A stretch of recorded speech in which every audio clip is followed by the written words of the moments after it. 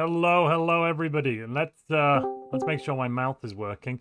The ping you'll hear in the background is Discord still moving around a little bit as we are now about to do the final for Montu's Multiplayer Madness number 22. This is our first Stellaris Tournament of 2026. We are in May. There have been reasons for that, but the main reason, honestly, is that we've lost a lot of our core multiplayer community players over the last year or two. A lot of people have been burnt out by the constant updates, and we've been basically working with a very reduced player set. I'm happy to announce we've had completely full qualifiers. We've had a lot of new players come in and playing for this one, so I'm hopeful that with 4.3 and then Nomads coming out soon, the multiplayer community might be a little more stable. Hopefully that'll last us all the way up until we get to the new scenario packs. And again, hopefully those scenario packs are going to be a lot of fun. Before we dive into the rules read, which I'll do in a moment, I've got some little advisories, bits and pieces of information to pass over to you. So first off, I need to say a massive thank you to Mr. Barbe for helping to organize this and running some of the prelims. Fantastic. Barbe is going to be joining me in a moment to do some of the casting as well and talk about what's going on in the galaxy. But a massive thank you to Barbe. On top of that, I need to thank Woodmansey, Malta, Matthew Nunya, and the SES Martyr of Individual Merit for their donations to the prize pool. Our prize pool is a community-funded prize pool, and that means that without community funding, without people donating, the prize pool doesn't have any money in it, which means we can't support our lovely players and the multiplayer community. So thank you very much to Woodmansey, Matthew Nunya, Malta, and SES Martyr of Individual Merit for all of your donations. You are wonderful, wonderful people. Thank you very much. If you want to donate to a future tournament, please send me an email, montuplays@gmail.com. Basically, you just send in $10, $5, $100, whatever amount you want to help to support the community with, you can send it into the prize pool. Then, what else do I need to talk about? Yes, at the top of the screen right now, you will see the People's Champion prize pool. How does the People's Champion work? Well, for every new member on YouTube and every new subscriber on Twitch, we put $1 due in the People's Champion prize pool. I should actually end the let's start new goal. Yeah, for every new member on YouTube and every new subscriber on Twitch, $1 goes in from that. And then at the end of this tournament, we're going to be, between us all, deciding who is the People's Champion. It'll be voted, it'll be nominations from the members on YouTube and the subscribers on Twitch. And then of those nominations, whichever has been nominated the most, the top 4, will go into a vote, and everybody gets to vote on who their People's Champion is. Okay, what else do I need to talk about? One final thing as well. We've just started a brand new campaign outside of the tournament scene for a moment. We started a brand new campaign. Episode 1 just went live, and Episode 2 is available to all researcher members and above on YouTube. I'm going to be doing a series going forward like that. Basically, it's like an every click Let's Play series that we couldn't really publish if we were just going to publish it as a public video because it would do really, really badly. So we put it on YouTube in that way. Am I playing or am I a spectator? I'm spectating. Stops video Montu to watch live Montu, says Sci-Fi. Sorry, apologies. Yes, you can always go back and watch video me later. This is a tournament that's something else. We did just have a concurrent release. Don't worry about it. Don't worry about it. That's there's plenty going on. Right, let's do the rules read. Say hello to everybody. I think. Yes, let's do it. What you're playing, I know hello. what you are. Are we all here? Yeah, we've got 18 players in game, and we've got 2 observers. We're ready to do a rules read. Let's do it. Alrighty. The rules are much simpler now than they used to be because we've split off the fair play rules and the FAQ. We did it last time, but I just want to mention it again because I think it was a really good idea. We split off the fair play rules and the FAQ, and we've made them their own separate little document, which means it's hardly... Well, there's a shorter doc overall, right? Let's get into it then. If anyone at home wants to see the rules, I've just posted the link to them in the chat. So, we're going to be playing until year 2300 or 5 hours of gameplay, whichever comes first. And then, what are the Empire creation rules? This time, very few things are banned, actually. We have all of the AI spawning origins banned, Wilderness is banned, and Endbringers is banned, mainly due to some bugs. Beastmasters, Space Rangers, Space Ranchers, Wild Swarm, and Biodrones are all banned, and experimental sentencing, judicial R&D, and corrective consciousness are banned. There are no permanent civics, no banned traits, and the only other banned options are the Sol, Deneb, and Titwin starting systems. What are the gameplay rules? So we've got a bunch that are mod enforced. Ascension traditions can only be picked by empires that have taken at least 2 Ascension perks already. Shroud Forged and Cybernetic Creed empires can only pick Ascension traditions if they've taken at least 3 Ascension perks. Basically, this means you can't rush into having your Ascension tradition very early, which you normally can with those origins. Virtuality can only be picked by empires with at least 4 Ascension perks. Amongst peers, statecraft tradition,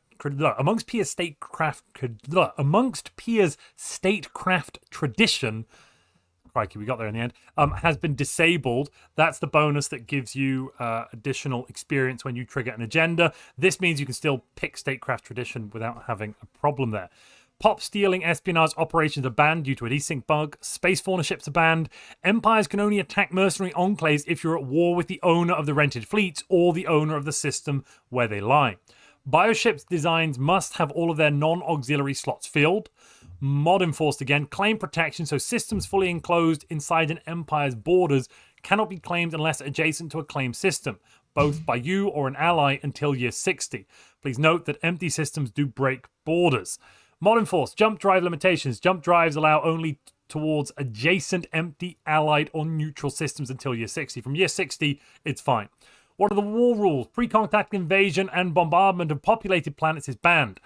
Note that that does not mean you can't bombard a colony that is on the way to having population, just one that actually has pops. From the beginning of the game, you can take animosity, expropriation, claim, pirate raid, and despoilation wars. From year 30, subjugation, containment, independence, ideology, and proxy wars are allowed. This includes total war empires declaring war on other total war empires. Also, proxy wars of any war goals may not be started until year 30. From year 40 onwards, all wars are allowed. As a defender, you can reduce all of the above restrictions by 10 years when choosing a war goal or making claims. Mod enforced war rules. Guaranteed habitable worlds and starting systems cannot be claimed or conquered before year 30. But if you somehow lose yours, you can claim them back at any time.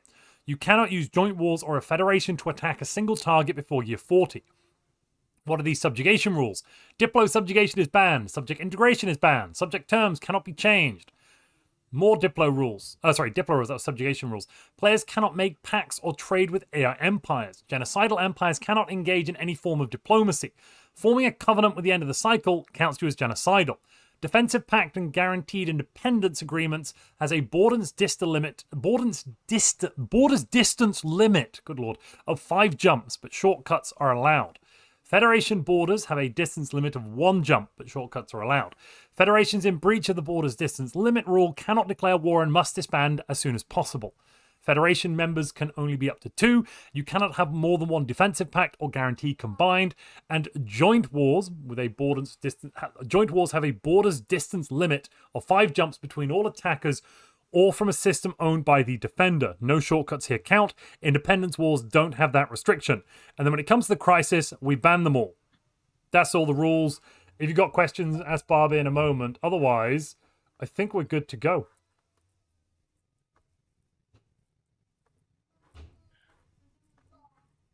Everybody are already cranked with those rules in the qualifier sims, which is nice. But if you're still in doubt before the game or during the game, feel free to ask before committing a mistake.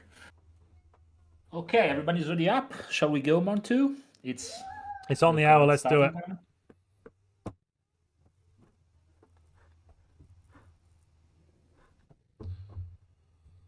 Oh, I should turn my music on. Right, we'll jump up to Caster's channel once we've confirmed the spawns. Now that we've dropped down to 18 players, my belief is that starting spawns are going to be much less of an issue. I don't see any issue. Top of the... No, that's fine, actually. Yeah. Everything's legal. Yeah, that's true. It is. Yeah. Good luck, have fun, everybody. Good luck, have fun. Let's jump up to Casters.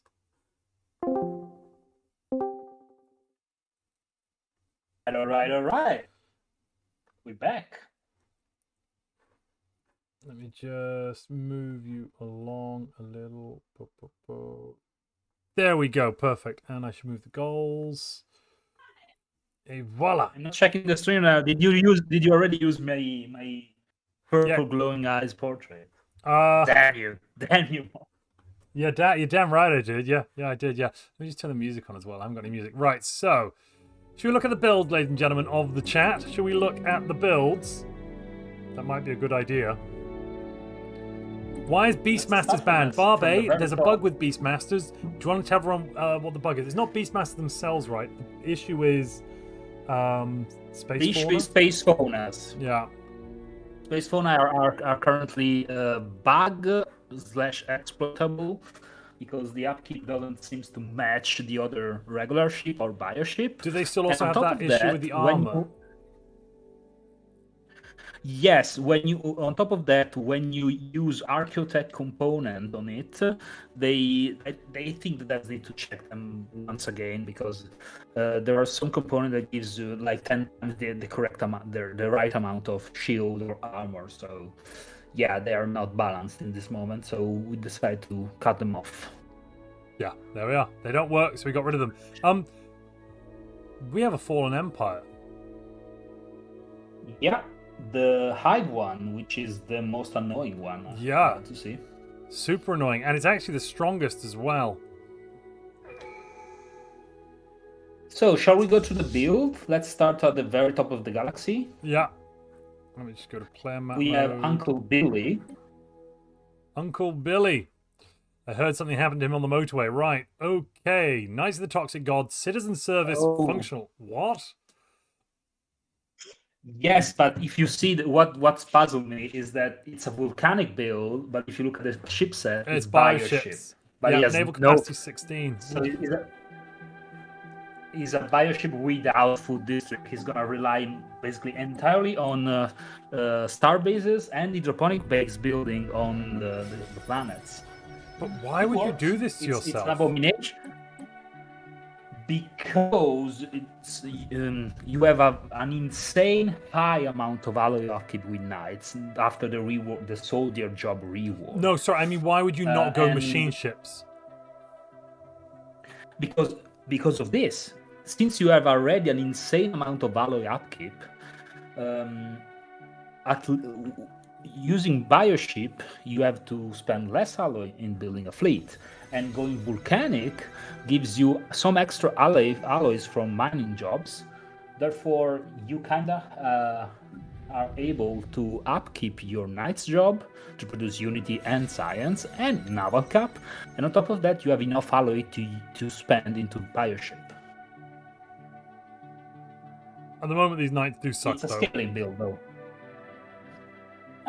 It's a scaling build. Yeah, I don't think it's gonna be a very strong year 30, but if left unchecked, we might see some numbers. And next to him, to his very right, there is Sakuya, our previous tournament champion, which is playing, ladies and gentlemen, an Imperial Teachers of the Shroud chosen environmentalist build, again with bioship. That's 2 out of 2. So far. Give to the composer. Yeah. Yeah. Let's see what he has cooked. Towards the center of the galaxy, we have Red Victors. Red Victor is now playing. Okay. This is a hive, a volcanic hive with overtuned body snatchers and cultivation drones. Hold on, body snatchers when we ban smuggle population. Yeah, he specifically asked me about this. Can I take body snatcher if I don't use the pop stealing operation? Can I still take body snatcher? I say, yeah, it's fine. It's the operation itself. It's banned. So he's actually taking the civic not for the ability to steal pops, but for the other buff that the civic provides. So the ability to assimilate organic pops. Sure. And you also start with, it says 1,000, but it's actually 2,000. So yeah, weird. that seems to be extra Maybe pops. the tooltip is just wrong. I think the tooltip is just wrong. He has a number of pops comparable to the other builds. Maybe just the tooltip. Oh yeah, it does. Yeah, sorry, same. It's a hive build, isn't it? It's not regularly. A hive do start with extra. Tooltip there should be 2,000. Also for necrophage, I think it says the same. Yeah. It says it's only 1,000. And it's a hive build with alloy ship. Okay, we got some alloy ships. Next to it, there is Singularity. Singularity is playing another hive, but this time it's Progenitor. Machine ships. Progenitor hive with alloy ship, which I find weird because Progenitor hive we're gonna see two different builds in this lobby, one on Oceanic and one with Volcanic. Usually the build with Volcanic goes for alloy ship, and Oceanic one aquatic builds go for bioship because of the food districts and the food bonuses. But we'll see. Singularity is a hardened veteran, so you know what he's doing. Okay, down to the east center of the galaxy, we got Bill Wilson. Bill Wilson is playing, again, Teachers of the Shroud, Chosen and Genetic Identification, Gift of the Ether, but with alloy ship, compared to Sakuya's build. Next to him, with a very nice cluster, we got Origin. Origin is playing Progenitor Hive, Volcanic, Cultivation Drones, and Chosen Manic. So this player is a newcomer in our community. He showed in the qualifier and actually steamroll his qualifier with a Devouring Swarm build. Actually, seems like he's shift to a build that another player showed off in his qualifier yesterday. So I think you know what, your idea is better than mine. I'm gonna copy that, and I think he did the right thing, because as we will see, Psionic Hive is a build. It's a bit strong. Yeah, he's definitely a build. Alloy ship again. Okay, so as for now, I think we have 2 bioship and 4 alloy ship. Next to him we got Tang. Sorry, I realized what's up with. Sorry, I just realized there's an issue with the audio. We were routed through India on Discord. I've just changed that to Rotterdam, so we're now actually going through Europe. But for some reason, the voice channel was in India, which meant that you kept getting clipping on my end. Trying to work out what it was. Oh. It's fixed now. That was my bad. Weird. Okay, Tang is playing another build with Knights of the Toxic God, Volcanic, Citizen Services. But this time it didn't go with bioship.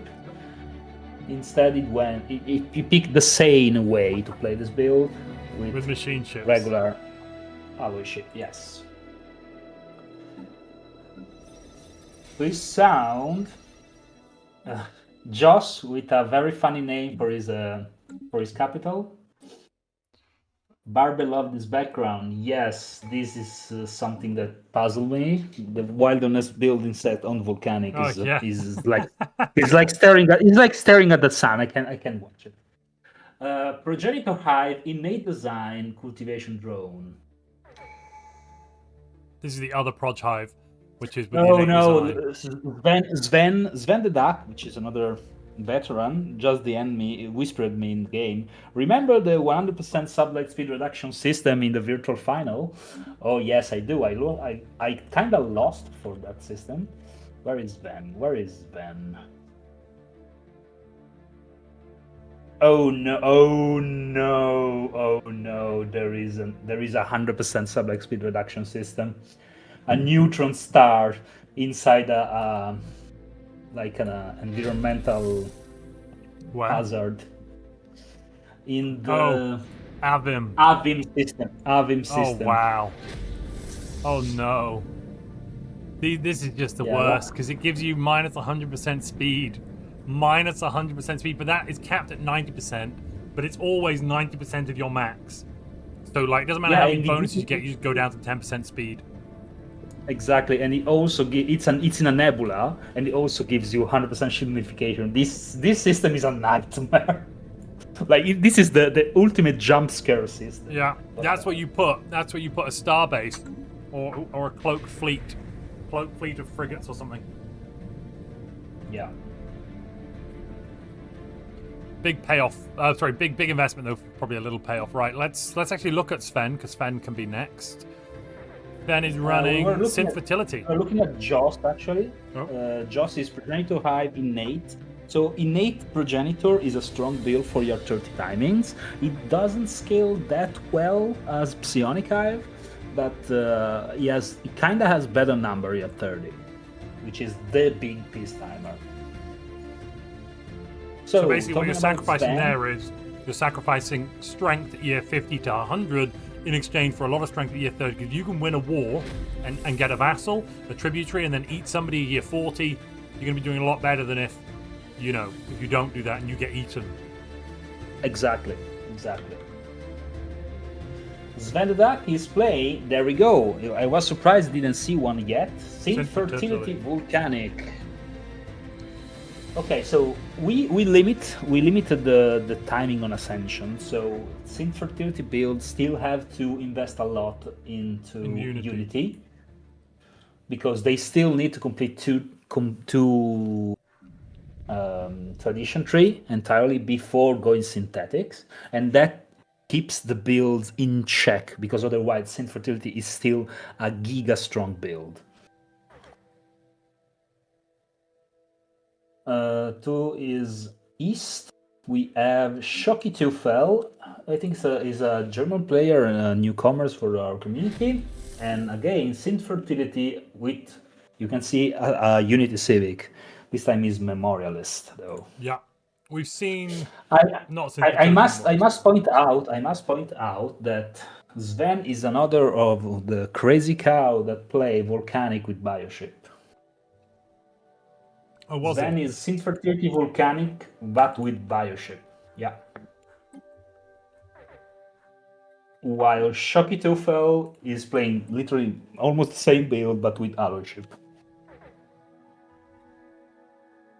Okay, and ladies and gentlemen, it's my pleasure to introduce you to our next player, our 3-time tournament champions and representative of the Chinese community, HSXY.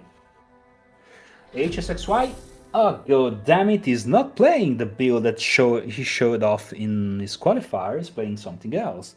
In his he steamrolled his qualifier with a Psionic Volcanic Hive.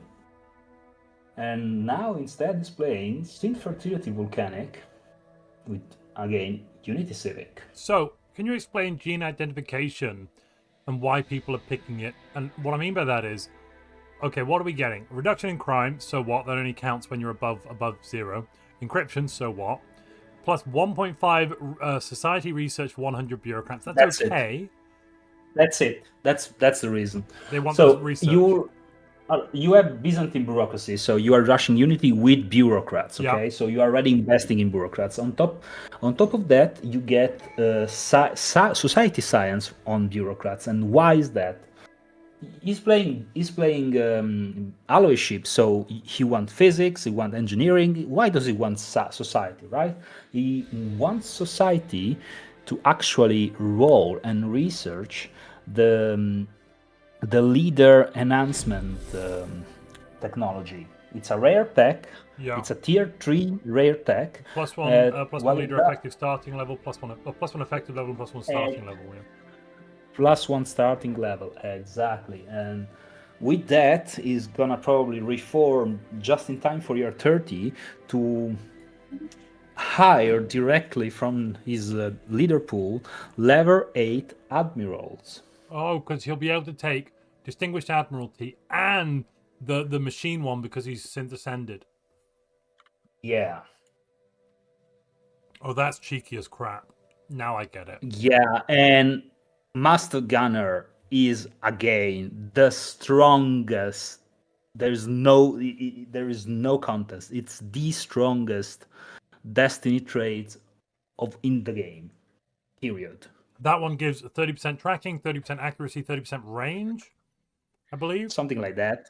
And also, if I recall correctly, also on top of that, these are the core stats, of course. But I think it gives you also commanding limit or something like that. It's overall good, but it's too good. Matthew says, for Sven, it's for bioships and a worker court reform. See Mercantile. Yeah, so I get why Sven would take it. What I was not getting is why HSXY would take it, given he's going synth fertility.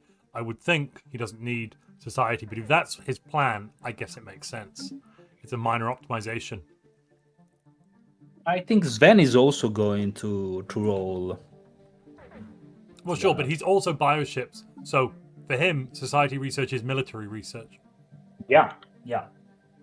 Engineering, I should say. Okay.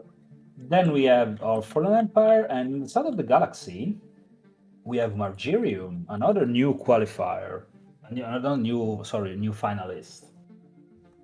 I'm starting to see a pattern here, Montu, don't you think? What, synth fertility, Byzantine bureaucracy, gene identification? Yeah, I don't know. It's volcanic. Could be anything. And volcanic, yeah. This is. I think he lost all his. He lost all his corvettes. But that's unfortunate. Okay, then we have a new finalist, newcomers. My Time of Dying. Oh, maybe it was a finalist before. I don't recall actually. I'm sorry if I misremember. Okay. We have some variants. We have a PU. It's a weird PU, but we have a PU in the final, gentlemen. Rogue Servitor Apostle Network. That's a weird PU. That's a weird PU. I mean, to be fair, Rogue Servitor used to be a reasonable PU a long time ago. It was so good it was banned. Yeah. Long are the days. A long time, yeah. Years. But yeah, this is a pure scale build, in my opinion. Pure scale. Even though on guest animator of clay in the shroud is a hell of a covenant for machines. Okay, in the southwest corner we have Grogor. Holy crap, wait a minute. I've noticed that My Time of Dying has already gotten to full attunement with the Instrument of Desire. How the devil have they managed that? Yeah. That's 15% trade, 10% resource from jobs, 15% menial drone output, and Sanctum of the Instrument for another 10% trade from jobs and 10% amenities. Huh. Yep. Wow. Know that straight away. Yeah, it's not that hard with the instrument. You need Zro and you need the upgraded planet center, so you need another tech, so he's not there yet. Okay, Grogor is playing again Rogue Servitor Apostle Network, not PU though. He's playing Volcanic Red Giant. So basically, if you pick the right choices in the situation with your exploding supernova, you end up with massive bonus to physics and energy credits jobs on your capital, which for a machine, I mean for a Gestalt machine, is all that you can ask, right? Physics and energy.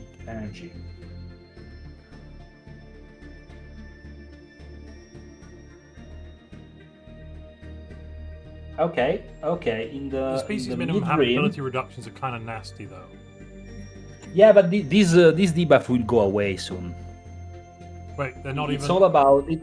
Oh, they've been It's all about clicking the right option in the ongoing situation with exploding star, and this debuff will go away, and you end up with only the benefit.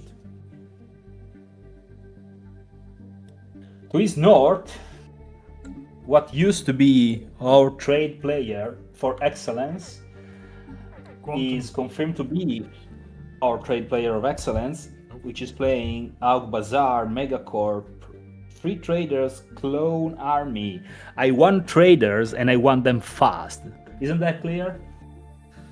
Yeah, because by taking org bazaars, you can start with 50% efficiency on traders, because you get trading algorithms and thrifty combine it, which gives you, every 100 traders It's you've got year at least okay, 150. okay. It's year 8.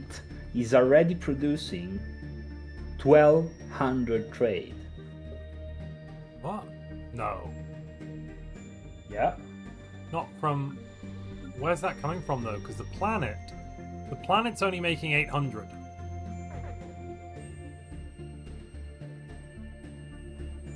Trade policy jobs. I don't know. Is weird. Oh yeah, no, I can't read because trade when they were warp trade into an actual resources, the trade policy is counted twice. Because you see, it adds almost 400 and then it subtracts almost 800, something like that. It's weird. It's weird. No, it's bugged. The way they've implemented it is a bit broken, because I've noticed with the Trade Federation now, you don't actually get the proper bonuses. They don't work. It's not correct. Yeah, no, trade fed is a scam because you actually break your commercial pact. So you're actually hurting yourself if you go into a trade fed with the one you want commercial pact with. Okay, to his northwest, we got Zasiker, previous finalist, is playing. Okay, he's playing the greediest build of all time here. He's playing Shroud Forge Galvanic Retrofitting. Ooh. That is for the Reshaping Projectile Artillery Accelerator, which is the best gun in the game, pretty much, outside of the Sonic Neutron Launcher. Yeah, that. Which you can get both. Oh yeah, in this build. Yeah. This build gives you both. yeah. I used this combination to try and take on, I think it was like a 10 or a 25 times crisis or something massive.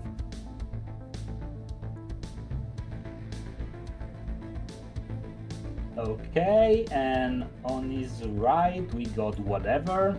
Whatever is playing another Knight of the Toxic God, Volcanic, Citizen Service, Functional Architecture, and again, Volcanic Bioship. So we've got 3 Knights of the Toxic God, 3 or 4 Synthetics, 1 Shroud Forged, a bunch of Progenitor Hives. Am I missing anything? We miss one. Satana, northwest of the galaxy. Resource Consolidation. Oh, this is old-fashioned. Resource Consolidation Memorialist, but then also with Apostle Network. Yeah, this is another. It's weird. Yesterday it was talking about the Caretaker network for Unity Rushing and Go Virtual. I guess it's switched to be psionic.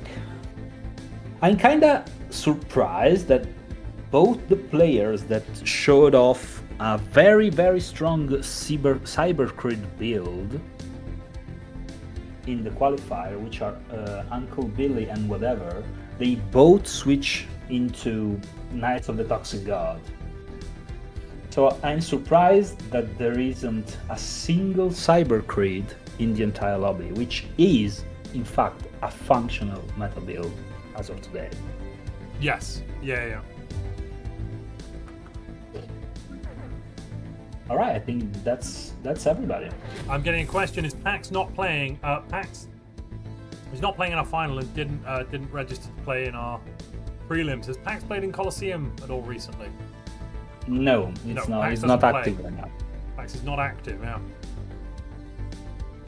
Which is a shame, of course. But I mean, everybody has his own agenda, right?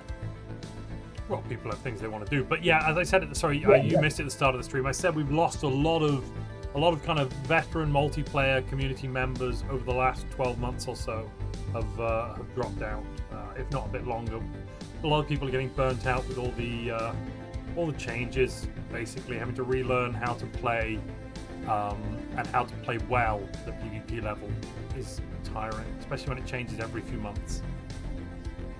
Yeah. That's sad, but that's the reality we are facing right now.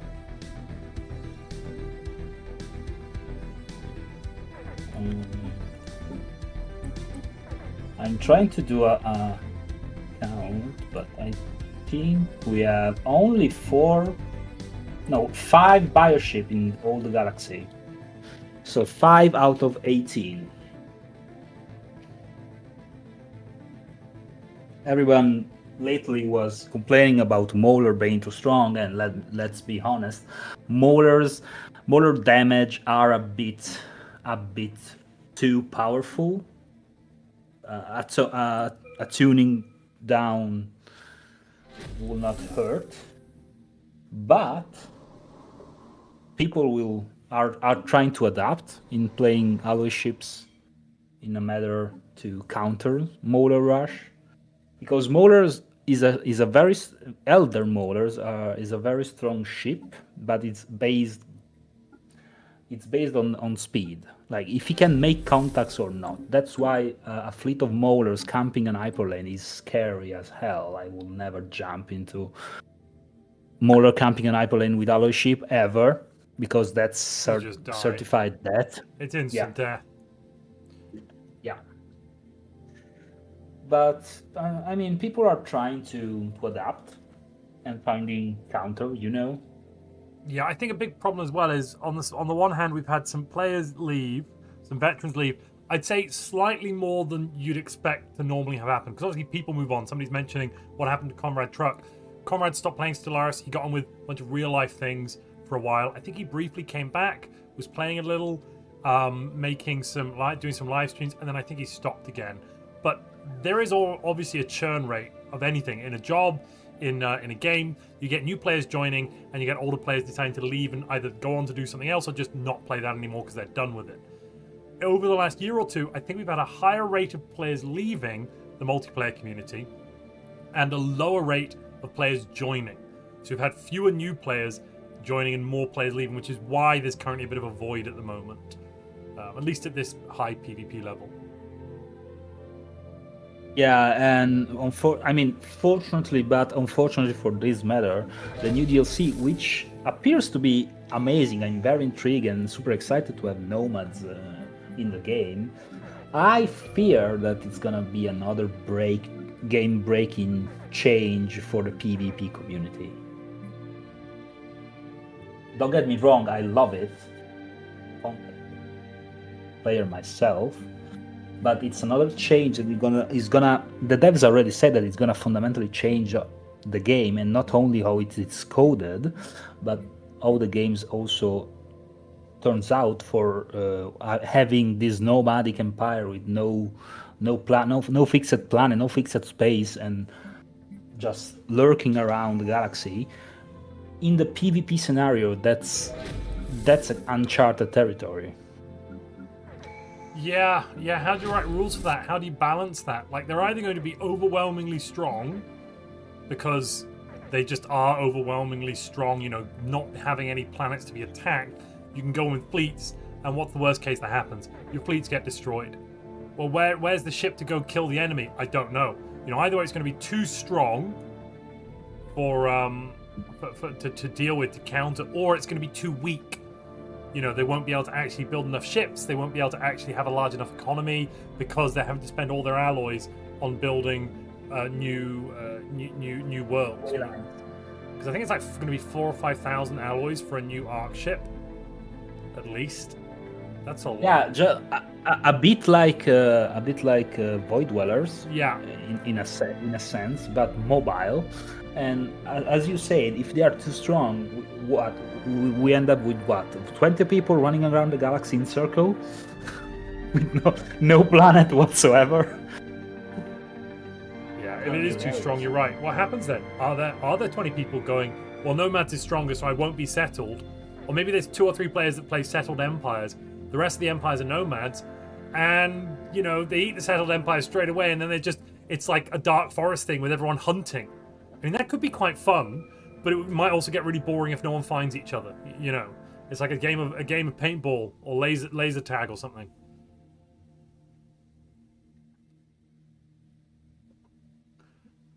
Would it not be better to keep a specific version to play the multiplayer games?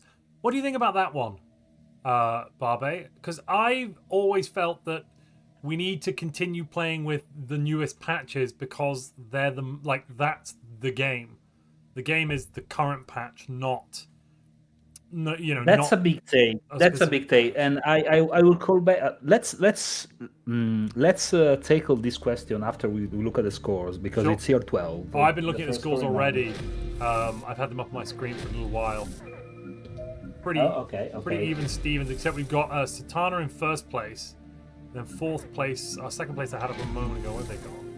Second place is Grogor. Grogo, yeah, that's it.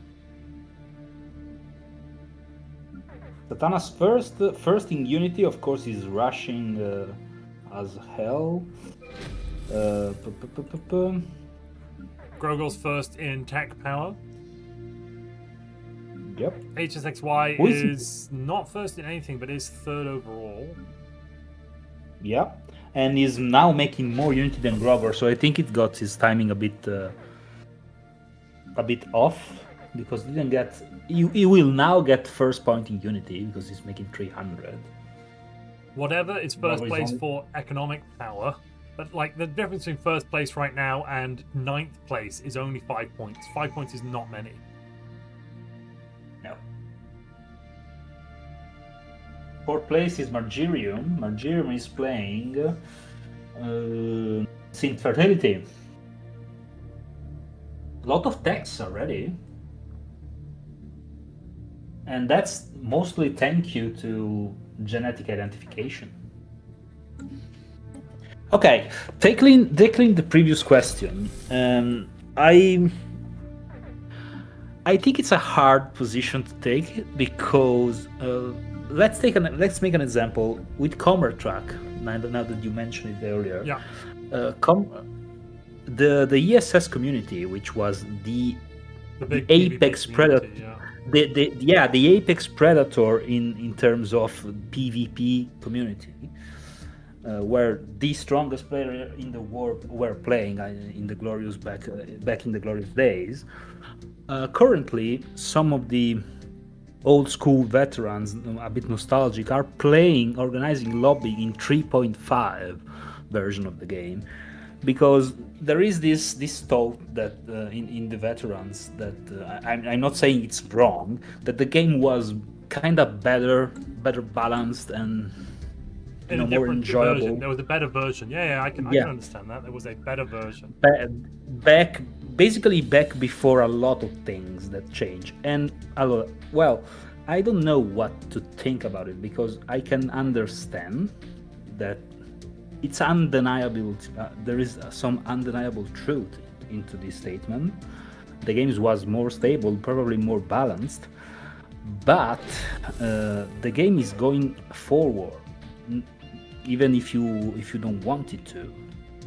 So, and personally, I do love the content that Stellaris, that Paradox is pushing out in Stellaris. Yeah, and that's the issue. Recently. The players want to play the new content as well. Like, yeah, exactly. The issue is that some of in the recent past, some, if not most, of these new content were a bit rushed out for, I don't know, schedule purposes or schedule issue, and this ends up hurting the multiplayer community. You're talking about 4.0's release, right? Because that was unplayable for a good month at release. 4.0 was, I think, the last drop in the booklet, because even with from Paragon on going onwards, yeah, it was a nosedive. Let's face it. Once Paradox got rid of 25% of their developing staff and shut down that studio, there was, for the next 2 years, a substantial dip in release quality. Yeah. It's almost as if you fire a quarter of the people working on a thing, you don't get as good a thing. Magic, that really, isn't it? Would have believed that. Yeah, who would have believed it? Who would have believed it? You know, and software, I'm very much I very much agree with the idea, or it always sounds correct to me, the idea that software is only as real as the team that are developing it. It is a living thing. If you get rid of members of the team that hold on to part of the mind space of whatever the piece of software is, you're actually killing off that bit, because there's no amount of documentation and onboarding you can do that is going to instantly replace a person with great technical knowledge. You have to then get new people up to speed, and in doing that, often what they'll end up doing is rewriting bits of code so they actually physically understand the piece of software you've got, at which point, you know, you've got a new bit of software. Yeah. Sorry, I guess what I'm getting at is that when you some companies, some individuals, some people think that the software is the thing, is the product, and they develop a piece of software and they lay off, you know, 80% of the staff, and they're really confused why within 2 or 3 years the software's a piece of crap and nothing works, and you know it you know, their business is failing, or whatever it is they're doing is not working. Maybe it's an open source project, I don't know. But if you get rid of the people that actually made the thing and hold on to that knowledge inside them, that's actually where the software is really. It's in the people, not in the physical code. Yeah, and on the Stellaris matter, I think it was there was more causes that happens at the same time, unfortunately, because of course for a player base is always stressful in terms of knowledge base when you fundamentally change how the game works. Let's say 4.0 as an example, but 4.3 is no less than that. And don't get me wrong, I love the quality of life that 4.0 wanted to introduce, and I love the turn back that 4.3 set off. So don't get me wrong here, but the mere big changes all at once made a lot of veterans lose I don't know, the willingness to keep up, you know, because there is a constantly changing core game mechanics. Yeah, you know? I think you're totally right. I think it wasn't. I think it was definitely less. And sorry, though. I finish. On top of game stability being utterly crap, because I can still see players who love this game and dedicated thousands of hours of playtime into this game to still be willing to keep up with the changes if the game is playable. If you make all these changes and on top of that the game is unplayable because of all the bug, the desyncs and things utterly be broken. It was actually unplayable at release. 4.0 had massive. The day one of release, like you couldn't play a full game through because you get crashes to desktop and the save itself would die, and that meant that players were not playing for a month. Exactly. If you take those two things combined together, it's no surprise that the majority of the player base just switch off to another game. I myself, I started to play different games because I was left with nothing else to do. When 4.0 released, well, this game is unplayable, I might as well do something else. You know what I'm saying? So I cannot blame. In that 4 to 6 weeks, I can blame people leaving. A lot of players stopped in that 4 to 6 weeks, and they did something else because they were like, "Well, I'll wait till the game is playable again. Is it playable?" And in that time, they did something else, and they got interested in something else. It's like when a couple say, "Let's take a break," and they both then find a new relationship, and then they go, or one of them does, and the other one goes, "Oh well, aren't we going to come back and restart?" It's like, "No, I moved on. What are you talking about?" Yeah, and what if they find that the other relationship that they found is magically not broken and actually function? Yeah, I know, right? Oh my god. It's like saying Stellaris is that toxic relationship you cannot let go.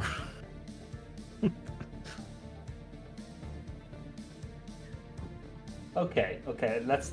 It's enough crap for now. We got a federation. Between, of course, Quantum Quail and Grogor. And you guessed it, it's a trade league. Are you surprised, Montu?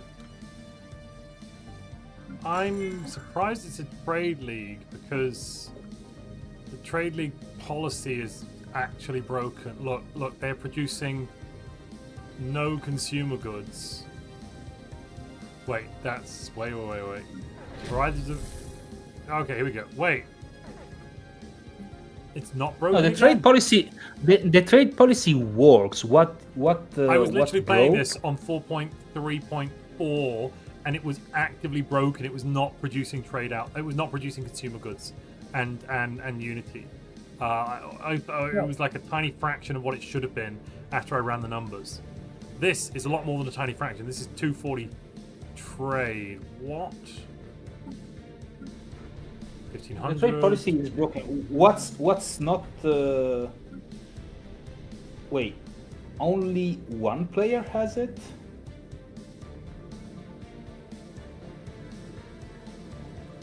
What?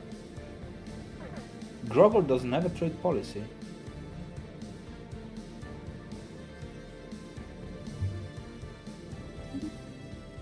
Grogor is not getting the benefit of the trade policy. No, but Grogor is not individualist. Grogor is hard. Oh, guessed out. right. So what Grogor's getting is, instead of the benefit of the trade policy, Grogor's getting trade based on the commercial pact.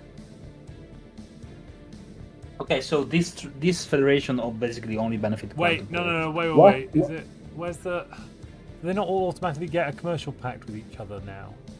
What they did. Yeah, that's what I was trying to say. The thing is, the trade fed actually break commercial pact because it says you have automatic commercial pact between between fed members, except you don't. Except it doesn't do that anymore, does it? Yeah. Yeah.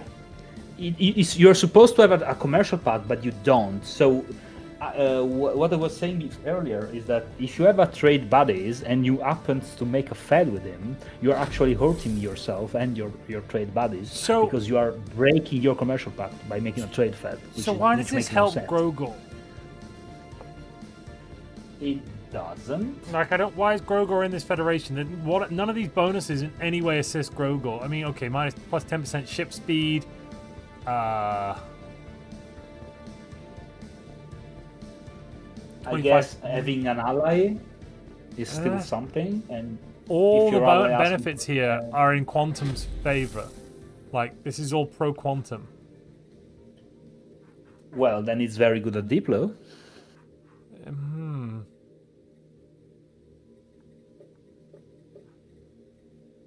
To convince someone else which has no benefit to do a trade fed. Art of the deal, indeed. Yeah, that is very much art of the deal. Wow.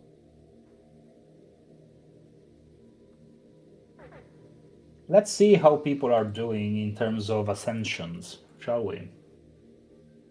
Okay, Uncle Billy on the top rushed the habitat technology, as every right Knights of the Toxic World player should be, to pick Void Burner's first ascension perk. To the lovely Knight's job. Sakuya's already in 15 months. It will be done with Ascension, basically, because all you need is the central pick in the tree, the Great Awakening. That's all you need. It's funny because Psionic is the fastest Ascension period, because all you need is 2 perks. That's it. You don't even need to finish the tree to be Psionics, be fully ascended. Yeah, the other picks. Well, I mean, you do have to complete the ascension path. The situation. Yeah, but the benefits, the major benefit, are in already when you pick the second pick. Because you got their full psionic potential, and with the first pick, you get the strongest building in the ascension, which is Psycorps. And by having Psycorps, you can actually delete all your Unity job except for the Psycorps, and your Unity's production is fine. And they also give you more stability and job efficiency. And that scales with the number of telepaths you've got on the planet. So if you've got more telepaths, you get more job efficiency. Singularity just started Biomorphosis. Red Victor is nowhere near Ascension.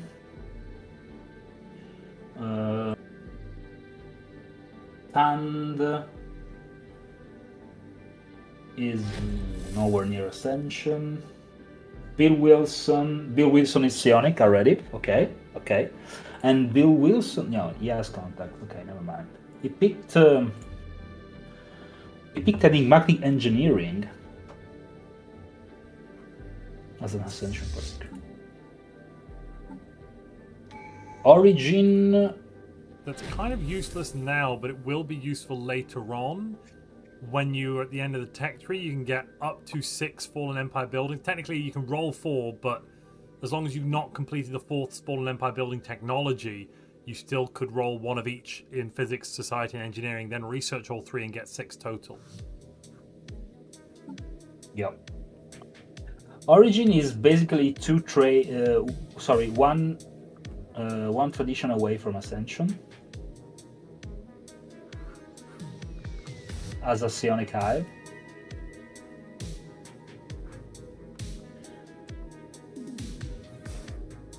Joss is playing innate, so no Ascension here. Also, Bill has a random territory at the top of the map. Yeah, that is not random. That is a Shroud Tunnel from Shroud Walkers. He's gone and grabbed it up in the north. It might not be his. Yeah, I think Satana might have something to say in that. Yeah, or Red Victor. Yeah, but Satana is chosen. Well, sure, So but he's psionic. both of them can still utilize the Shroud network. Being psionic doesn't. Yeah. You don't lose anything because someone else owns the system. Yeah, but the system is the key to make eventually federations because of the connection. Because this is the central system. Granted, sure, but you are only what maximum of 2 members now, so it's not really that big a federation. Yeah, still. Do people care that much about the Fed? Not really lately. But you know, when in a final there is much at stake, so finding a strong allies is still an option. It's being suggested that Sequoia will not have any blockers will not have any unity jobs because of blockers. Shrouded Vegetation does produce some unity, but it's not that much. I mean, what's this? Oh no, actually, wait, no, 205. It's all coming from blockers. Whoa. Yeah, okay, 4 per world. Okay. So, Yeah, I mean, yeah, that's nice. It's a good job efficiency. He will build Psycorps on all his planets, and that's roughly 100 unity alone. Yes, just 1 so far is 30 unity. So, just so far. Because the base output is about 20 Ascended. All the Sync Fertility Ascended, of course. Yep.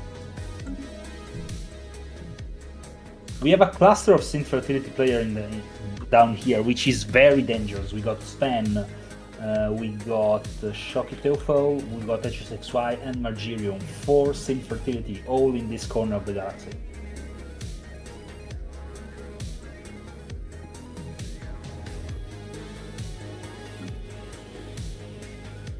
They are all here.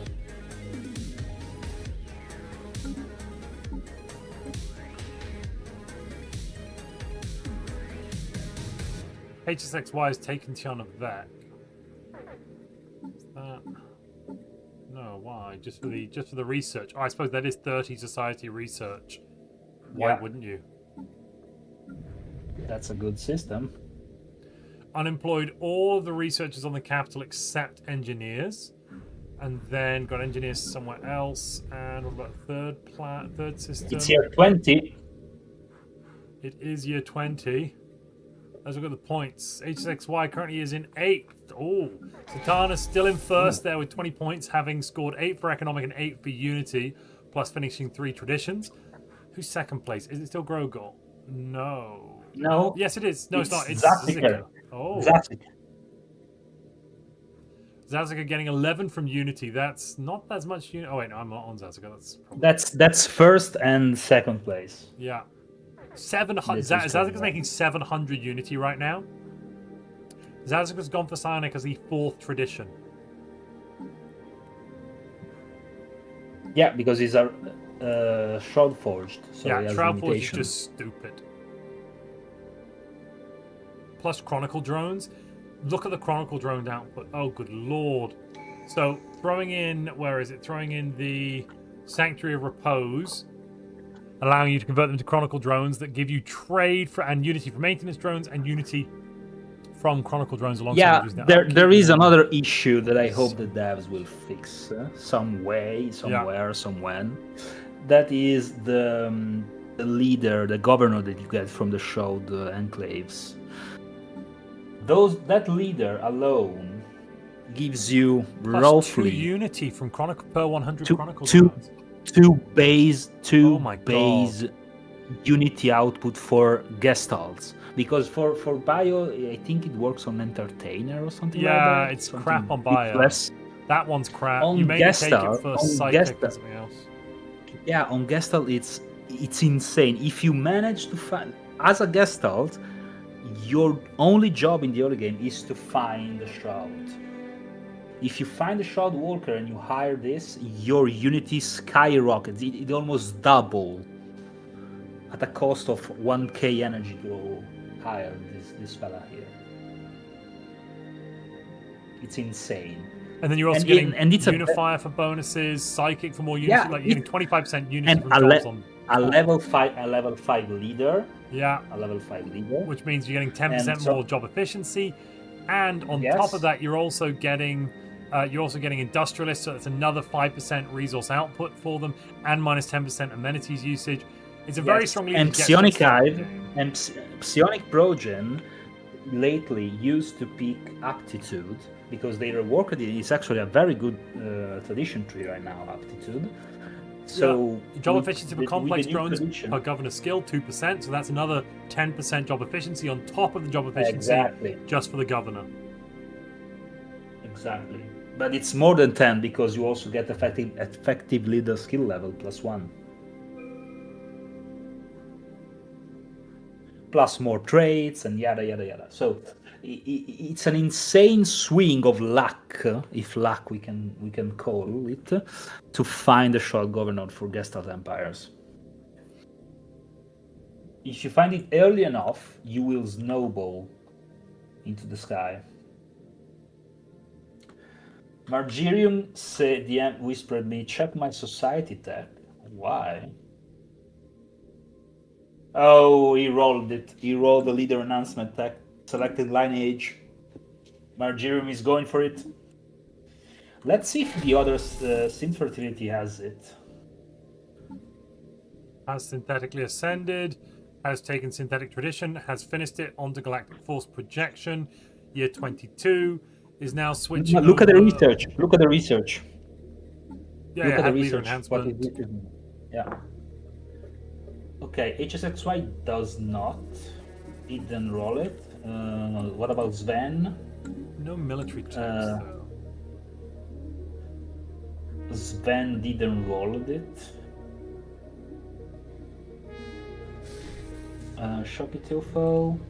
But I mean, Sven has bioship, so Society 3 is a bit polluted. If I may say so. No, he's the I only missed one it being forcing shown. for him. Alexi says, I missed it being shown, but Grogor is in a federation with Quail because Quail will probably show gratitude for the excellent trade policy with resource trades. I take back what I said earlier, Barbe. I wouldn't have guessed there wouldn't be a single cybernetic creed player. I wonder why. I think it's just... Yeah. I think it's semi-random. As in, you know, there are so many good possible builds right now. There are builds for machine, there are builds for hive, there are builds for regular empires. You know, you can do a synth one, a cybernetic one, a psionic one. The only Yeah, one we're kind of we've missing seen is- teachers with the synth. the only and one we're kind of teachers. missing is a good bio early rush start. Yeah. Because Overtuned isn't that. You know, it does let you pick it early, but it doesn't give you any other bonuses outside really of picking it early. Unless you're going to really screw around with the traits of the leaders. Don't we have one Overtuned Empire? I swear we sort of Yes, saw one. it's a hive. It's a hive. Yeah, and it's a hive. Yeah, already- exactly. It's a hive because it's better to be a hive overtuned than a normal bio overtuned. what I think we need is some sort of origin for biological ascension that gives you a little push. Oh, we got that. Are you going to try resync or are we rehosting? No, we rehosted. We rehosting every time. Weird thing. I, as an observer, was watching the Empire that desynced. That's just random, probably. I am in the lobby, the main menu of the lobby. I will go gather the players. I become main menu, the destroyer of worlds. Look at my works, ye mighty, and despair. Sci-fi, thank you very much for the 5 gifted subs. That does now mean, ladies and gentlemen, the People's Champion prize pool is up to $5 dues for every single new subscriber we get on Twitch and every single new member we get on YouTube.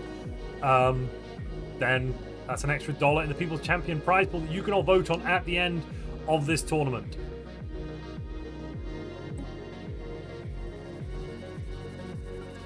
First lobby simulator of the evening, yes.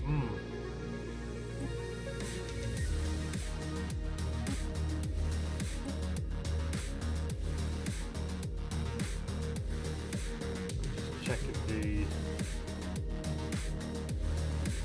password's the same.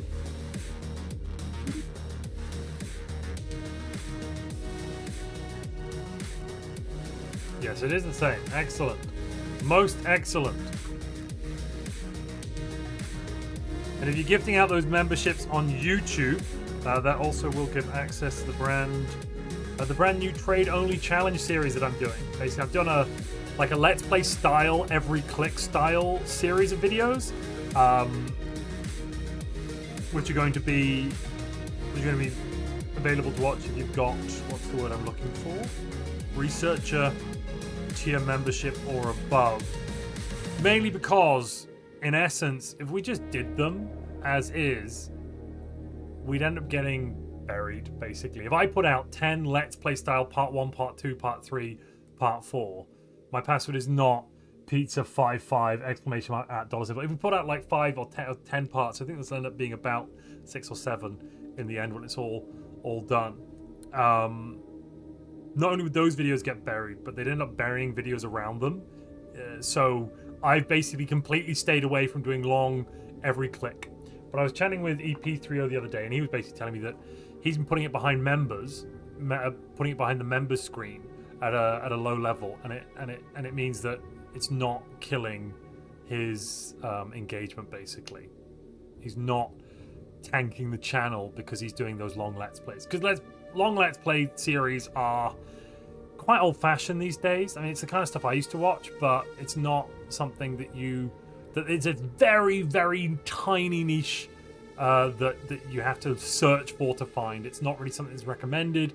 Retention on them is low. Stat-wise, it's not fantastic, but they're definitely easy to record because in essence, what I'd normally have to do is one recording session, which would be, let's say, 16 hours, a couple of days.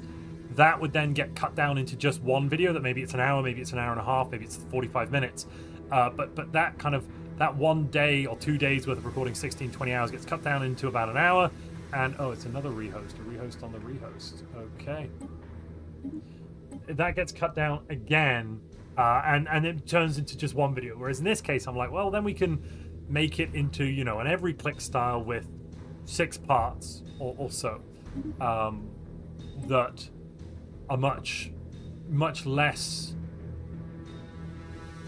intensive to make in terms of the editing process. You're not taking 20 hours of footage and editing it down into 1 hour. You're not writing new scripts. You're not doing record and re-record. It's just literally a Let's Play style. So I'm excited to be able to do some of those and share them. Because for now, in essence, I've done that for some ways with the live streams after they separated the live stream tab out. Because now live stream is its own tab, different to the video tab, and it doesn't really seem to have too big a negative impact to do lots and lots of long hours and hours of live streams. But even then, the live streams, people ask them to be cut down. And a lot of those are voting and talking to people, audience interaction, talking to you lovely people at home. They are not something everyone's looking for. So, yeah, we're doing a new thing. Let's see how it goes. If we basically, I'm Montu, yeah, it's Montu, rehost, I I don't know. see you. I know, I haven't done it yet. Sorry, I just got back. No worries, we are missing one player which was stuck in loading screen. saw, So yeah, I saw. He's restarting Stellaris. Hi, Smithy Boy. Thank you for the 10 gifted. Five more gifted subs, putting us up to $10 dues in the People's Champion prize pool. But basically, yeah, we'll see how it goes. If people don't like it, if people don't like the fact that that I'm putting like a playthrough series behind memberships, I'll just stop the series and I won't record anymore and we won't do it again, basically. Because like, if I were to just release them, it will be really bad for the channel. So I'm not going to do that because this is my job. I need to eat. I need to pay my rent. I need to buy clothes. I'd love to be able to go on a holiday eventually. I don't know the last time I went on holiday, but I get to do what I like. How dare you wanting to go on a holiday? Don't you know it's illegal? So yeah, no, I really wanted to go on a summer holiday, like go to a beach, but I haven't been since 2021. No, since before COVID. Come in Italy, it's cheaper than. No, yeah, no, you say that, but it's still expensive. I mean, I'd have to get pay for flights for me, my partner, 3 small lizards. That's 5 flight, or 4 and a baby flight, but that's still the same. And then you've got transport, accommodation, and food. Crikey, you don't think you little people eat much food, but then God, they eat a lot of food. I'm getting eaten out at house and home these days. Oh, we're going. It's behind YouTube membership. I will also upload it to Patreon as well, Smithy Boy. That's a very good point. I've forgotten to do that. I'll put it on Patreon too. Is it possible to upload VODs to Twitch to have them as subscribers only? Because otherwise I'll put it there, but I guess not. But yeah, I'll put them all up on Patreon. That's a very good point.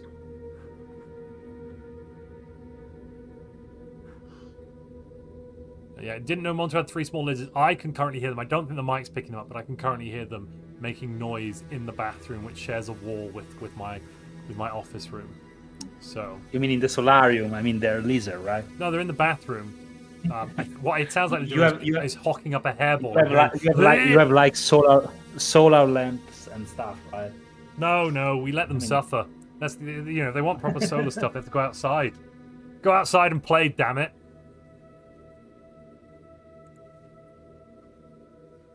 All right. Sorry, I'm just opening the window. It's getting a bit warm in my office. Oh.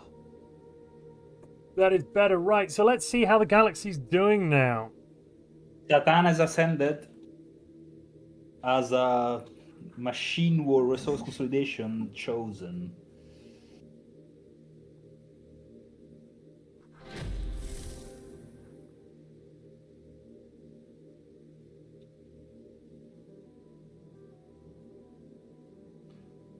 Tier 30.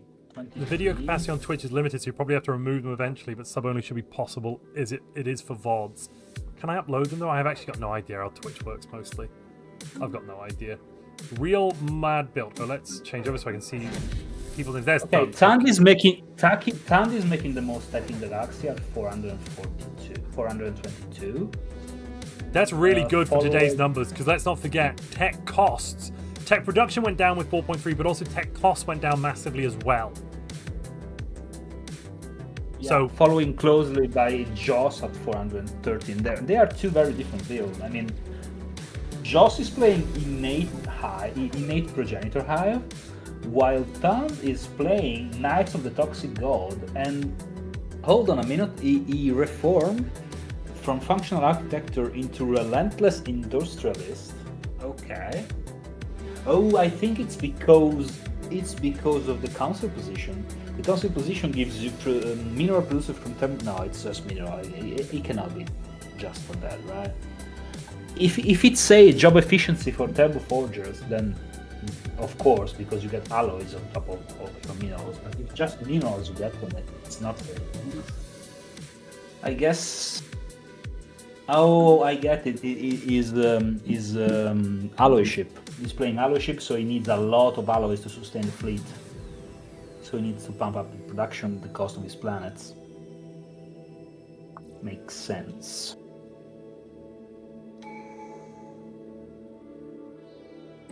Sakuya 390 tech, 473 unity. Damn. Teachers of the Shroud, gentlemen. This is a bio. This is a legit bio build. Sakuya is pulling it off.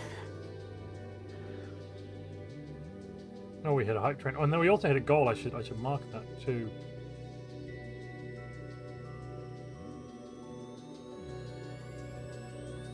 What's this contacting the Shroud? Those damn witches. To go back to what I was talking about a moment ago, though, with sorry, quickly just finish off. I've been resisting putting members-only videos up on YouTube and Patreon for a while because I really was against paywalling anything. I think it is not good. All right, that's where I come from fundamentally as a position. I don't think it's good. I'm very uncomfortable, really, with doing it. I'm trying it out. If people also agree with me on that it's not good and we shouldn't put things behind paywalls, then as I said, I'll just not do it, and we won't put it up, and we'll just have the normal things. It was meant to be a little extra that doesn't really take much more.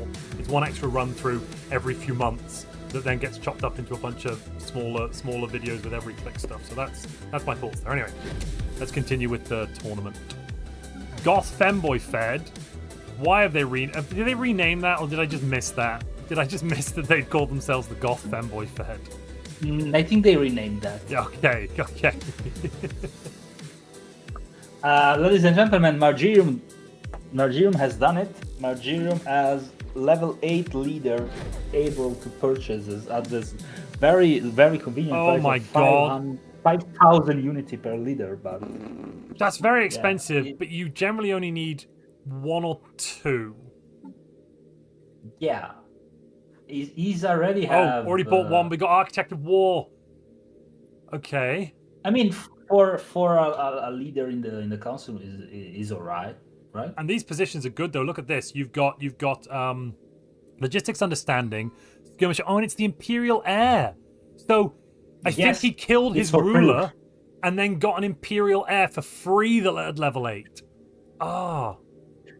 Yep. And sounds very, very handy to have a Stellaris Devourer next to your border to suicide your heir into. Is that what Margirium did? Do you think? I assume. Yeah, you just keep sending one ship in until the leader dies. Not even a ship. You can just need one army. Oh yeah, an army, of course. Oh, amazing. How long since this started? We've been playing now for about 1 hour. We're 25 years in. We've had to do 1 rehost. You know, not great, not terrible. We'll see how it goes. We've got another 4 hours remaining of the tournament and 75 years to get through. So we're in good timing at the moment, really. We're doing quite well. Yeah, very, very good timing. I have to say, hats off to the devs. The stability seems better lately. You said that as we went out of sync. Oh, it's a bit awkward, that really. So that's on me. What I've noticed is stability was much better in 4.3 up to 4.3.5 or 0.6, and then we seem to have stability's gotten worse in the last 2, 0.3.x patches. It seems.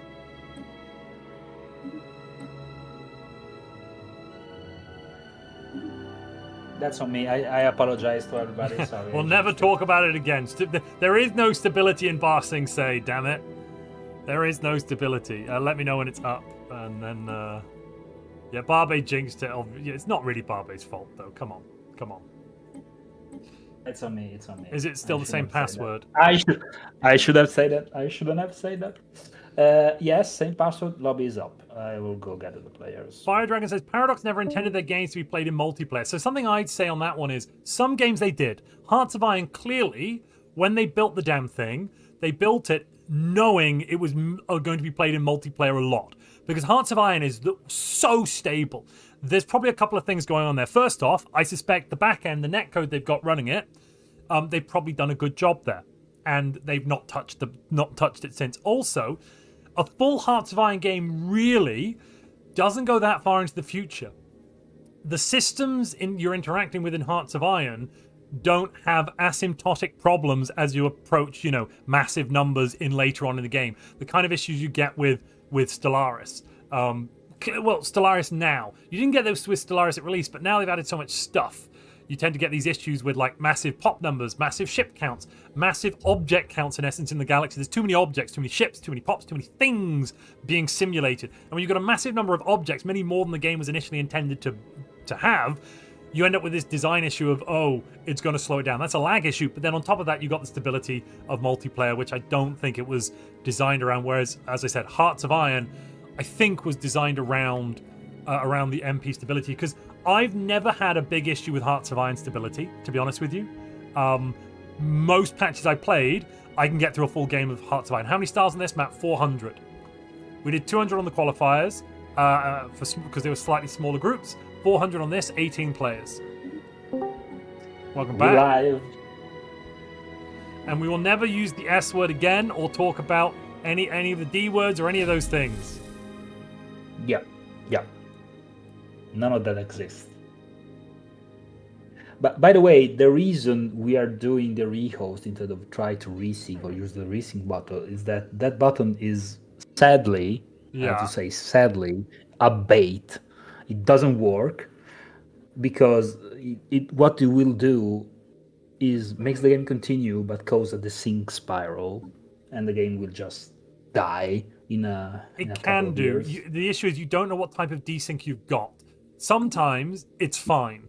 Like, sometimes it is okay, but you don't know what desync you're going to have, and if it's the bad time, you get a cascade. There are some desyncs that you cannot resync, but no one's telling you that, because I don't think no one really do know that. What we do know is that these things like random count, you cannot resync that. If you resync that, it's not gonna work. It's gonna desync spiral into that. So there's a point being made I want to address by Gerard GB. It says, not making excuses, but I feel that at least I can understand why Stellaris desyncs happen. Let's put the score up while we're here. I feel I can understand why Stellaris desyncs happen as a real-time game. Civ, though, a turn-based game, I'm more baffled by. So Civ and Stellaris are both turn-based. You just don't see the turn-based nature of Stellaris. From the way that the actual program operates, there's not really any difference. The next turn feature in Stellaris happens constantly. It's called a tick, and those ticks are always happening. You can pause the game and stop the ticks happening, but they are generally always happening. Grogol seems to have collapsed into a lag spike. Okay, it's fine. We're getting lag spike running through. Hopefully that settles itself down. Anyway. No, it's more than every day. No, it's more than every day, every tick. Because within a day, there's multiple ticks where the game is moving forwards in its simulation. And that, steps. If you're going to go, it'd be called a step, really. So the way that it's going to, thinking about ship movement. Well, ship movement is the same as in Stellaris is the same as it is in Civ. You just don't see the grid. Like, it exists. It's much more granular than Civ's map, but it exists. And the desyncs generally aren't the ship is in the wrong place. The desync happens because the way the game works is the host plays the game. Anyone else, and they've got their simulation running, everyone else plays and joins onto them. Then, as you are playing through the game, you do an action, you click a button, or something happens to you. That event gets logged, that information gets passed to the host executes that locally, you also execute that locally for yourself as well. The host then passes all of these updates back to the players, all the other players, who also execute locally. A desync happens when the order of operations becomes wrong, and the hash of the save basically doesn't match, and it goes, these hashes don't match, there's a problem, we've done an order of operations wrong. The only way to fix that with the way they've coded it is to basically reload the game. And that's what resync does, is a reload. I hope that answers some technical questions you might have about how Stellaris works. Sorry, go on. Montu, I think you might go and look into Jaws situation log. Negative mass? What? Yeah, that's bad. Is it? Where's it That's- happening though? Where's it happening? I can't. On It's his not on any of capital, his. he say. No. No. He say he's happening. Yeah. It's say on his homeworld. Oh. Negative It could massa be recently okay. appeared around our homeworld. He's not had the modifier though. Why has he not had the modifier or the situation? I thought you got a modifier. That might just be a bug? Question mark. I think it's just a matter of time. I think he had the situation and he went through and he got the death sentence. So I think Joss is gonna be out of capital in some years. You do get a big bonus before you lose the capital though. Yeah. Whatever will I do? Yeah, I mean all he has to do is just I read meet a new capital. In a 100-year game, I rather keep my capital all the time. Well, Although no, you just steal never another mind. one and you move pops over. Yeah, I guess. Margirium got another funny leader, and it's not weird. It's not a master gunner because he purposely picked the commissioner veteran class. So he wanted a level 8 governor, and he went mind focused 3 and boat lord, and we got a desync red victor.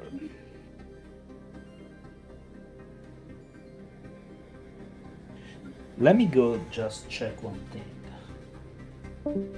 Oh wow, a bot lord. That's amazing. So this governor is giving minus 16% job efficiency for specialists and complex drones, but plus 20% job efficiency for mechanical and cybernetic pops. So it's net better. And on top of that, 45% additional minerals from jobs and more unity and synthetic. So that's additional job efficiency as well. We just go to the planet Margeria. Even though it looked like overall net, it's better. Much better. Oh my goodness me, that's over 100% efficiency on thermoforges. Really, Bioascension needs a destiny trait like this. Like, you should be able to get some sort of destiny trait. Mum, can we have Doomsday Origin? We have Doomsday Origin at home.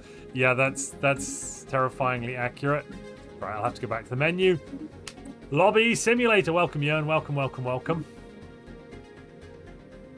We are on rehost number 3 now. We just had a bunch of desyncs propagating through the game. Hopefully we'll get past them in a moment. Can we get the resync counter up? We can get the we can get the desync counter up, I suppose. Let's find the desync counter again.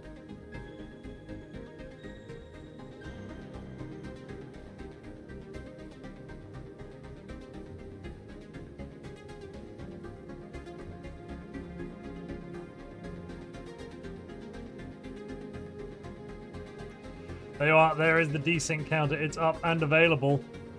Sorry, that's not true. We've had 3 desyncs, not 4. Sorry, I'm lying to you. Unless we get a 4th now, then I won't need to update it, I suppose.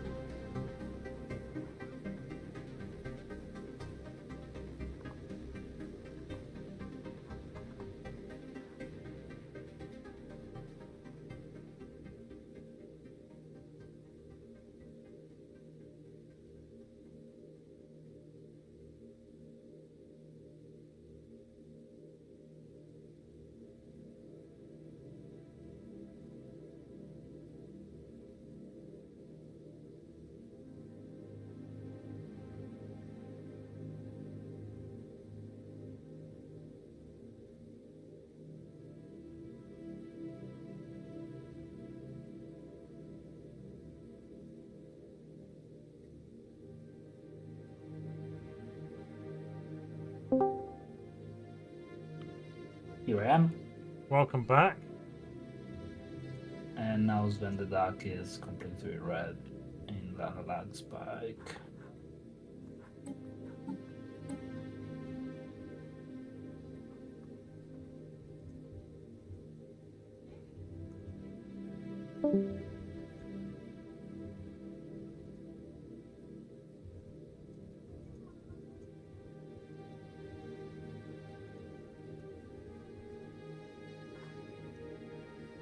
$2 the prize pool. That's true. Pork Chopper has subscribed with a new Prime subscription.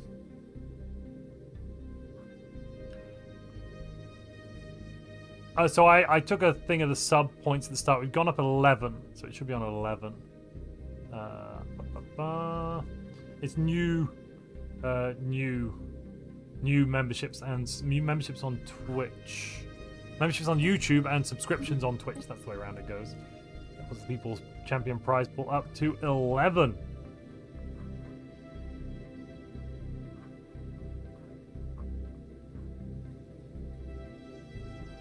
Is this a Palpatine emote? No, that's a Jeff Patine emote.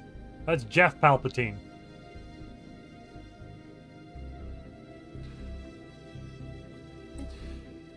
You know what I put resync number 4 up? That's, yeah, okay.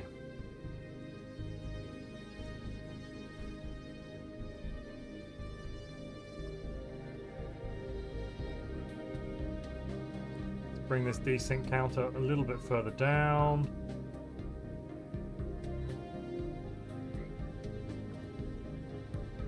Oh damn it! I'm running out of battery on my headset. Damn it! I thought it was charged.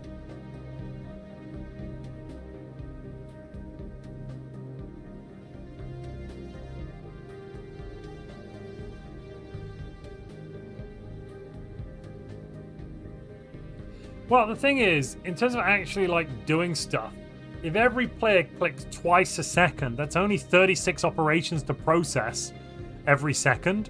That's not that many, given, you know, the speed at which we actually do things. Yeah. It shouldn't be that difficult to make a thing multiplayer stable. Oh my goodness me, really? Nope. Again, the answer is no.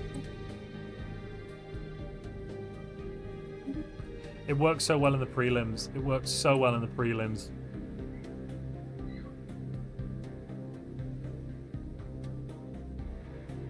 So what's the galaxy size in years ratio? Eh?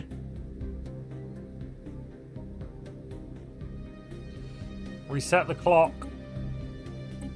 This is still technically just the third desync. We're just having issues with the join at the moment. It's still actually we're still technically on desync 3. We're just actually having issues with the rehost. Okay.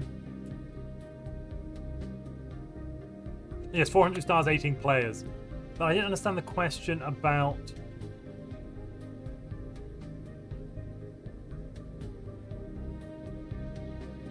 Where was the question? Is everyone using wired internet instead of Wi-Fi? The packet loss there generally doesn't cause desyncs necessarily. It generally causes lag issues. My understanding is anyway. We need 2 timers in-game timer versus lobby sim timer. We're all in lobby together. Yeah, da, da, da, da, da. Come on, Zazika. Come on, Zazika. Load, Zazika. Load, Zazika. You can do it. Load. Load. Load.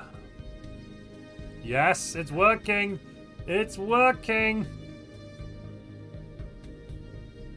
The game will wait for a resend if it loses a packet, and then you'll get lag. Yes, you'll get lag, but not desync. Lag's better to have than desync, I'd say.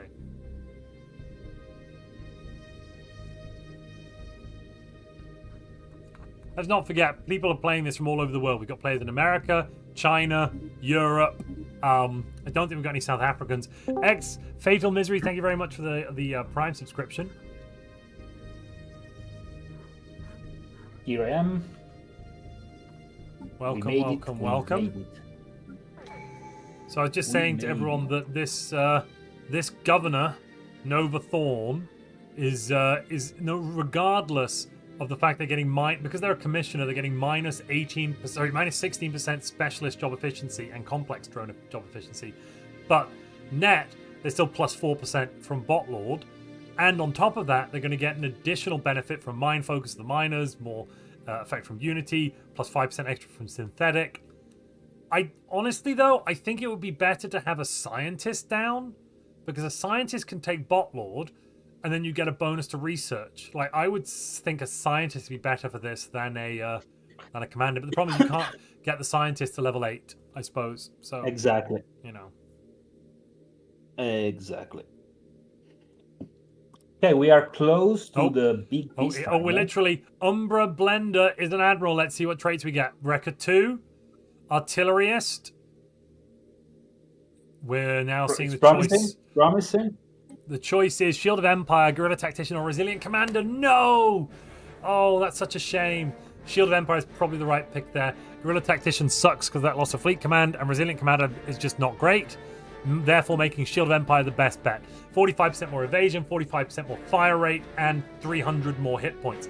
That additional fire rate is really good. I don't know about that. I mean, is alloy ship or Mauler? Okay, is alloy ship. It makes sense then. Yeah, alloy ship. Because if it was Mauler, Resilient Commander was huge. Yes, sure.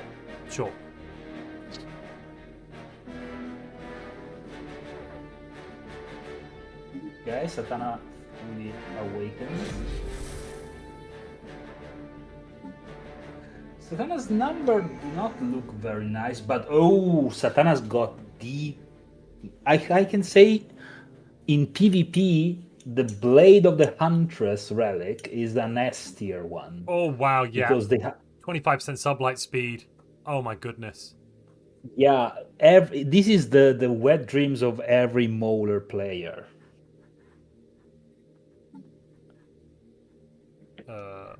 Oh, wow. Oh, no. That's another desync. It's fine. Eventually, we'll get through the desyncs. I'm sorry. I'm so sorry I jinxed it before. I'm so sorry. Back to the menu.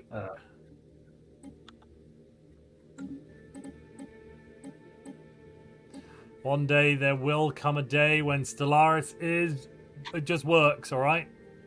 But that's not this day. We're still going to keep playing. We'll be playing Lobby Simulator for another 3.5 hours no matter what, ladies and gentlemen. If that means that the game ends at year 45, then the game ends at year 45.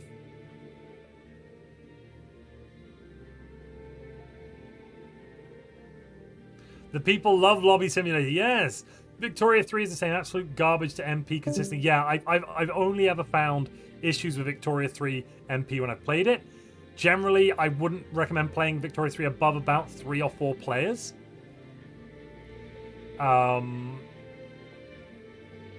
What's the S word? Need to know so we don't say it. No, we can't talk about the S word. Montu, the game is progressing well and making good time and on track lately. Barbe, yes, the game is a lot more stable lately. Fantastic. The game, hold my beer. Yeah, that's sadly accurate.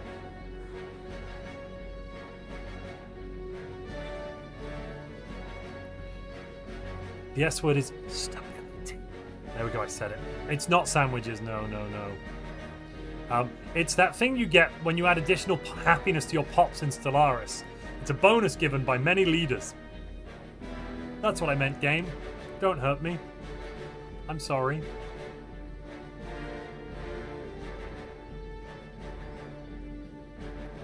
Is everyone moving? Everyone is moving. We have movement. Strife. No. You get strife when you lower happiness. Wrong way around.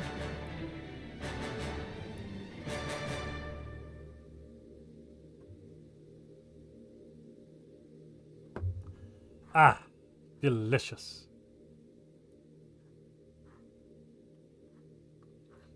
Delicioso.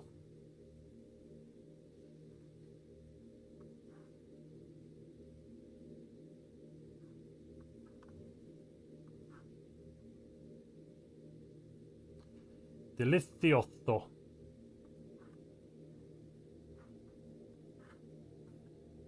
No, we are rehosting that one again because it seems like it didn't work. Uh-oh, Spaghetti-O. I'm sure it's fine. It's fine. It's fine. All fine.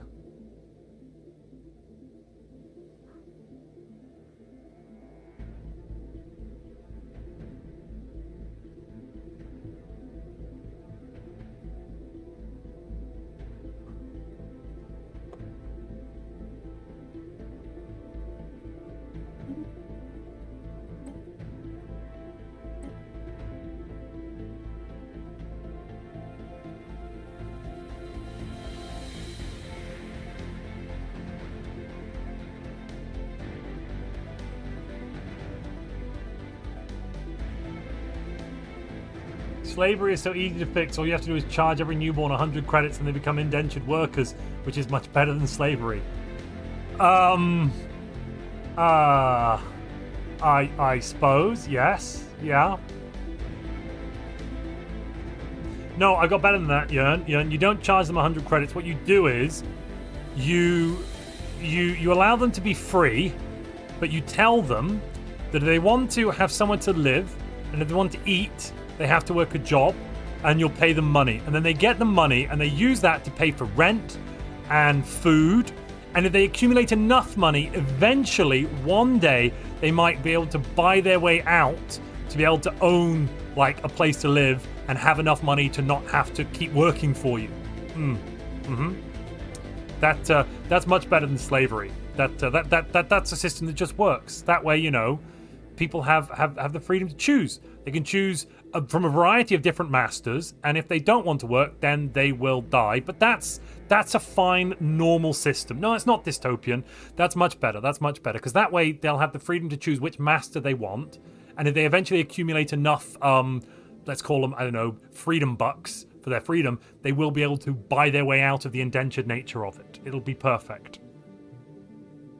Shh, don't backtalk capitalism, Dave. What do you mean capitalism? No, there's nothing to do with capitalism. I don't know what you're talking about. But also make sure that the longer they live, the higher the price of admission into the citizen class. You know, out of that slavery class, so that the actual, you know, the goalposts just keep moving, and we'll call it something. We'll call it like a growth in prices. Maybe inflation. I guess. Yes. Yeah, that sounds good. Yeah.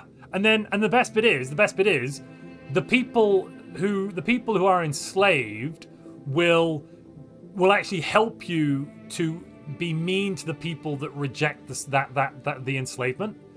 You know, it'll be perfect. It'll be perfect. It'll just work.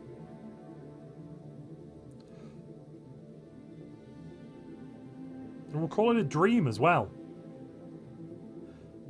It sounds good, and I assume such a system will automatically trickle down from the rich to the poor.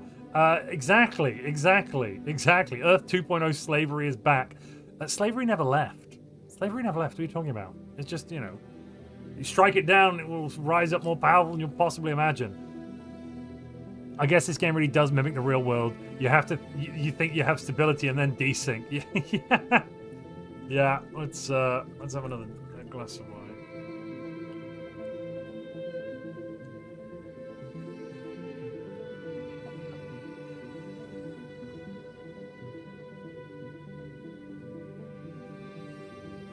I had to explain the term pinata economics to my dad on Friday. What on earth is pinata economics? 2008 was a pretty bad desync, not gonna lie. I don't know. I thought 2021 to 2020 to now has been a pretty wild one. Have you seen the price of houses and assets? Good lord. Passing Das Capital around the Stellaris stream chat. Yeah, anyone who want to take a hit on this Das Capital? Is this a collectivist ethics stream now? No. You beat the rich until the money falls out. Oh, that sounds really, really bad for the rich. Yeah. You know, I, for one, think we should go back to a system where we only had about, what was it, like 1 million people on the whole planet, 500,000, and there was enough animals and land that we just roam around and just, you know, food would just come out of holes in the ground. The only issue with that system is that the average person lived to about 35, or life expectancy was about 35, mainly due to childhood death and stuff. There's no real pollution, but life expectancy was about 35. You know, if you got a cut, you could just die.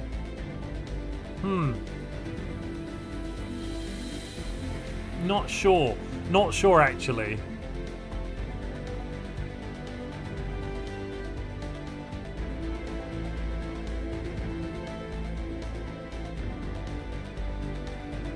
It might get there. If you got a cut, you would die. Don't threaten me with a good time, says Jörn. Oh, God. Well, I mean, we can go back to that system, but it won't stop people from beating on each other with sticks to take their stuff. It's a systemic problem with biopops. Yeah, exactly. You know, slavery does seem to be a slavery and violence seems to be a systemic issue with biopops. If you want a system without the problems of capitalism, socialism, and other proposed systems, let me decide. You know, let's just take utopian abundance.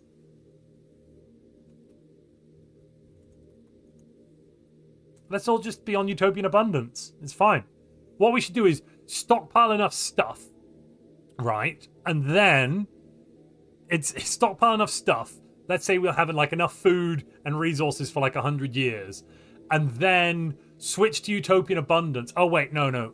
How do we stockpile enough stuff? Right, get like a month's worth of stuff that won't go off, food and consumer goods and clothes and whatnot.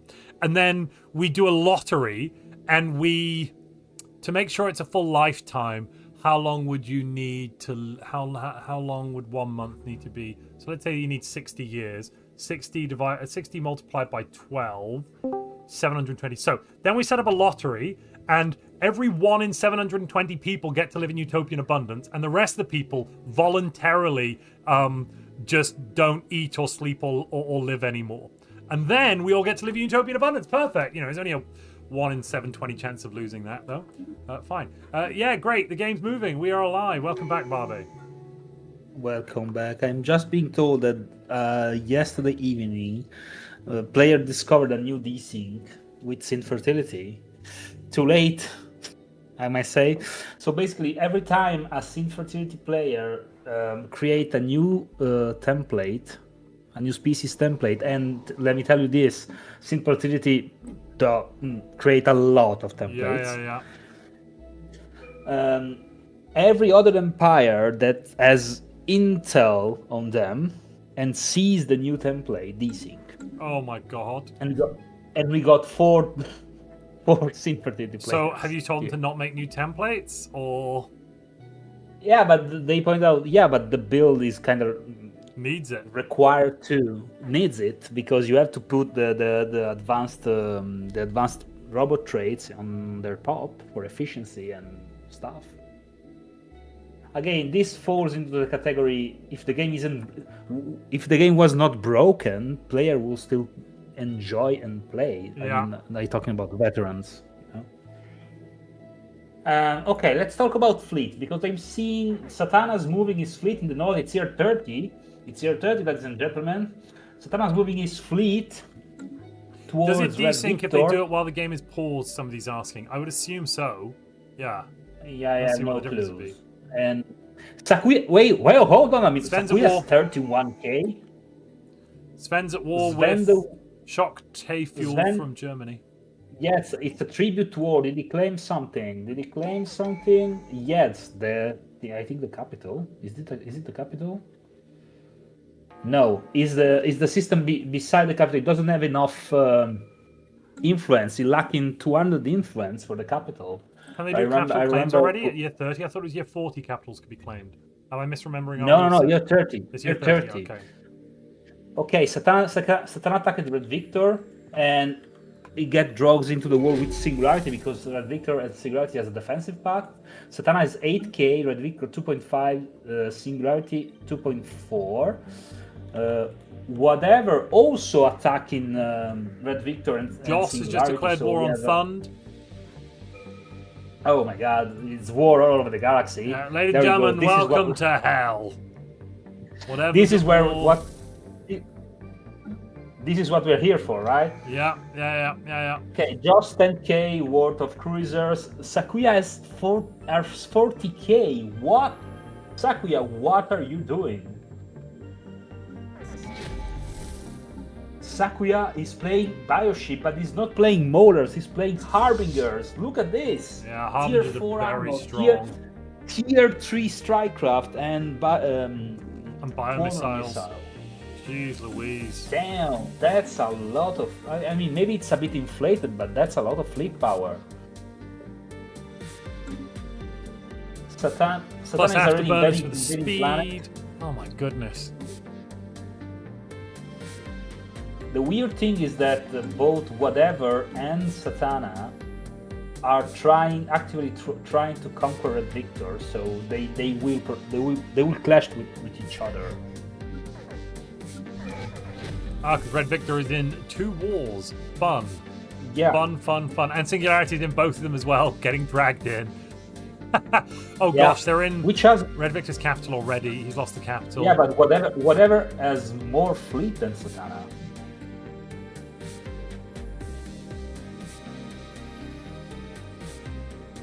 Sakuya is at war. Sakuya is at war with Uncle Billy attacked Sakuya. Satana is not at war yet with whatever. We would never know, but for some reason, Uncle Billy attacked Sakuya, thinking he could easily win, and is Harbinger say, you know what, you are wrong. 50k worth of Mauler, of Harbinger, sorry. 50k or 30. Oh, I see that, and it looks like Uncle Billy's already lost a lot. Yeah. I mean, they're in FTL, but his knockup went down quite a bit. Oh, no, they've returned already. They're maulers, and they've just been decimated by the range advantage.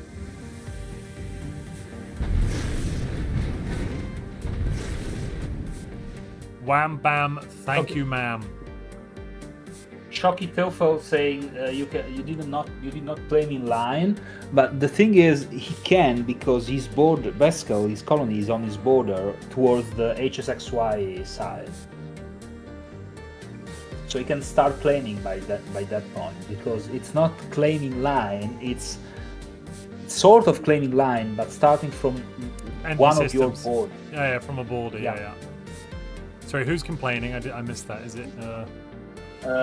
Yes, yeah. Shock case fuel. Yeah, okay. Because he claimed from HSXY's border, which is claim in line. Yeah.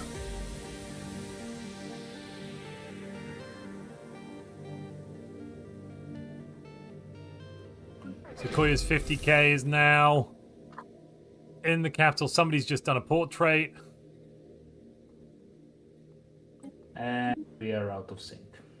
Random count again. Yeah, but that's going to be the it's just. Yeah, but now I'm gonna ask something, because I'm getting real tired about this.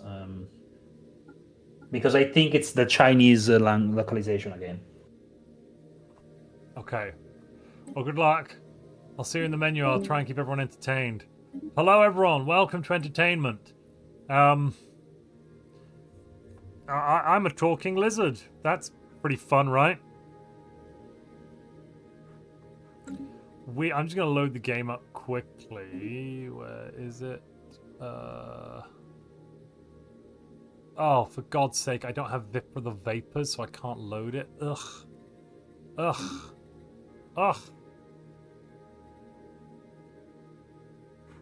I can fix that. I can just go and buy Season 10. No, I can't do that, because then I'll have a problem with getting early access. I was told specifically not to do that, but I can ping someone at Paradox and say, please, can I have the VIP for the Vapor code? Okay, that worked.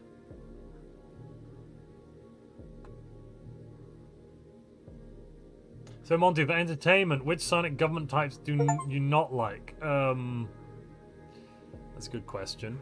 I'm just gonna trailers on, stop the game. I'm gonna reload with Vipra the Vapor so we can see the thing. We also have to increase the desync counter, ladies and gentlemen. It goes up now to 5 Smilolians. Monty's a big Starmer fan. I mean, yeah, no, oh my god. That man has the seeming emotional range of a teaspoon. Possibly a teaspoon that can speak and is expressive, but yes. Monty's going to brick his game mid-tournament. No. It's perfect. I've solved the problem. Thank you, Mr. Freak. You helped very quickly.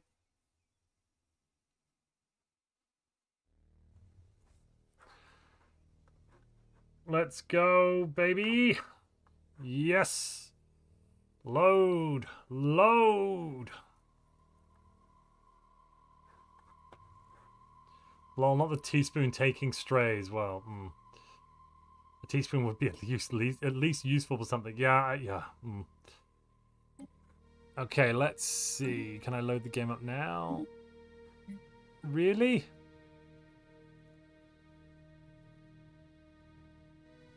Do I not have the Stargazer species portrait? Okay, lobby is up, Montu. We are just Okay. waiting for Y, which is switching to a non-Chinese version of the game, to an English one. Okay. Because it's the third time he desynced with the ship names as a desync reason. And since we have this issue in the past, I think it's when he made a new ship design, the people that have intel on him desynced, caused the desync at least. I mean, it's worth trying, right? Yeah, totally. We totally agree. I've just found out I don't have the Vipra the Vapor portrait, but I've got that one. But now I found out I also don't have the, what's it called? Stargazer portrait. I've actually got a physical Stargazer somewhere on my desk. Where's it gone? There it is. I've got a physical version of the Stargazer thing. Like a little model. Let's see if I can show this thing. I can't be bothered. Not turning the camera on today, no thank you.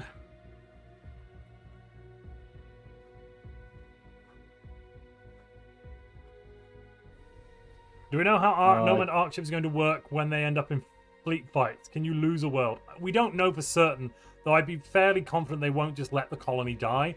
I imagine it'll be like a starbase or some megastructures where like it gets damaged, you then get it down to minimum health and it just sits there doing nothing. Isn't his re-download of the game going to take 4 hours? Isn't the game like 30 gigabytes now? No.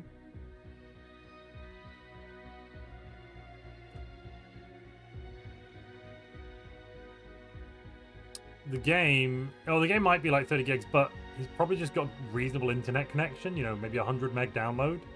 So even if it's 30 gigs, that's 1 gig every 10 seconds, making it what?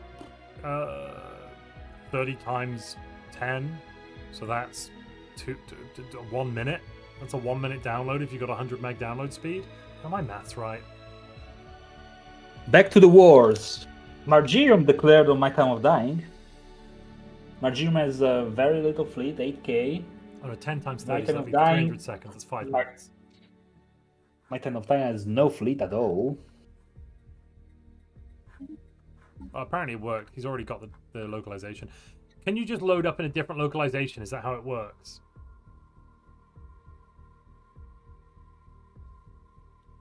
Montu, can you hear me? I hear you. Can you hear me? Yes. My Time of Dying is dying? Yeah, apparently so. To Margirium, right? Wait, no, My Time of Dying has Yeah, no one even in their capital. Yeah, but Margirium's fleet is. It's I mean, gone. is a long notice, you know. Hey, I'm gonna invade you, so you have time to play. Margirium is a fair player, you know. He gets you. he sends you an envelope You're about with to a die. notice. I am gonna invade you in 3 years. So that you know. I did 3 times 10 and I got 60 a moment ago. Genius level over here. Satana still at war. What? Red Victor's being completely destroyed now. Like, does Red Victor even have ships? Whatever has 21k of Maulers. Oh Damn. no. Satana just got into Singularity's capital, killed his ships, and is now got the starbase too. Yeah, that's... Yeah, the issue is that since he does not control all the whatever space, all the Red Victor space because of whatever, he's gonna have an issue. But I think he controls the capital on the what- planet. Satana could just take Red Victor's capital. That's what I'd do. Satana has a claim on it as well. It's not a problem. Yeah, but I think whatever is about to declare on Satana. because he's sitting. He declared on Bill Wilson to get into the Shroudwalker system, and is now sitting next to the Satana's border, while Satana's fleet is in singularity space. That's but whatever can't see Satana's fleet. Whatever can see that Satana is currently inferior.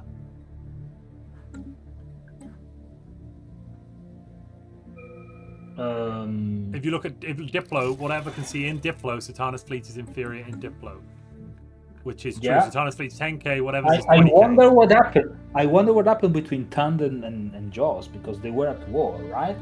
But I don't see a war. They are not at war anymore. Nobody won.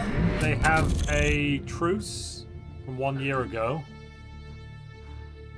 Let's check the point scores out, because probably somebody got a first blood for something. Vassalize? Not. Satana got first. Who's that? Who's that? Why can I not see who that is? Who's in first place? Sven. Okay. Weirdly, when I was hovering over it, it wasn't showing me. So Sven vassalized whom? That's a good question. Sven vassalized HSXY. Yeah, and What? HSXY. Yeah, What? Sven vassalized HSXY. Damn. HSXY doesn't seem to care that much. Nope. What's the agreement though? 30% resources output. What? How is HSXY not caring? HSXY still has plenty of resources, even whilst giving taxes of massive taxes away. Holy crap! Synth fertility. Hey, Margium is declared war on My Time of Dying and is sitting on his capital, upgrading. So, okay. A year 35. Still not rolled. Master Gunner. The Federation is chilling. Zassiker is chilling. At year 35, we're going to see. There we go. HSXY getting Whatever attacked Satana, whatever is in Satana's space, and is now coming back to fight Uncle Billy. No, sorry, Bill Wilson, who just went out of the Shroud Tunnel. Oh yeah. There's wars everywhere, gentlemen. Wars everywhere. So those people are all at war.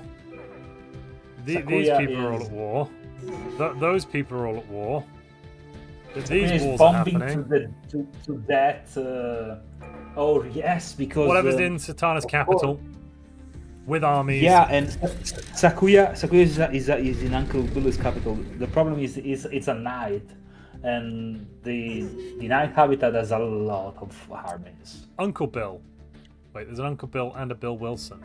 Oh yeah, Uncle Billy. I've gotten confused between those two players.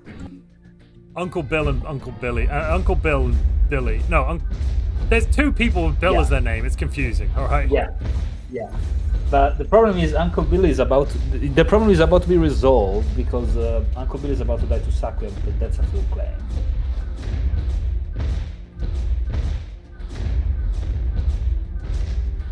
Okay, Satana has his capital being bombed to death. Yeah.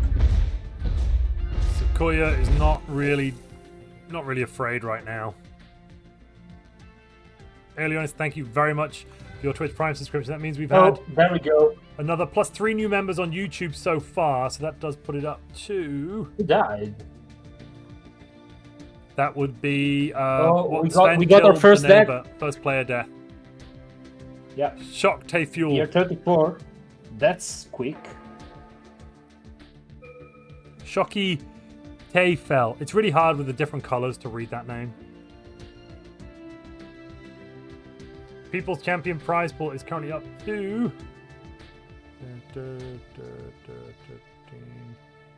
it's $116 dues. Nope, that's wrong. Should be plus. Oh no, +2 and +3 is 5. Yeah, 11 plus 5 is 16. Perfect.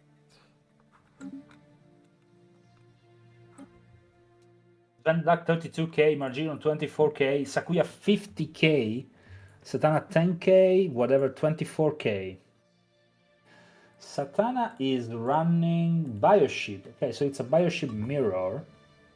But what are the speed of these Mauler? That's the key question. Whatever Mauler are not that fast, only tier 2 motor. Sorry, stellar motor, and double only tier 1 afterburner. They are running at 389 speed, while Satana's one are running at even slower, 306. Sven says, So Barbe, Satana can has- I talk? That seems to be the issue, do you think?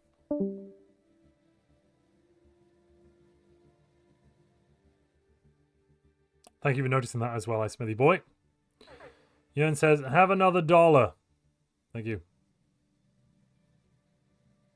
Hello, Dietrich.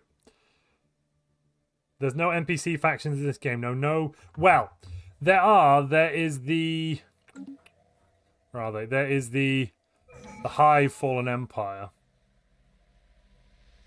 You can look at all of the wars from this setting. So, yellow is subjects. Sven subject is HSXY. Joss's subject is Wilson Thund. No, those two are at war. Satana's at war with all of them. Red Victor's at war with those two. Whatever's at war with all of them. Singularity's at war with all of those. It's just a big fight up here. And everybody's kind of losing up in the north. And in the meantime, Sakun is about to kill Uncle Billy, and then everyone shall suffer through his harbingers. Yeah, they're just going to get stronger, because what's Uncle Billy playing here? Sakuya's got Teachers of the Shroud, can assimilate into psionic, but can't assimilate non-hive-minded, annoyingly. Okay. Can we just take a minute to talk about that? The strongest fleet in the galaxy year 30 was from a bio build. A normal bio build, a psionic bio that went bio ship. Without anglers, without any of those things, just an aquatic world. With the aquatic trait, yes, but still.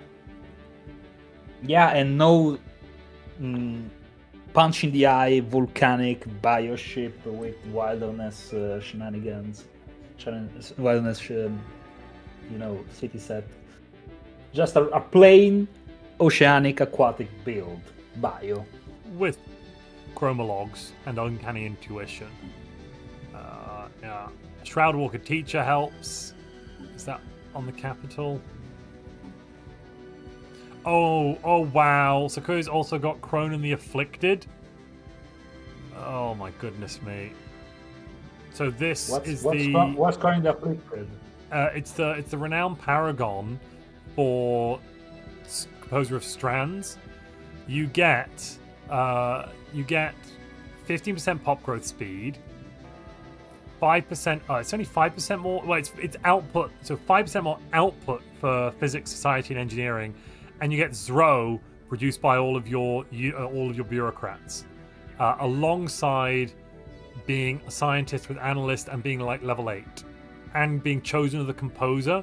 So you're getting 5% resources from jobs, 5% growth speed on top of the additional 15. So that's 20% base, and you're getting 2 of every exotic resource type base. And you're going to get some focuses as well. So society focus here for 30% more society research from jobs. That's a total of, what's this? Basically 50% more society research output. I fear Margirium is just the unluckiest guy on the planet, because he's look at his leaders. Have they consistently not been... Not rolling Master Gunner. He buyed another one and went Resilient Commander. Oh, wow. Artillery Focus, Breaker, Cautious, but no Master Gunner. That's really sad. Rangers are massive society power researchers. spike, Sorry, isn't they're it? society researchers, not bureaucrats. That's a very good point. Rangers are society researchers, not bureaucrats. Ben is making 1K research. 1K research year 37. That's normal, right? That's Wait. Oh, he reformed into a megacorps. and it's worker cooperative. Free traders, mastercrafted. Look at the trade branch offices. One, okay. He saw Quantum Quail, the trader player in the lobby, and say, you know what? Let me be a megacorp. Have you? I no, would no, no. gladly. It's not the trade output. He's producing plus 200 research from private research enterprises because the research he produced is equivalent to. Wait, what? I thought it scaled based on research. It scales based on trade value. Yes. We got a player dead, by the way. Oh, Uncle Billy. Uncle Billy. Well, I have to pay respect. Wait, no, sorry. I said it was 200 research. No, it's 350. Of that 1k research, 350 are coming from the branch offices on that planet. Holy crap. And then another what's that, 90 on another world, and Kazon's getting another 30. So of that 1k, half is coming from branch offices. Tell me that Quantum Quail has done the equivalent. Quantum's done it, but it's not gone as well. Because there's not as much trade being produced. Desync, yes.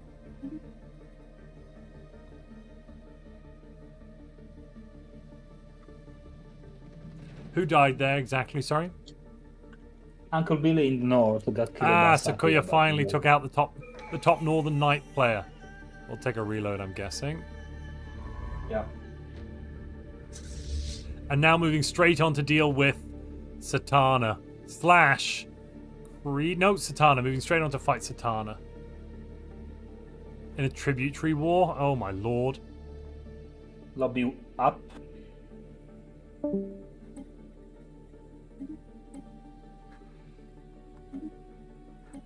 Yeah, we're up to 6 desyncs now.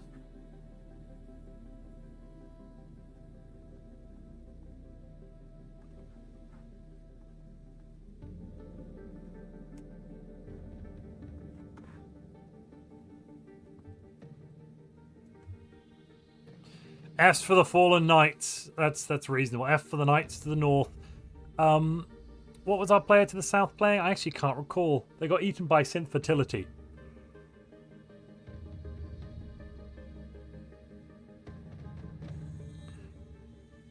Can you do a post-mortem on the dead player? Yes. So the dead player up in the north, Uncle Billy. What did he have? He was Knights of the Toxic God. One of our Knights players up in the north here. In terms of ships, not many, right? And he went Knights and went Bio, so he didn't really have enough food output to make many ships. Sequoia next to them just attacked and devoured. That's the breakdown. In the south, we had the player whose name I've suddenly forgotten again. But they were attacked by synth fertility and just eaten.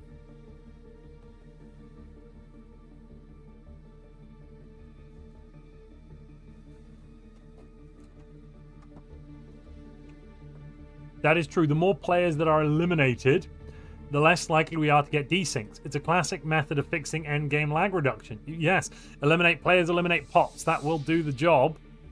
Everyone seems to be in. What are we waiting on? Synchronizing game. Let's giggity go! Here we are. Can I surrender to Sakuya?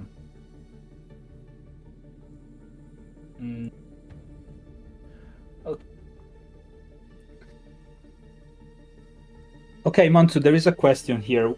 Per our fair play rules, if you are in a war with multiple people, right, you should not pick the winner if you're not winning, right? So no, if you're in a war with multiple people, you should not be picking who you surrendered to. It's based on them forcing a surrender through. Yeah, exactly. So right now Stana was losing, kinda. Now it seems whatever like is correct. It's war dodging. Yeah, it's war dodging. We don't do that stuff here.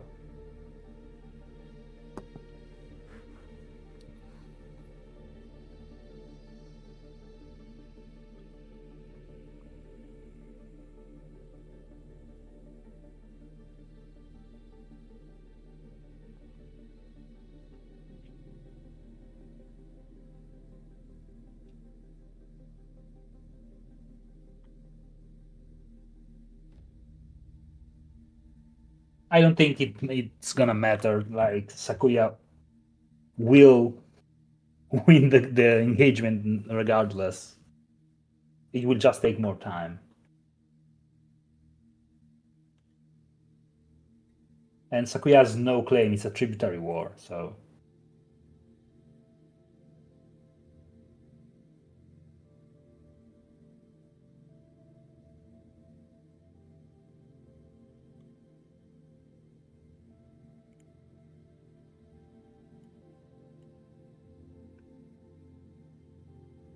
Margerium has not moved from his space. Okay, it's now that I said that, he just issued the order to his fleet. What is his design? His cruiser. Okay, are some base cruiser. Like that's a lot of shield though. I don't know about that. Shield's really Are good. you seeing this, Montu? Shields are really good. They're just better. They're generally just better these days than armor, because the components that generally do more damage to hull are better against armor than they are against shield. So plasma and lasers better against armor than they are against shield. If you are not facing maulers. Well, yes, because if you're you facing need maulers, hardening. You need hardening to deal with maulers. Sure, and even then, yeah. I mean, the issue is if you're facing maulers, it doesn't really matter if you've got armors or shields. You're going to die anyway. Like, oh, it's a desync. It's a desync. Yes. Everything's fine. No issue here. What do you mean? It's perfect. Reset the clock. Desync counter. Iterate +1. 7. Yeah, we are now on 7. That's what I make it as well.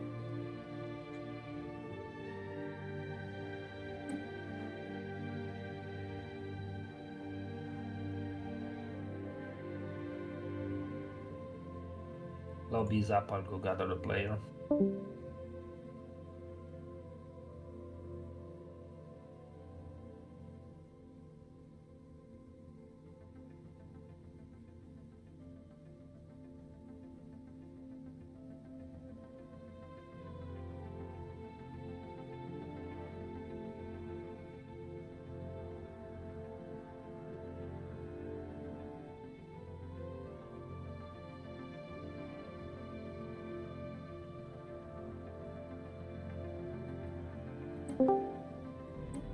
I'm missing just you. I know, I was waiting for it to reload.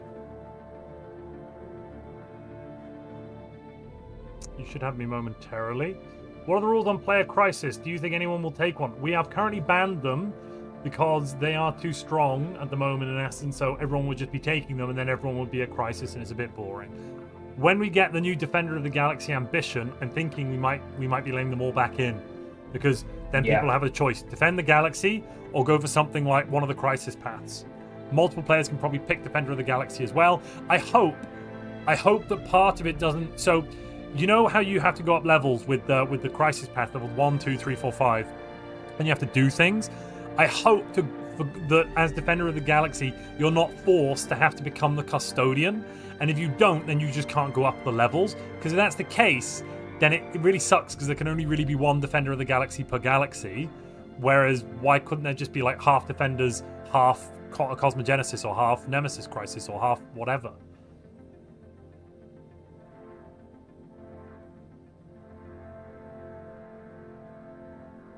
I hope that's not how it is.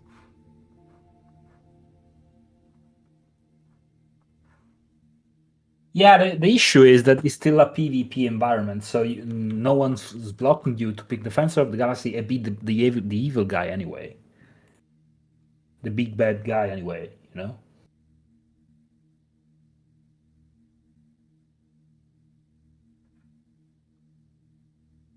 Yeah.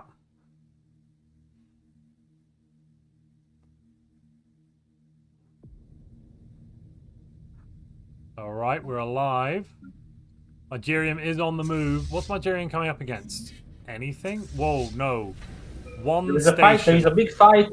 Big fight. Sakuya and whatever in Satana's system. Moras versus Harbingers.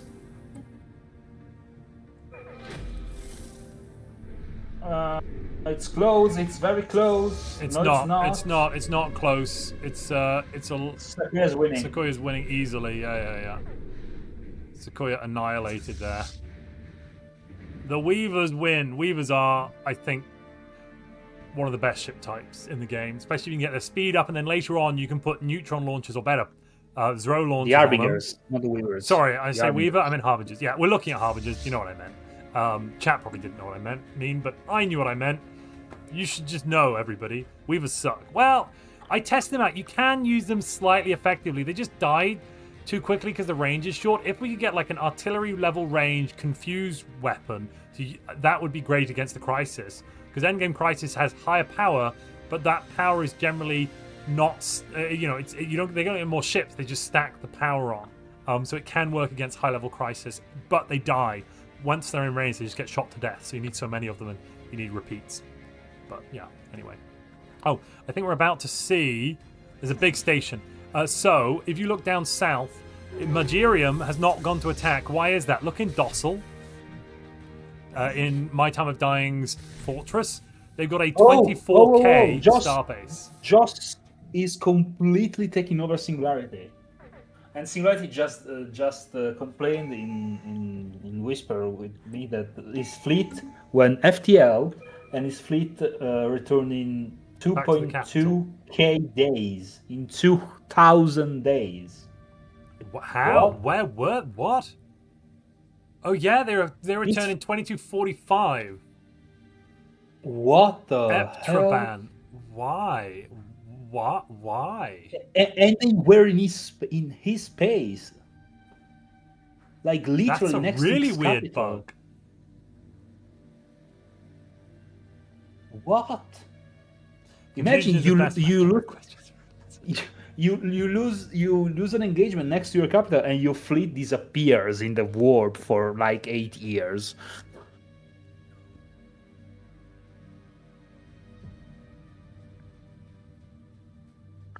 How bizarre. How bizarre.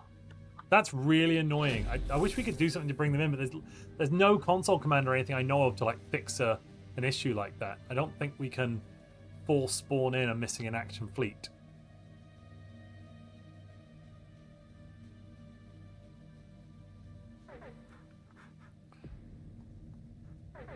Is Margerium going to attack though? No.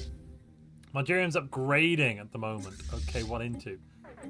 Margerium wants an additional kinetic. Margerium's going full armor. Margerium is swapping over to full armor with a little bit of kinetic. Which makes sense. Why is that? What's the opponent running?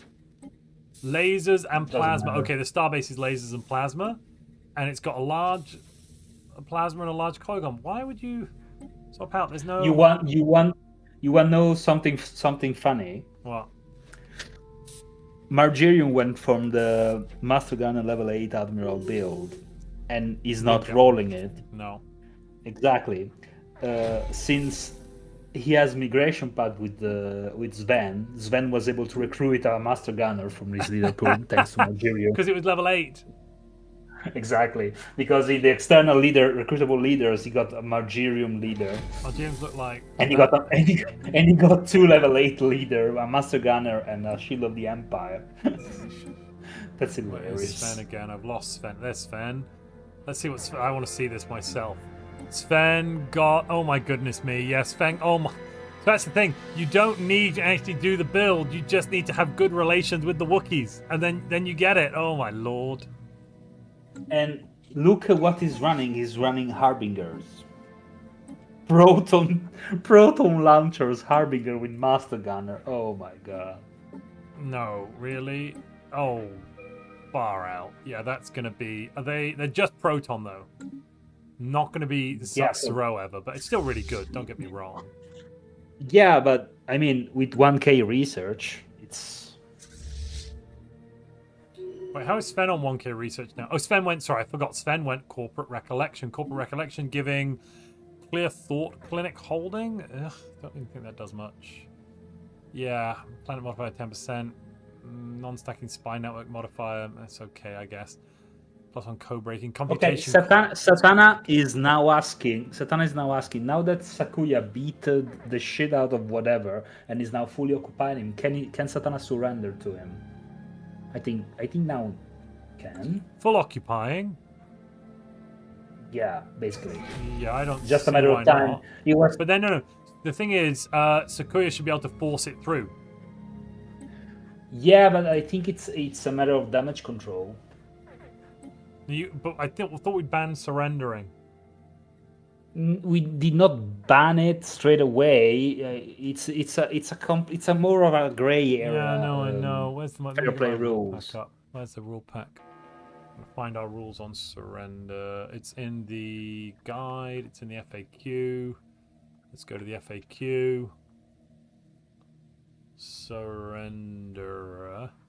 10 notices. If surrender would kill you, or one of your allies do not surrender. There's no threat that surrender would prevent.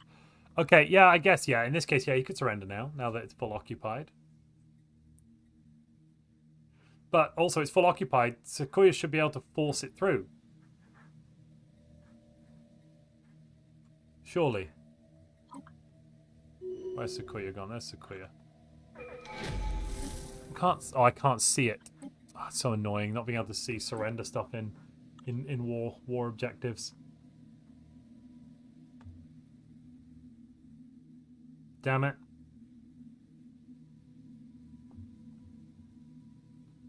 But Oh, what about the droid attack on the Wookiees? No. It's only the droid attack on the lizards?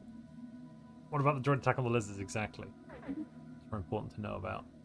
Oh, wow. Have you seen Sakuya's current losses? Hold on a minute. Sakuya actually has a bunch of robots, and he got the slave leader. Yes. Yeah, I saw that slave leader on one of the ships. He has Cronen deflected. Yeah, I did say that already about Cronen. Oh, sorry. And you said, what is Cronen? I was explaining that you get basically like a 50% boost to researcher job output overall with that one at the moment. Plus, you're getting a big boost to job efficiency for all of your researchers anyway. And then some more Unity. And 20% pop growth speed. And a bunch of rare resources. And the bugger's immortal because he's chosen. And.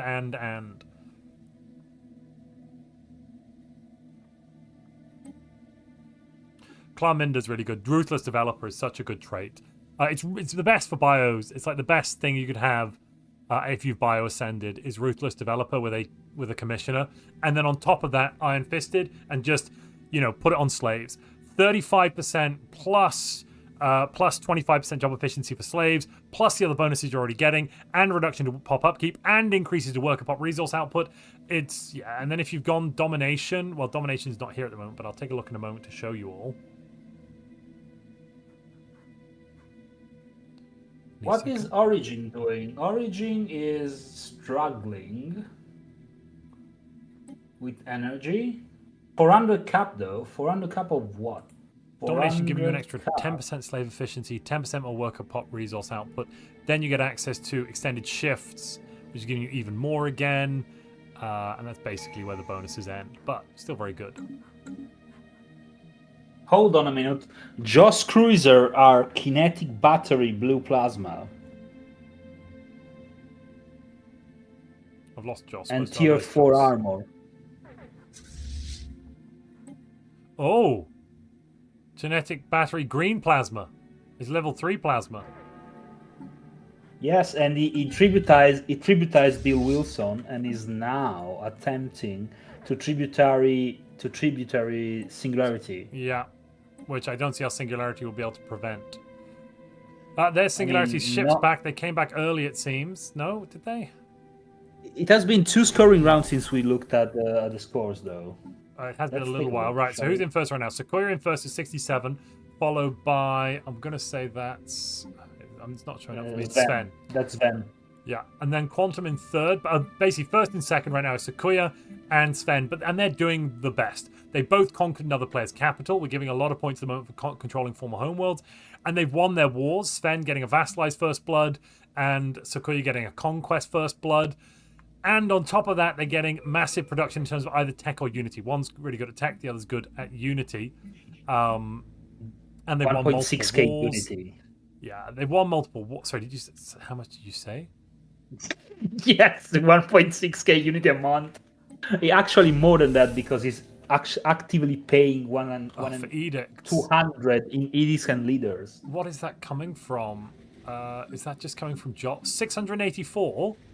What the hell is making? Oh, it's the ranger thing with the blockers, isn't it? Yeah, it's the blockers and the rangers and all of that nonsense.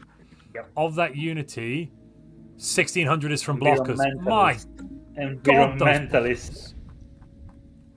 So that is how that's how you play Composer of Strands, including a Covenant there. Okay, fair. Yeah. Satana is now paying taxes to Sakuya. Lovely. That is more points then for Sakuya, surely. Oh, we already must have seen those in the wars on that, but that must have ended while we were busy chit-chatting. In the meantime, in the southwest of the galaxy, the Federation, the God Fanboy Fed, with absolutely no ship whatsoever, are living the time of their life. 2K unbothered trade. All right. I'm surprised Zasikar is not attacking them. Zasikar has no fleet as well. Zasikar has a research agreement with them, which isn't that much, but maybe it's disincentivizing the attack. Plus, Sakuya is killing whatever. There's gonna be a big fight in a moment because whatever is camping hyperlanes. Yeah, with maulers, that makes sense. The Weavers are jumping. The Weavers are jumping. They're both jumping. They're gonna hit. They're gonna connect. Ooh. The maulers are in range. They're in range. I'm not sure they got in there fast enough though.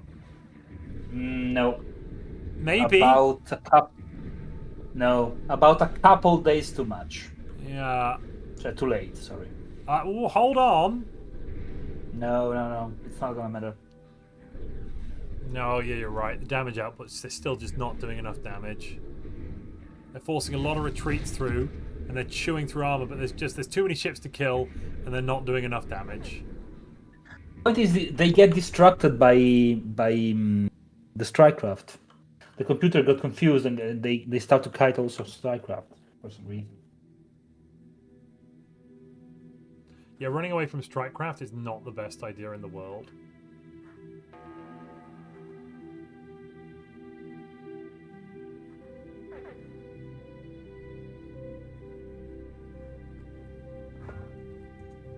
HSXY is killing the Tianki. That is also the Stargazer portrait as well. Thank you very much, Mr. Freak. You're amazing. Now I will be able to load up the save.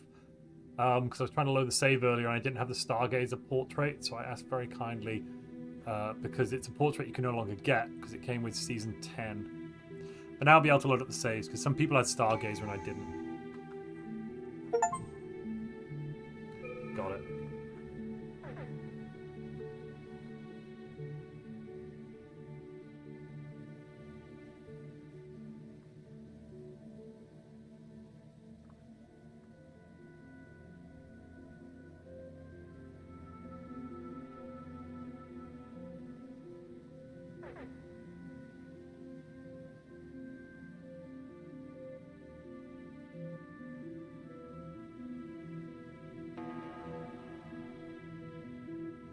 Composer's Aura spawns blockers. Yeah, the Composer's Aura.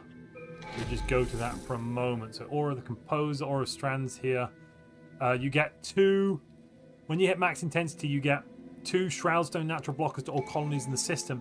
And the Shroudstone natural blockers don't reduce your districts. They actually give you +1 max agricultural districts. And some Zro.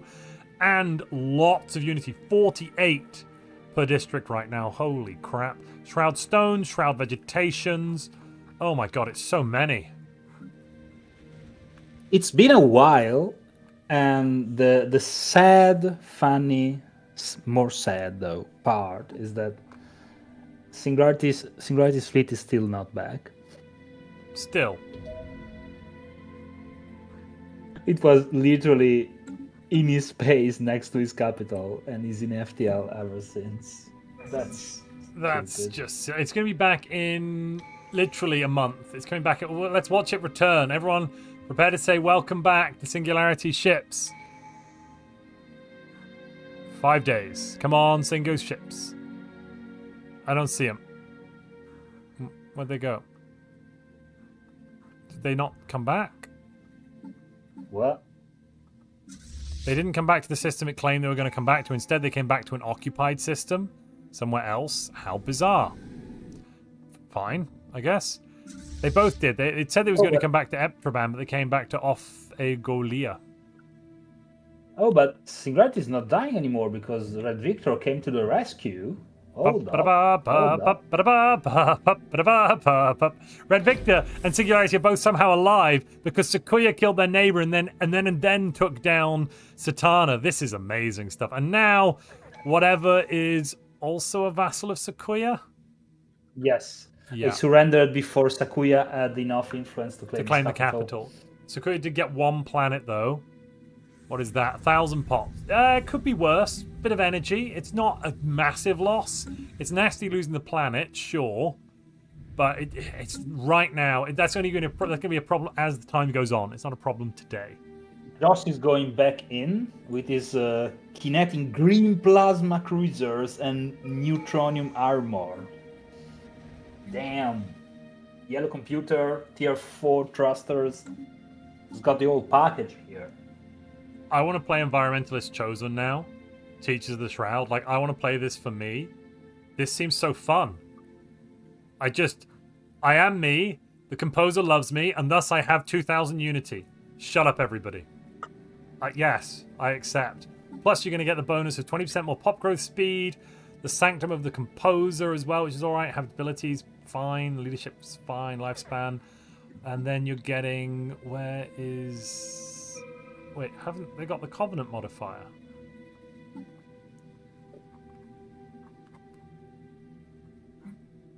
Has the Covenant not been confirmed? Oh, okay, fine, whatever.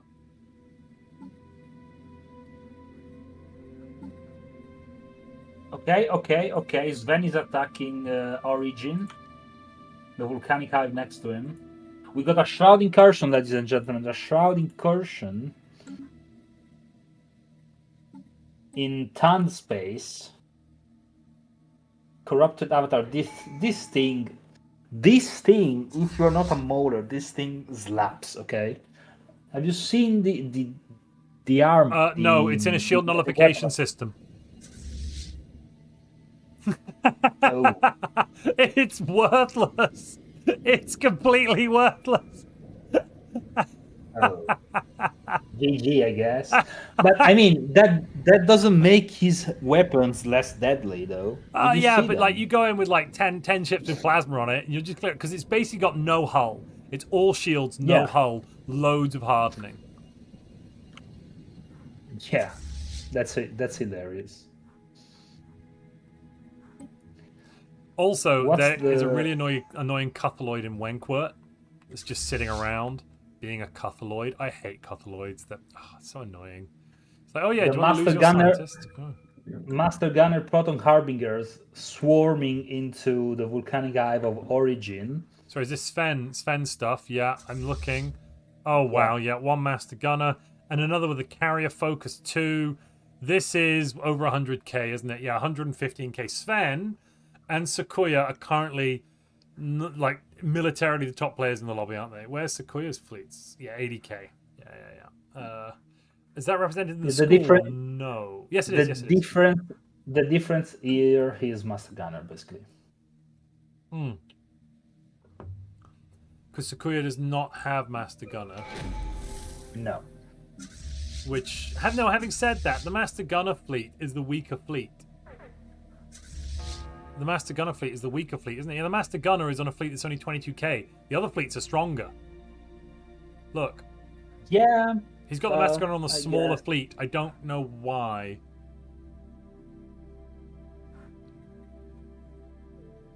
Oh, the Mauler fleet. Right, putting the Master Gunner on the Mauler fleet gives Maulers more range. And then also with the artillerists, plus Maulers, do they have a tracking issue? I can't remember. No, it's the range. It's the range. No, but they also have a bit of a tracking issue. They've only got 50% tracking. So if you want to hard counter corvettes, they don't exist really very much right now. But anything with high evasion is going to be a problem. Yeah, it's not really a thing in this meta, No, but it's the range giving it's like the wireless. The mandibles are now wireless. Oh, wait a minute. 30% from Master Gunner and Cautious for another 20%. And not Artillerist. Oh, it should have. Yeah, it's a shame. Artillerist doesn't give any. Level 1 doesn't give any more range. I think level 2 gives more range if I remember. Joss fleet got defeated in Singularity's capital.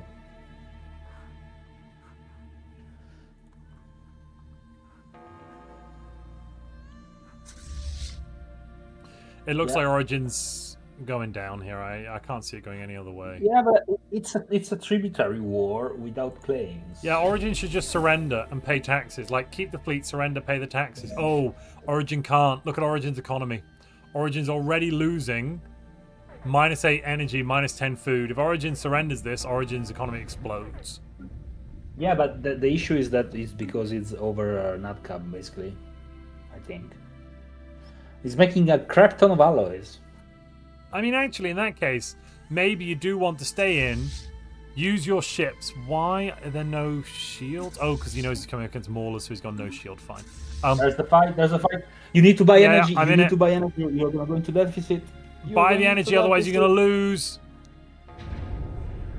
I'm going to lose at the month tick. Bam, there's the energy shortage. That is giving minus 20% weapons damage, 20% sublight speed. Oh, God, that's... If there was any chance, that chance was lost when you hit the energy shortage. Good Lord. On the plus side, look. Money, energy credits, and also losses-wise, only about 80 nav cap was lost there. Is that supremacy? Yes, supremacy. Supremacy, psionic done. Imperial prerogative. And he's running hit and run, so yeah, that's fine. Yeah, fair.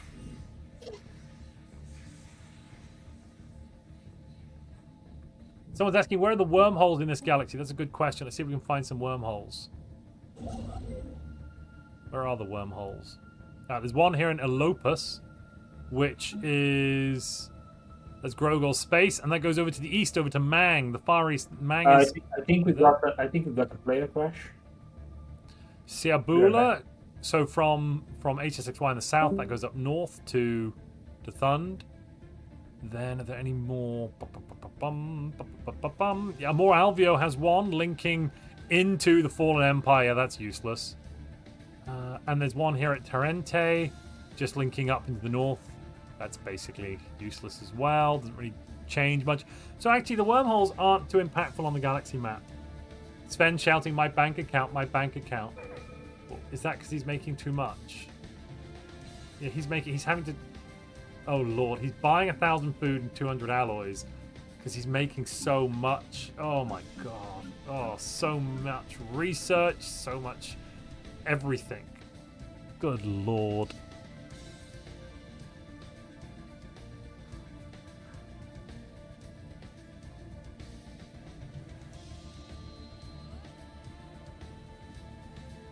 Yeah, well, that's something, right? Let's go and do the rehost.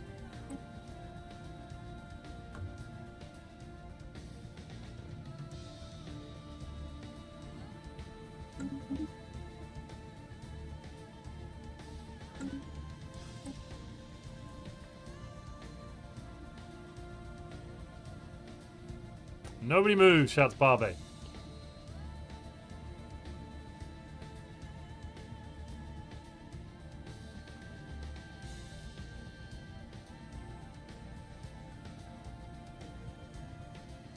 He's going to kill the Southwest. Let's check what's in the Southwest.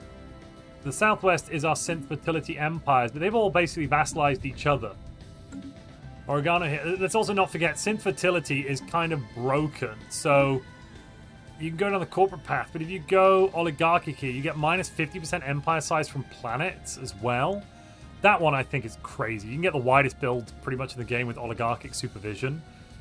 Virtual becomes wide when you go synth virtual, and then you also get this crazy policy, virtual research production, 80% more society research from jobs and physics and engineering. You lose 50% unity and 50% leader experience gain, but all right, let's go to the council and check a look at the leader experience gain here.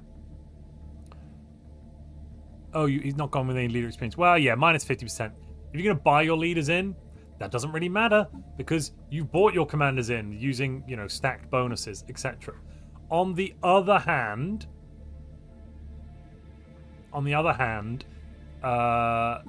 the minus 50% to unity from jobs would seem to be a problem, right? You'd see that and you go, that's not so good. I'm just going to expand this out to show you why it's actually doesn't matter at all. Let's find some unity producers just so I can prove a point. Where? Oh, really? No unity? Well, what's the unity currently coming from?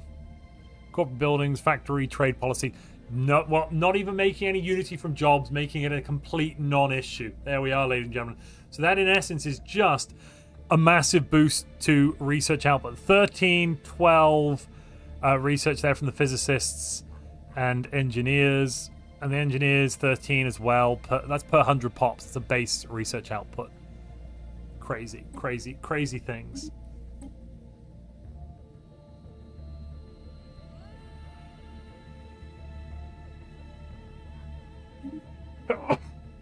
Excuse me. This is not a desync, it's a crash, so we're not counting this in the resync log.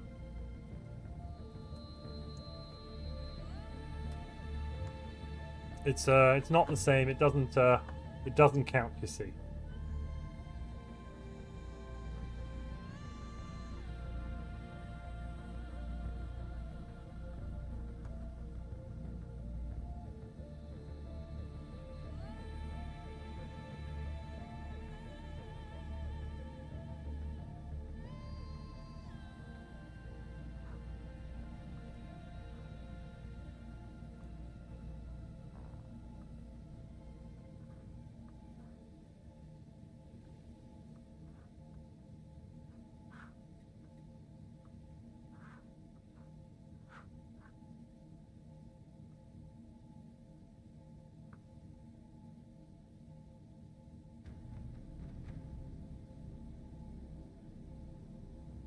Alright, lobby sim. Continuate. Exterminieren. Exterminieren.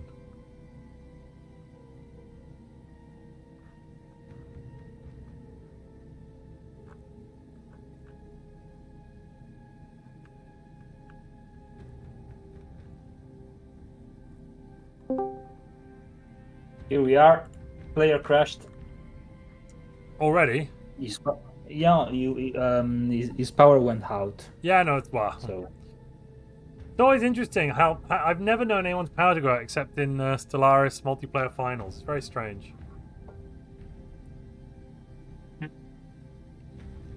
You know what I mean, though? Like, obviously he didn't disappear. What we often used to see was people's power going out and they're like, "I'm not coming back" when they weren't winning. We cracked down on that quite hard.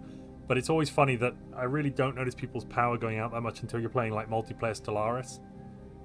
yeah. Alrighty. How's the galaxy? Sven is still om-nom-nomming on Origin. Origin's fleets. Origin has fleets. They came back. Where are they, though? Did they come back? Yeah, they are somewhere. Where are those fleets? Oh, they're there in Gamesia. Oh, they're at like low health. They'll die. You should surrender. Save your remaining ships. Making a run for it. He surrendered. He surrendered. There we go. Yeah. As soon as the ship started traveling, the other ships, it was like, okay, I'll pay tax.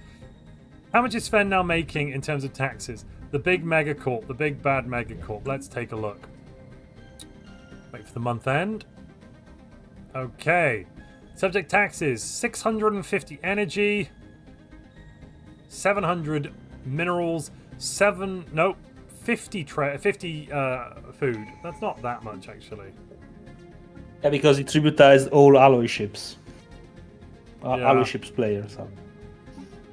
But he isn't an alloy ships player. Luckily, he's buying 1,000 food a month right now from the Galactic Market. And do you know who owns the Galactic Market? That's right, it's him. He has the Galactic Market. So he's getting a 20% reduction to the market fee. So that food, it's still very expensive. The food price is 3 trade per food right now. And even then, he's still easily able to afford it and buy an additional 200 alloys a month. All of his alloys, all of his ship stuff pretty much is coming from the Galactic Market. Oh, wait, no. Price of food has gone up too much, I think. Yeah, you know why? You want to know why? Go on Sven perspective and click market. Yeah, I'm looking at the market. Yeah, buying 1,000 food a month. Yes. Yeah, no, he's been doing that for a while, but he's at 400 just a moment ago, and I've noticed this sometimes is happening with trade. It yo-yos between different values. You kind of have to keep a trade surplus on Galactic Market stuff, because a change will happen at month end that then takes a month or two for it to percolate out. In the meantime, you can end up getting a dip where you end up in negative trade income, but only for a month or two, and then it goes positive again. So you do need at least like 6 months trade in the bank. It's always a good thing in life. Sven is down to another tributary war, this time against Stand. He's gonna paint the galaxy white. White and purple. Interestingly, Margerium's the same colors as Sven. Would that really confuse me? I hate it. I hate it. Because now the south of the galaxy looks like it's all Sven's vassals, but they're not. Sven is winning big time. Oh no, Sequoia's still at first place on points. Whoa! Yeah, it's your 15. Yeah, I'm just looking at the points. So, Sequoia's on 96, mostly from Unity Power. Let's just check out Sequoia's getting 4K now from blockers. It just went up by 200 at the end of the month. Holy mother of crap. Sequoia clicked Archeo Engineers. I'm scared. I am deeply concerned. Singularity's just having an issue.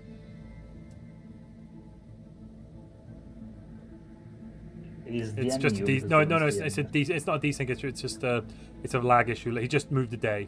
He did just move a day. He was on 28, moved to 29.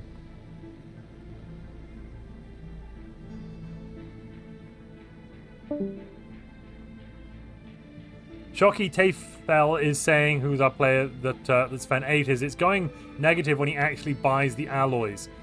Because he's not always buying the alloys because he's not got enough trade for it right now. Yeah, good point. Very good point, well made. That's put in, and it's just, do I have enough trade? Buy it, otherwise don't. Yeah, it was just a gigantic lag spike. Yeah, that's fine. Just as I predicted.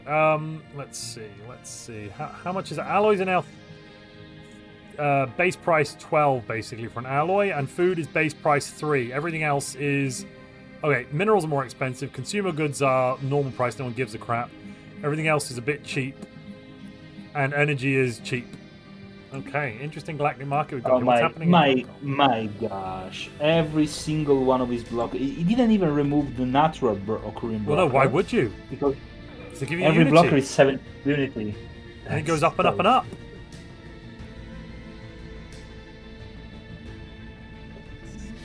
So, I'm pretty sure it's the. Let me double check how this works again. So, you get the Ranger Lodge building.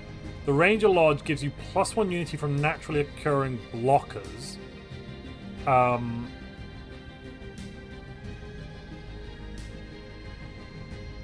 But don't you also get... Wait a minute.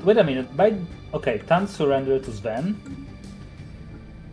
So, Tan is now paying taxes. And I think... Where is Sven's fleet moving now? Back home. Okay.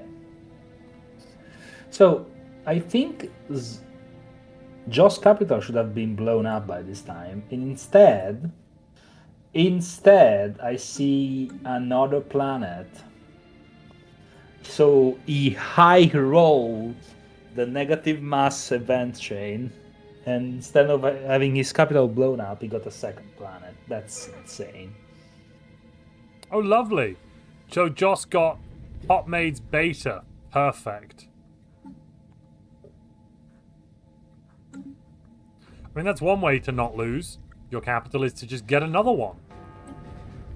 You know, why have one when you can have two? Two is better. Flawless logic. Absolutely. Sequoia does not have science, though. Sven is going to roll Sequoia, is being mentioned. Yeah, Sequoia science is only 450. Whatever decided to get some points and is attacking now Zassiker, who was greedily scaling in the corner without any fleet with the Shroud Forger Galvanic Retrofitting build. And that's complete loss, it seems. Yeah, that's a death. Yeah. That's death. Did manage to get proton launchers kinetic, but isn't going to be able to get them up to the level where they'll be effective. And that's the problem. He's got a late game build in terms of it's going to be really good in the late game when you've got psionic Zero launchers and you've got the reshaping projectile accelerator. But you do have to get there. The economy is obviously going to be good because Shroudforge does have good economies. Don't get me wrong. It's just not enough focus on the actual fleets. Too much focus on the economy and scaling. And is now losing his capital to a Knight of the Toxic God, which is playing 500 speed Mauler's fleet. And only producing 10 alloys a month and no food. Because of the upkeep. Yeah, where's the economy though? Wait. I mean, it's a volcanic. It doesn't have food district. No, it's just Maulers. He's managed to catch him with Maulers. Actually, unironically, I think that literally all Zassiger needed was a little bit of fleets to have actually spent these alloys on ships earlier, and it would have been fine. To get there, he has to go past the Enigmatic Fortress as well. He's building them behind the Enigmatic Fortress. Margirum is attacking the Federation. Okay, time's up for the Fed. No more greedy scaling in the corner for them too. Where are Margirum's fleets though? They've been knocked back. They're in retreat. In FTL. How? Oh, because Grogor actually made a fleet. Yeah, Grogor made a fleet, a big one. Let's see his capital. And it's capital, a nebula. Heat damage mitigation and Sleeping Red Giant plus 25% physics and energy credit without penalties. That's huge.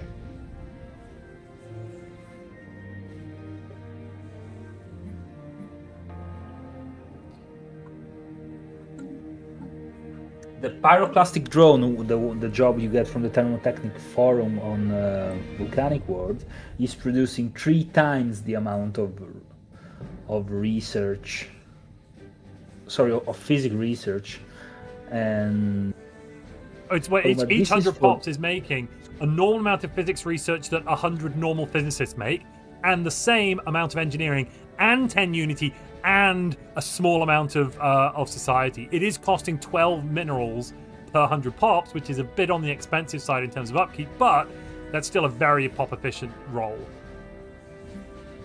Yeah, and there's almost on a 1-to-1 conversion in mineral to alloys for his fabricators. And look at and also total here, massive amount of job efficiency. Where's that all coming from? It's coming from the psionic, the sanctums. Where is the? So that's 25% job efficiency for psionic pops. Alongside, I'm guessing the leader there is governing for additional job efficiency for efficient staffing. Interesting. Industrialist for resource output. Where's most of that job efficiency? High stability, manufacturing focus. Yeah, no, I'm looking for the job efficiency. He's getting 77% job efficiency from pop jobs.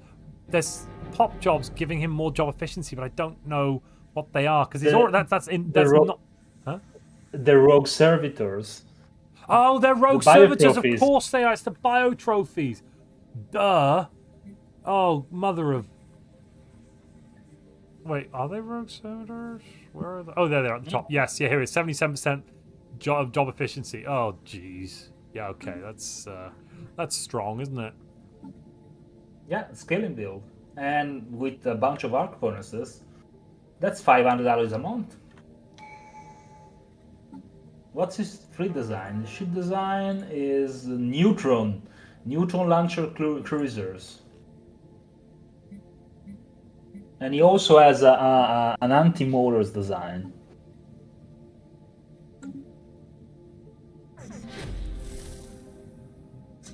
Okay, Zazika has the fleet. Zazika is now going out, but he's going to run straight into the enigmatic fortress and die?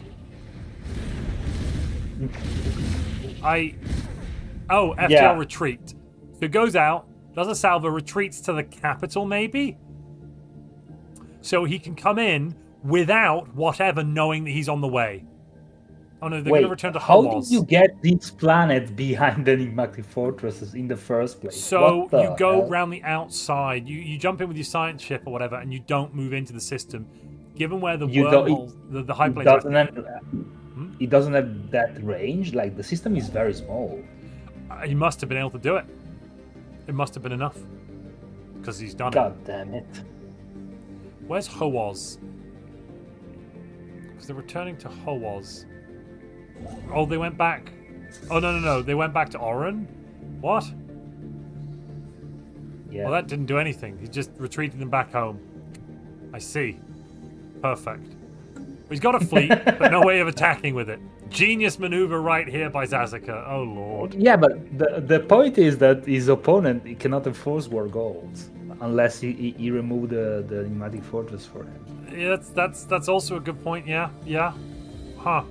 I mean, he can status quo him out and still lose his capital in his main space, but that will take time, Fortress right? doesn't have any decloaking, so you can just cloak and walk around it.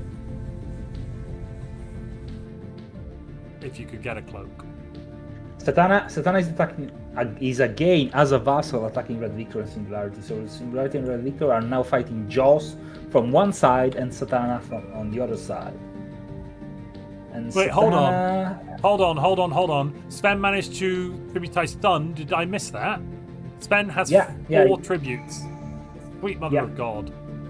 He attacked the town just after he tributized the Origin. Taxes, what we're seeing here, ladies and gentlemen. But Sven is taking taxes and using them to fund fleet expansion for a safe and secure galaxy.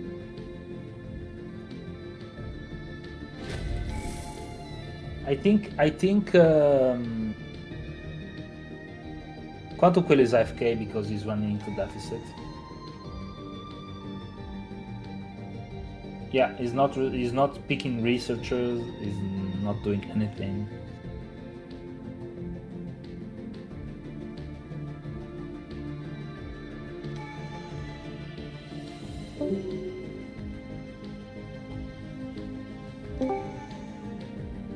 Never mind, he just come back. Yeah, he was AFK.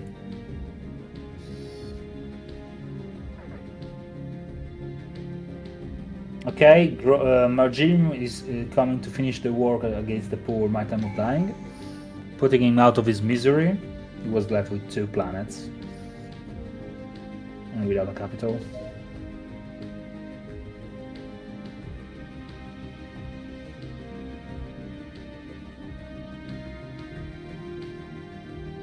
Margirium making 1k researchers as well, but those are legit. There is no branch office bullshit shenanigans. That's just plain research.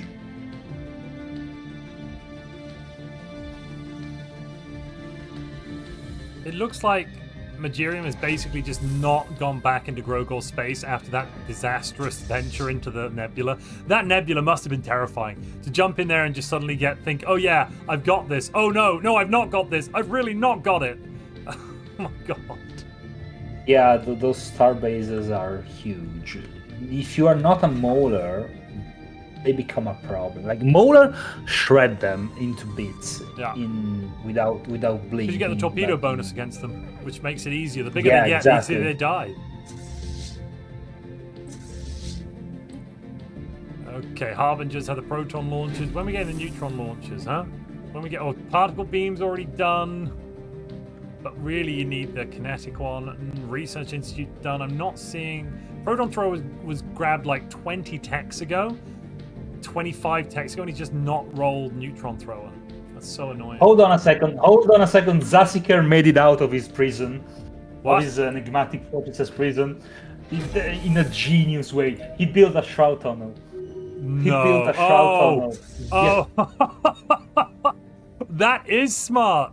That is very, very smart. He built one at Torrenti, then retreated. No, wait, yeah, retreated there, and then Torrenti wormhole to the shroud tunnel. He's psionic. He's psionic, so he went through to his. No, he didn't. No, he didn't build a shroud shroud tunnel. There's a wormhole in Torrenti. He just went through the wormhole. It's a wormhole. Oh, That's a natural. That's a naturally occurring wormhole that earlier in the game I said was useless. Somebody asked me the wormholes, and I was like, "Oh, that one's useless." Turns out that one has now become one of the most important wormholes for galactic politics because it may keep Zassica in the game.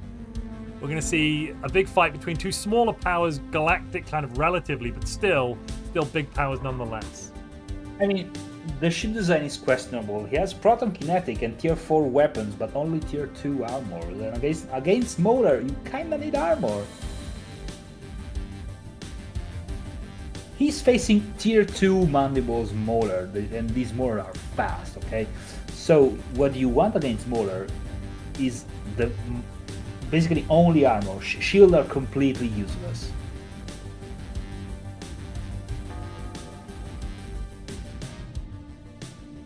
And why you researching Starhold instead of actual tier 3 armor, which should have a very high priority at this moment. How is Satana Wars going? Satana is overwhelming Red Victor. Red Victor is... This is a Molar versus Molar game, but Red Victor doesn't have Elder Molar? What? Oh no, never mind. Red Victor is alloy ship. Red Victor is alloy ship, and on the weapon per side of it, Margerium is heading into Grogol's space again. He's going for round 2 Electric Boogaloo. He's now got 3 Master Gunners. He thinks he's feeling confident. Margerium, and they are all these Master Gunners. I'm pretty sure they belong to. Let me just check. No, they're his own Master Gunners. He's done it himself. Yeah, he's the only one who has it. Oh, was it he? Oh, sorry, it wasn't HSK. It was his. He finally got his Master Gunners though, and they have artillery focus and artillerist. HSXY also went for Distinguished Admiralty himself. But okay, he has the leaders. He can purchase them. Grogor has 20k fleet. Grogor shouldn't be able to stand against this, to be honest. Like earlier, I think the problem was earlier, Margerian went in with 1 or 2 fleets that were only about, 20 to 30k, and they lost. Now, though, he's coming back in force, and this time it's personal. Oh, he stopped. Why is he pulling back? He's pulling back. What's happening? Oh! Because Grogor sent 4 ships in? What? Why 4 ships? Oh no, Bill Wilson just whispered me that he was trying to send me a message through whispers, and by the time he clicked enter, a pop-up appeared on the screen. Oh no. And would you guess which pop-up was it? Take a guess, a wide one. Take a wide guess. I don't know. Come on, the wildest pop-up you can have. The wildest one you can have. No. I give you an hint. Give me a hint. He's psionic. He's psionic. No, he's psionic. No, I mean, somebody's just suggested, did he pick nanites? Oh, Matthew Nunyer just gifted 20 memberships as well. So, it's psionic. Let me just add that to the People's Champion prize pool first before I forget. $36 due. Now it's almost the same as 4th place to get the People's Champion Award. And I will update the is it end of the... No, it wasn't end of the cycle? Because we're mid-game now. The pop-up was, would you mind Would you like forming a covenant with the end of the cycle? Oh my god! Oh my god, wait. Who was that again? Who was it? I want to see it. Bill Wilson. Bill. Oh, so there is the end, the arrow of the end. No, it is. Oh my god. He's got it. He's got end of the cycle. Holy crap! And he's a vassal. So if anyone attacks him, they'll have to attack Sven, the largest player in the game. Yeah. No, he's Joss's vassal. Sorry, no, he's Joss's vassal, not Sven's. Yeah. Does Joss have any fleets? Not really, only 40k. Honestly, I don't think people will kill Bill over this. I think they'll, yeah, but it's, This one's really nasty. Really good to have, plus 134% resources from jobs. Look at this, the economy is now going gangbusters. 1k unity, relatively alright research, plenty of everything else. Holy God.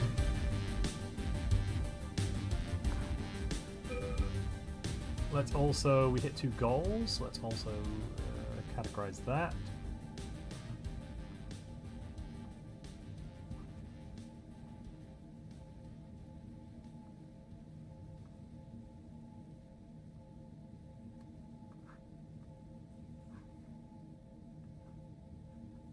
Wham bam, thank you ma'am. Let's move that up a little bit, make it a little smaller. Perfect. That is probably the best misclick of his life. I mean, to be fair, I wouldn't categorize that as a misclick. He should have clicked that regardless. Of that wasn't a misclick, that was a click. Yeah, but to his confession, I misclick and it was the funniest thing ever. Created Gaia with 1,000 pops. Fractalization. Okay, get psionic shields. That's nice. This one's gets precog. Where's this row launcher one? Oh no, it's not. It's not this. None of these gives row launcher. It's the you have to take the origin to get row launchers, I think. Or maybe is it the origin that gives row launchers guaranteed, or is it alternatively whatchamacallit? This thing, Shroud Forged. Not sure. I can't remember. It's one of you either have to have the origin or you need Shroud Forged to get it. Animator of Clay though is so good because you can go and have a chat with the animator every now and then, and you can get massive bonuses, like a bunch of pops you can just have, and I think that's what has been happening here. No, not the pops one. Okay. And Zazika has returned to reclaim his own territory. You can get it randomly from the Shroud devs. The best way to get it, if you're going to go for the random, is just speak to the Shroud teachers and ask them to do the delving ritual for it. You can do that every 10 years, and you've got a relatively high chance of getting it. Sakuya has 140k. What's this? Sakuya has 140k of fleet, but Sven has 260. Yeah, Sven's got more. Yeah, but it's not. He has 2k nav cap of Harbingers with Master Gunner. Where are the fleets? Oh no! Oh no! Whatever's been beaten in battle, whatever is now down to only 50 nav cap worth of ships. Oh god. Yeah. Okay. So Zazika's going to retake it. Luckily for whatever, Zazika's almost at 100% war exhaustion from all the space battles. So whatever will be able to force him out. Actually, it's quite dangerous. Zazika needs to retake the home world. But look at all the pops that are dying. What? Oof.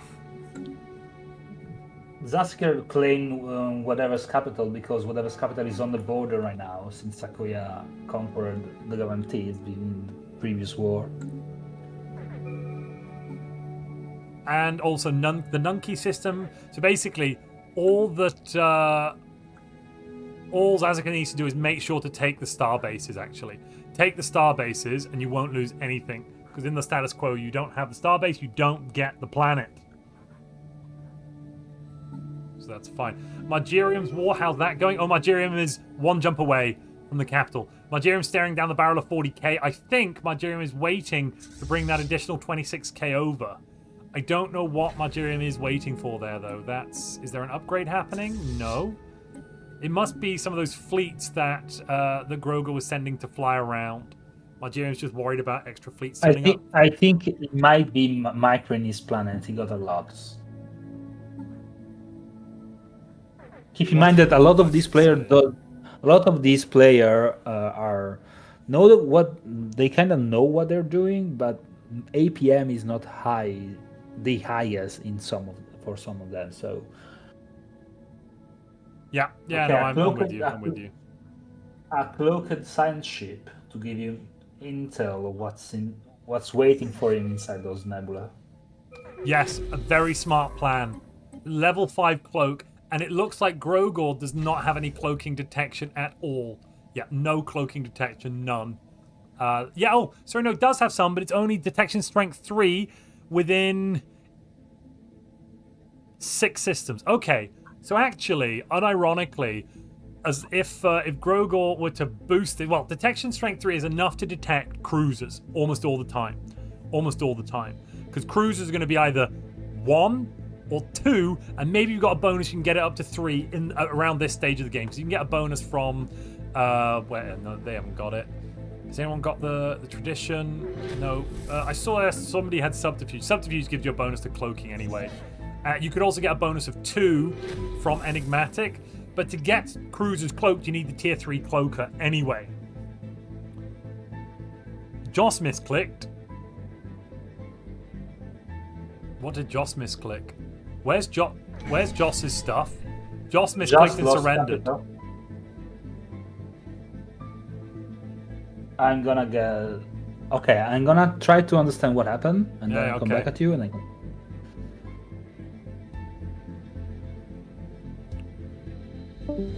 The barrel of 40k by the Emperor. Yeah, exactly. Does anyone know what the bug with Wilderness is that caused it to be banned? I can't remember off the top of my head. Barbe probably remembers. I'll have to double check in with Barbe though.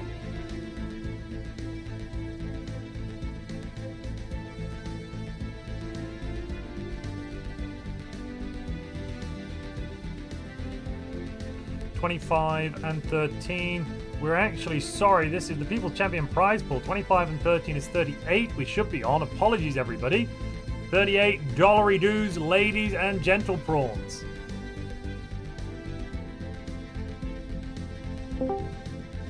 Okay, so what happened is that Joss is playing in hazardous condition because he's playing 30 degrees without AC because it broke out. But that's not an excuse.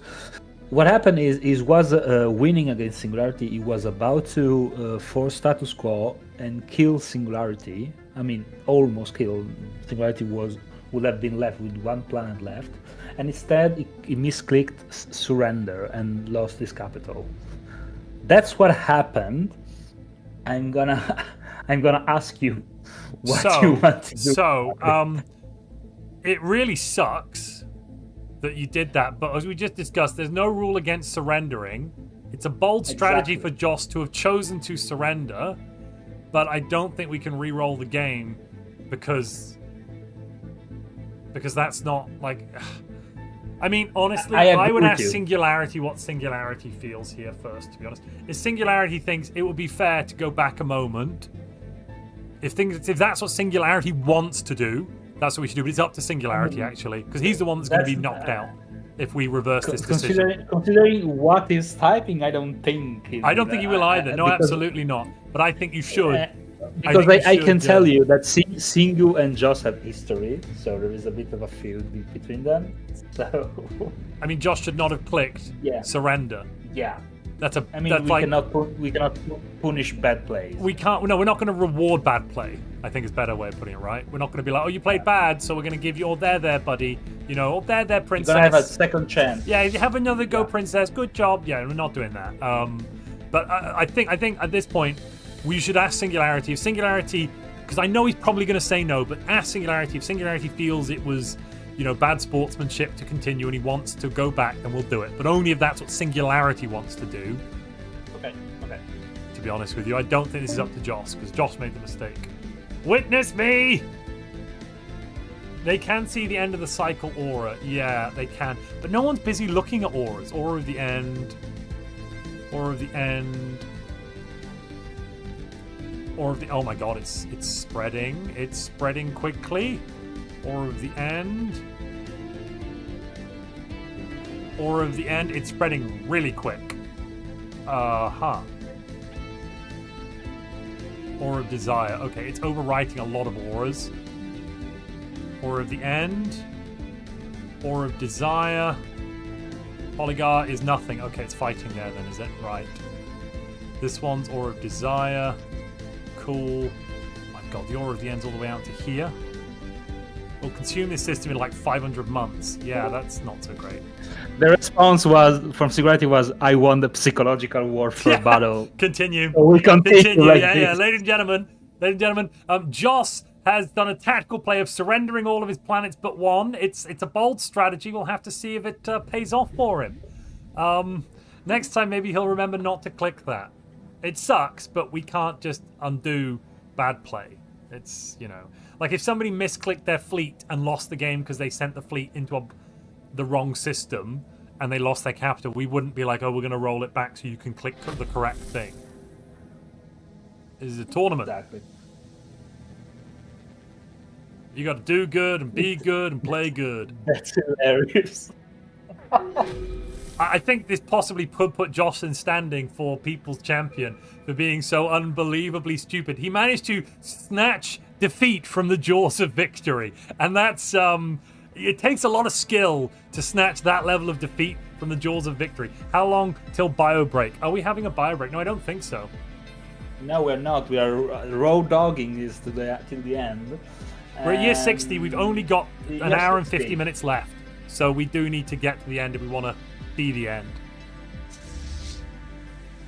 I wish that this Margerium Grogol stalemate would turn hot and they'd actually fight each other. Because the longer Margerium waits, the stronger Grogol's getting there. Grogol keeps outputting fleets, and they're not terrible fleets here.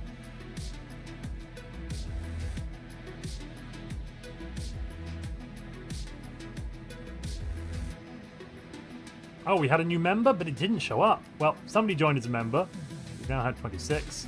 Perfect. Let me just 26 plus 13 is 39. Yes, that's perfect. $39 dues in the People's Champion prize pool. And now Margerium can be forced out to surrender in 2 years. Okay, that's not so great. Zazika has completely reclaimed everything. Could be forced to be status quo in a moment, but I don't think they'll mind. They're now going to go on the offensive and try and take stuff. They've not even bothered to claim anything. Someone proxy ward Joss into Satana. Oh, Really? sorry. Someone proxy ward Satana into Joss. Yes. Satana into... What? Okay, is Satana even nearby? Where's it? Satana... Oh, wait. No, it's from the other side there, of the galaxy. Yeah. That's just to be annoying. No, I wonder who might have done that. I think it's Red Victor.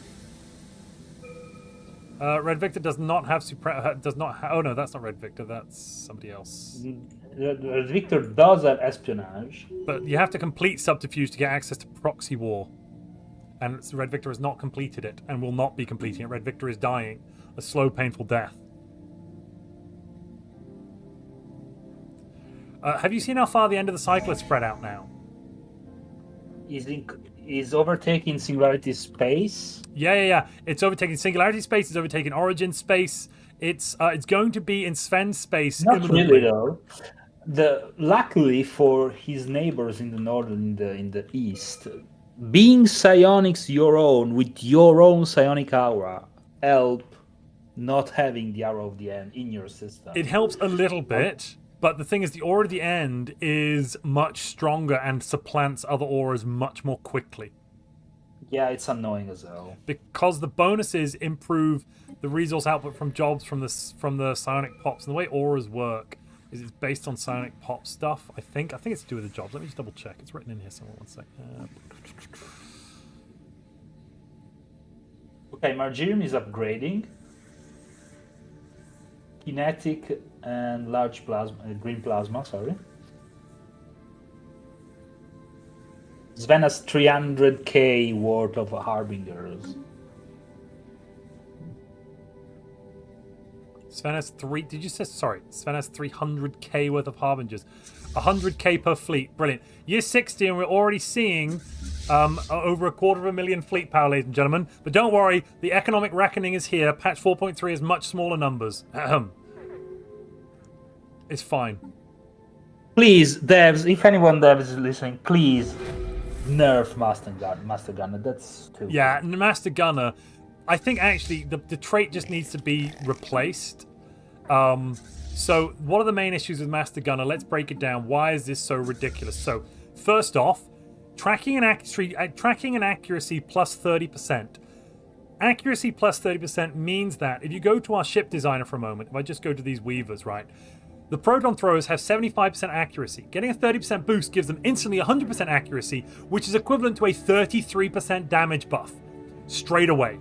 And then getting more tracking would be kind of also equivalent to a damage buff against high evasion ships, because, or just some ships with some evasion. Now, obviously, if you've got sensors, that does generally mitigate it already, and there's other things to give you extra tracking, so it's not that big a deal. But the buff there to accuracy is a big buff to damage in essence. Then you've got the range increase of 30%, stacking with other range increases, giving artillery, which is already very prevalent, overwhelming power.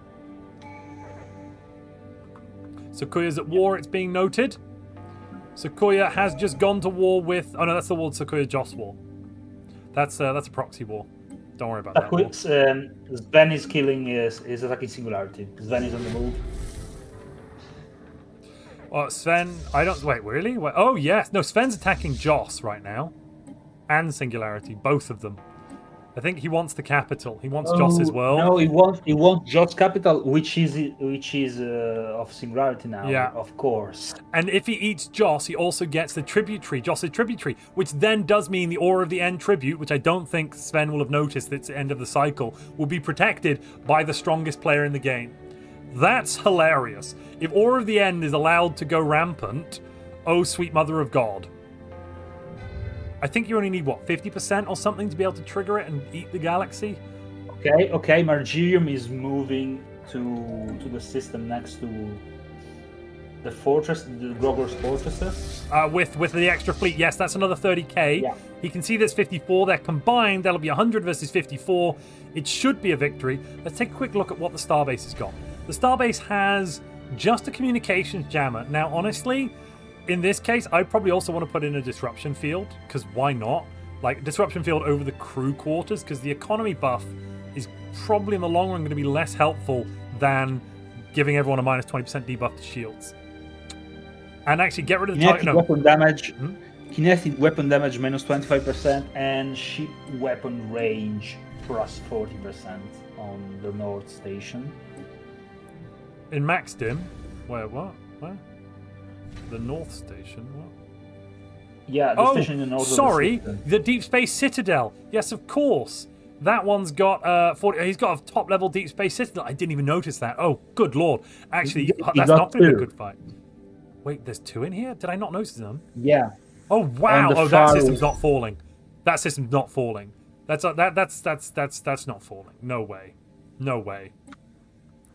And it's max level. Has it got an? It hasn't got an X slot. And if it does, that's because of Master Gunner. Let's make it clear. Well, I say it's not falling. I did say that, but the only thing to note here. Oh no, he's not got neutron launchers. He's got plasma accelerators. Yeah, that's not falling. If this was kinetic artillery 2 neutrons, I think you could be in with a chance, because the kinetic and the neutrons could chew through it. Zasker pissed out. And there's a pause. Red Victor's dead, I think. Yeah. Red Victor finally bit the dust. Satana. There they are, they're dead. Oh, good lord. Satana is a tributary under Sequoia, as is whatever. We've got the tribute blocks forming, basically. This is how the galaxy becomes, I think, with Fed limit being so low, is you get these tribute blocks forming amongst the players. I mean, you say Sven should go after Sequoia. Have we given the thing now where you get the point score for eating the other player? Is that implemented? Yes. You get 10. If you are attacking a player who has at least 10% more points than you, and you win the battle, you win the war, you get 10% of their points as extra points on top. They don't lose them though, do they? No, they don't lose them. Sven and Sakuya are at war, though. No, they're not. No. Sven is only at war with Joss. Sven got those systems from Singu. And then I assume is going to bring some armies up to take Rule Prime just to knock Joss out the game. Singu says, oh, okay, GG's. Why GG's? No? Oh God. Oh, good lord. Yeah, Sven's arrived. No, Sakuya's arrived. Sorry. Sakuya's now at war with Singularity. Yeah, okay. Wow. What's the word? It's a full claim. No, it's not a full claim.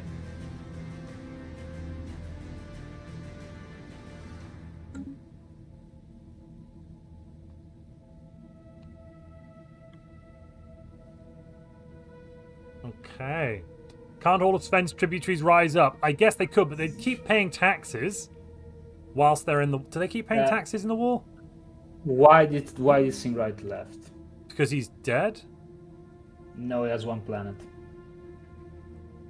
Does he have any points? Yes, it's 11th place. Yeah, I mean, Singus shouldn't really have left. Would you ask him to... Yeah. We'll deal with it afterwards. We'll deal with it afterwards. Ask him to come back.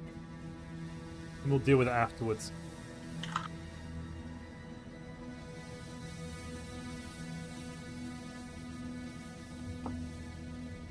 For now, let's just continue. We'll bring him back in if we do a hot join or a rehost or something. You want to unpause, yeah. Just DM him if you've got a chance, if you've got a second, and just ask him to return, and we'll bring him back in for his one planet when we do the rehost. Yeah, because it's unfair to my time of dying, which is in a kind of similar situation, and asked me like 2 hours ago, can I leave? Exactly, yeah, exactly. My time of dying can just go AFK, but they can't. Oh, there's a desync. We're going to rehost. I'm going to bring... Well, actually, I mean, to be fair, my time of dying, how many points are they on? Oh, let my time of dying leave. They've got no points. They've got like one planet. There's not enough time for them to do anything. If they want to go, I think it's reasonable for my time of dying wants to go.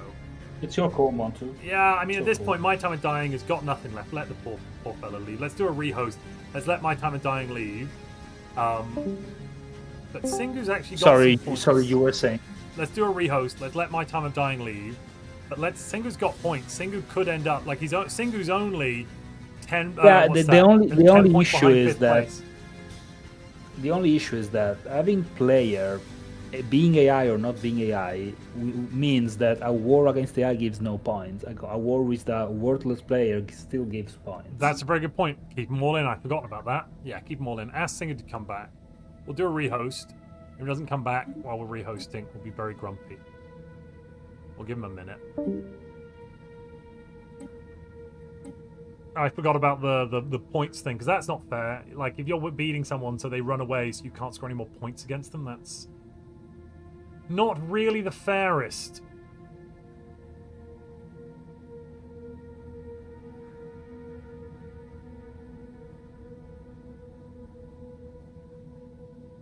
TBH.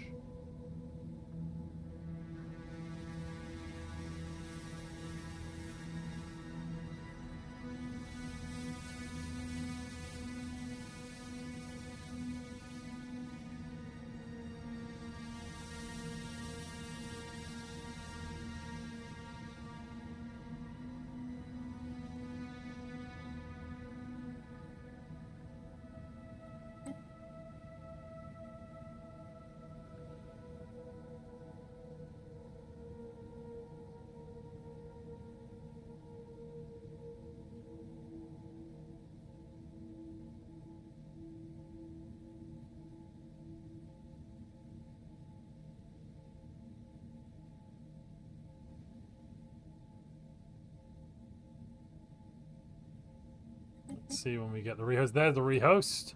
I will increase the desync counter because that is a desync, ladies and gentlemen. Increase the counter. We've now had 8 desyncs.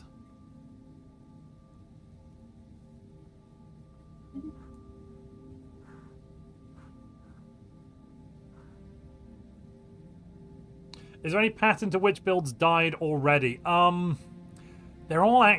these builds have actually been really quite similar. The main pattern is who's managed to start growing by taking some vassals, taking some tributes, and getting additional money. Sven's done really well by reforming into a megacorp and then leeching off one other megacorp player to get so much research and so much trade. He really lucked out there.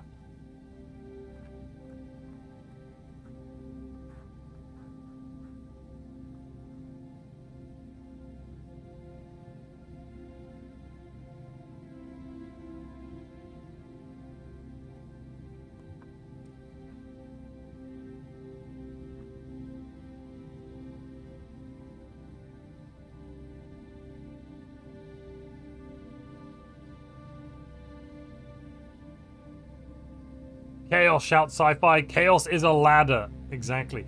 Isn't let my time of dying leave going to affect Margerium scores? Yes, that's exactly the point that that's exactly the point that Mr. Barbe made, and I completely reversed my decision.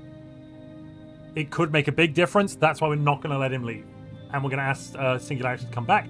I'd forgotten that if you defeat an AI Empire in the war, you don't get your bonus points, right? So we're absolutely not going to do that because that's just not fair on the other players.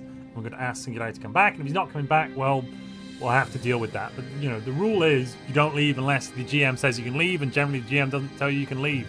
So, you know, we got Singularity back. Singularity has returned. Excellent, because it's just not fair. I mean, he doesn't have to do anything. He can just sit there and AFK.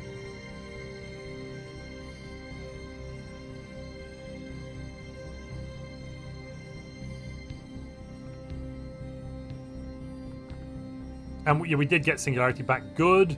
And we have My Time of Dying. I think I saw, yeah. So everyone is still here, and they are still able to give up points to other players for killing them. And it's important that they do that. They are points blood bags, you know? Blood bags of points. And they must give away their points. Of course. It's 30 degrees in my room, says Joss. Just end me already. Don't worry, my dear.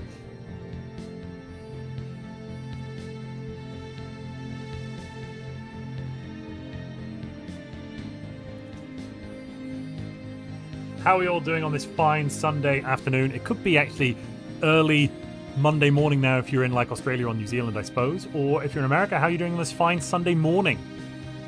End down the consequences. Yep. We got them all back though, ladies and gentlemen. We got them back. Good job getting Singu back. It was a very good point to make about the points. Because, for example, Margerium is currently in... Let's look at that. 3rd place. Those 7 points that Margerium is probably going to get from killing My Time of Dying when it comes up, because they're currently in a truce until 1 year's time. You know, those points are going to be really important. Is Margerium going to have the balls to actually jump in the system? No, I wouldn't jump. I'd just sit there on my game. I mean, I'd take the 2 arc furnaces. That's 100 alloys a month, roughly, 180. And 160, and then also 180 minerals. Just the systems would be good enough for me. I'd be like, oh, whatever. Well, he's not even claimed them, though. Oh, he's got all the influence. Just claim them. At least the arc furnaces. Go on.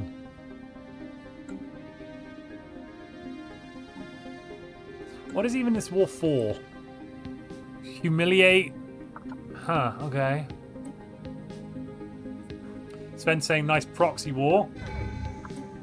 What? Who's he in a proxy war with? I don't see a proxy war there.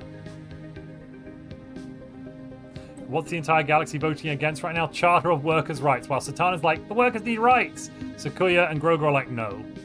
Absolutely not. And everyone else doesn't even care.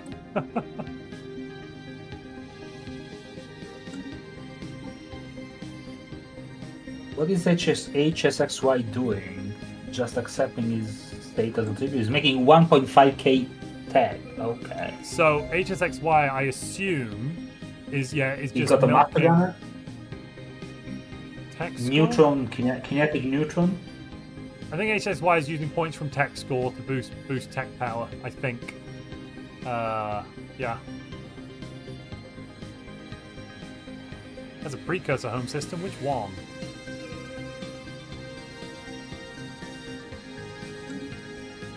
Which precursor home systems does he have? Oh my god! He put a Dyson swarm around Tiana Vec. He did it, that mad bastard. 200 physics research from a single megastructure. Oh, good lord.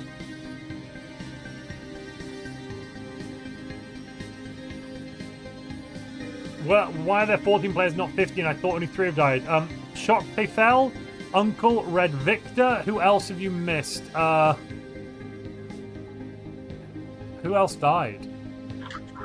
Somebody's died. Who are we forgetting? Shock They Fell was over here. Red Victor was over there somewhere. Joss died. Joss was put out of his misery. Oh, Joss just died. No, that's 13. We're missing another player. Whatever, Uncle Billy. Oh, whatever died. Whatever died. You missed whatever. No. Wait, whatever is. Hold on a minute. Wait, why is whatever missed not in the game? Exactly. Oh shit.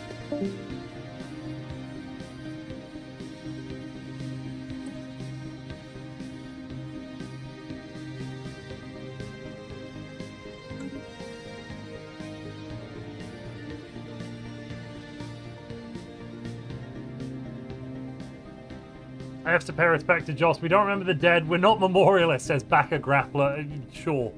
Exactly. I think, you know, Joss did do... So, who are we thinking for People's Champion so far? What have you enjoyed from this tournament? Which behavior have you found the silliest or the funniest or the most championy?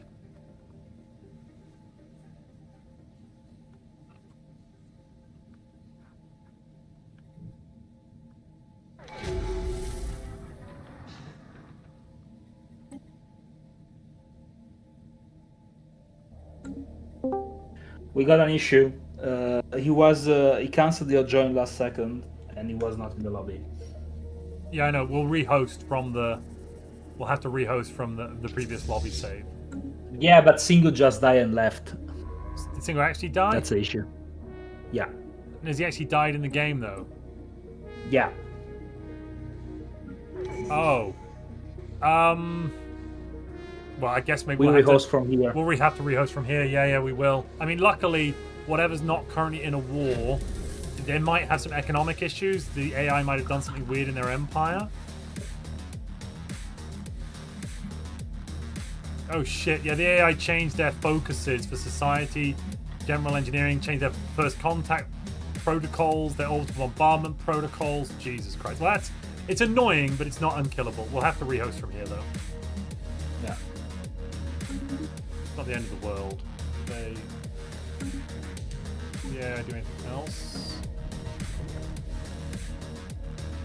Vault of Knowledge. Otherwise, no changes, it seems. Fine. So many hydroponics bays. So if you go bioship, this is what you have to do if you go bioship on volcanoes. It's crazy. Singu, we need you for one last job. Accidental end of the cycle is my favorite. Ooh, yeah, that's a good point. My room was at 30 degrees the entire game. My headache got so bad I misread the war UI. Oh, buddy. At least you didn't accidentally misclick and become end of the cycle as a patron. So now that also Singularity and Joss and 13 are left. No, 12 I think are left with Singularity and Joss dead. Wormhole escape and surrender is a bold strategy. Yeah, the wormhole escape. Or the wormhole to get back in to actually fight your own war. That was funny. That was a fun one. Up in the top north.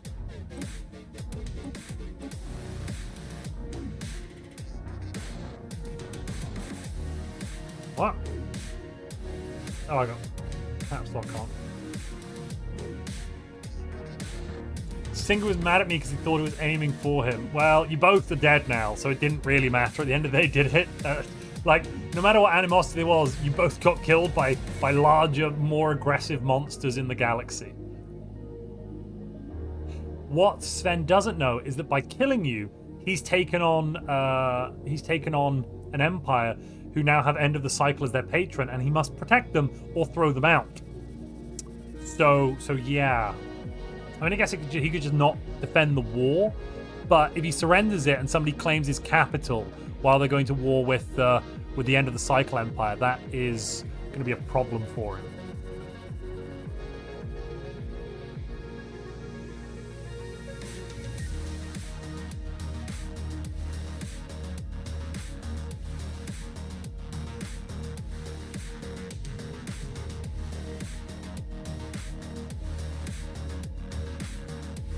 He can release it. He could release it, but then he doesn't get the taxes. And I don't think he'll notice, because he hasn't noticed so far.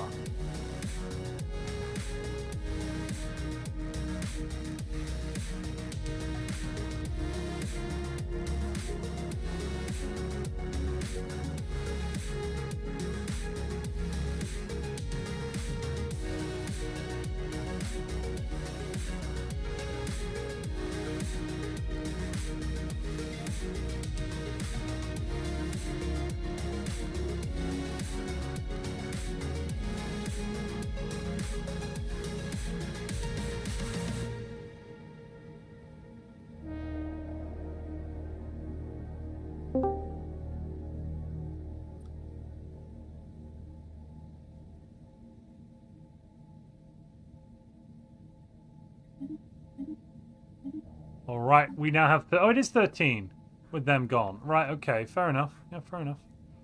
Huh. Are we seeing any movement in this front to the south? Oh, have you noticed? They've moved up to the edge of the wormhole. The wormhole, the hyperline. Oh, they're moving. They're jumping. They're going to jump on him. They are going to attack. Okay, they're attacking. Grogor's attacking. And charging. I think they're going to get wiped here. Yeah, that's a full wipe.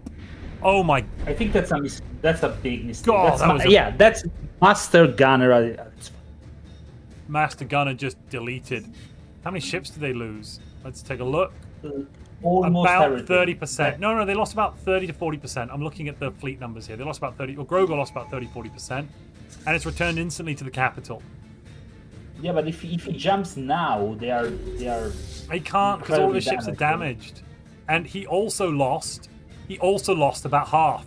They actually managed to do delete half of Margerium's ships. So actually, about Margerium, I think we might subtract the war points against Singularity because that's point trading. What do you mean? Singularity declared on Margerium and he starts to surrender to kill himself. Wow! But Margerium was on the opposite side of the galaxy without. Yeah, we'll subtract those war points. I think you should just write in to let him know that we're not going to be doing that, and we're going to have a word with Singularity about that. Probably. We'll chat afterwards.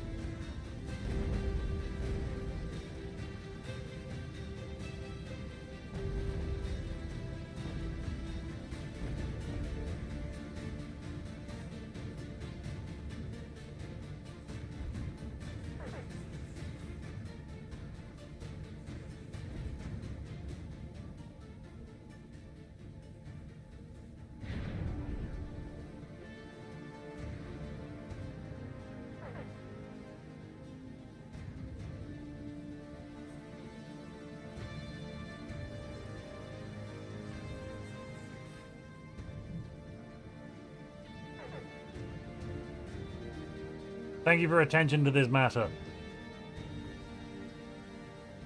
Yeah, I try to be as fair as possible. No. Your comment really had that "thank you for your attention to this matter" vibe. Oh, Margerium's been pushed back, look. The second time. They repaired, went in again. As I mentioned, they killed about 50% of Margerium's fleet and only took 30 or 40% losses. They went in a second time while they were repairing and killed Margerium outright. Margerium now has nothing, but both sides... Yeah, but you know why? Because Joss has neutron launchers. No, but Joss didn't attack. This was Grogor. No, sorry, Joss. Grogor. Grogor has neutron launchers. Sorry, I misspoke. Ah, yes. Yeah, exactly. Neutron launchers is just going to win. Neutron launchers... Margerium has just kinetic and green plasma, not even proton. While Grogor, on the other side, has kinetic proton launcher. That's a massive deal versus cruiser because of the damage boost. Unfortunately, it's ship size. Not going to help if you come up against these harbingers, but yeah. What you really need with the harbingers, though, is some stingers. And he hasn't actually got the X-Slot stinger weapons. Does have chitin batteries. Could put those down. Sven just overthrown the first place. Oh wow, yeah. Sven by... Oh, no. It's based on observer score. Is the next breakdown. Sven has 71,000 pops. Wait a minute. Where did Sven get all those pops from? Oh, he ate another player, didn't he? Yeah, I remember now. And then because he's synthetic ascension, he can just instantly integrate them into his own species and go, cool, I'm going to just murderize you and make you robots so you'll be better. I correct you. He hit another synth fertility player. Oh, right. Good point. He didn't even need to murderize them. He probably should do, though, because his are better. Hold on a minute. Since when Zaskar has 190k? What? What do you mean? Sasuke's always had 190k. And I pledge my support. Sasuke is... Are we talking about the same guy who was trapped behind an enigmatic fortress? Look, no, it's a psionic avatar. Look, it's 126k of psionic avatar, which is not... It's got 4,000 hull points, and it doesn't have 100% shield hardening. It has 10% shield hardening. All you need to do is hit this thing with like a disruptor or two, and it'll die. Or a missile or a missile. Proton. No, a proton can't because it has minus 50% no, proton shield. No, sorry. Yeah. Zro or a Molar. A Mauler would do it. Zro launcher would do it. Yeah, lots of things it can't fight. First and second place are really close right now, though. Good lord. Third, fourth, and fifth are all... third and fourth are basically in the same place because -7 on Margerium score from one of those wars. And then fifth place is all within 1 point right now. There's 1 point in it for fifth place, 1 point in it for first place, and only 1 or 2 points in it for third place.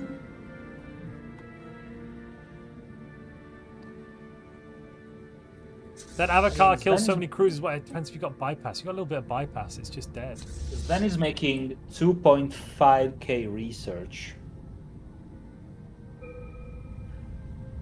With almost 1k just from branch offices. What's the cooldown on these psionic blast shots? 1 second cooldown. Yeah, that's pretty good actually. Yeah, and 250 range. Yeah, that will kill a lot of cruisers because basically 2 shots on average should kill a cruiser with full bypass. Because these cruisers have, what's this armor? Yeah, 2,700 hull. Assuming you got very little hardening, that's on average of about 2 shots to kill it. So that's every half a second you kill a cruiser. Or every half a day even you kill a cruiser.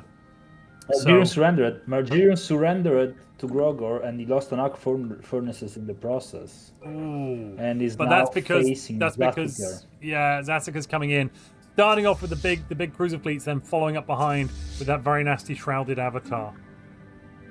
The avatar can win battles alone. Yeah, if you've got no hardening, sure. But it's not as good as 100k. You know, it's very overinflated in terms of its fleet power. It can win against a 20k, 30k, maybe even a 40k fleet. But you're coming in with 60k, and you've got kinetic to strip the shields away. If you've got bypass, you're gonna flatten it. Oh, I'm gonna press the E. Oh, okay. Why does E take me there?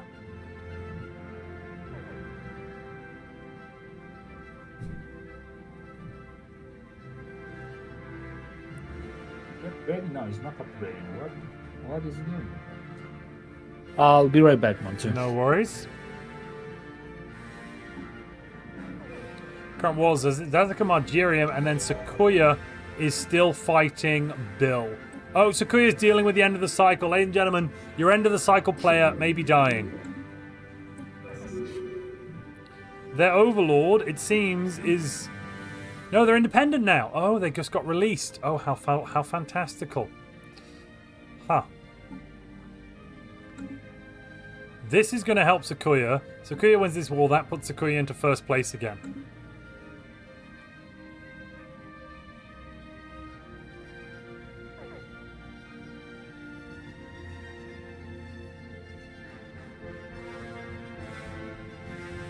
It does have long range. It does have long range, yeah. I mean, yeah, if you're fighting at long range, your artillery ship's going to take a while to get into range. It's a problem. Maids must maul. Here come the guns. Are they going to catch it? Nope.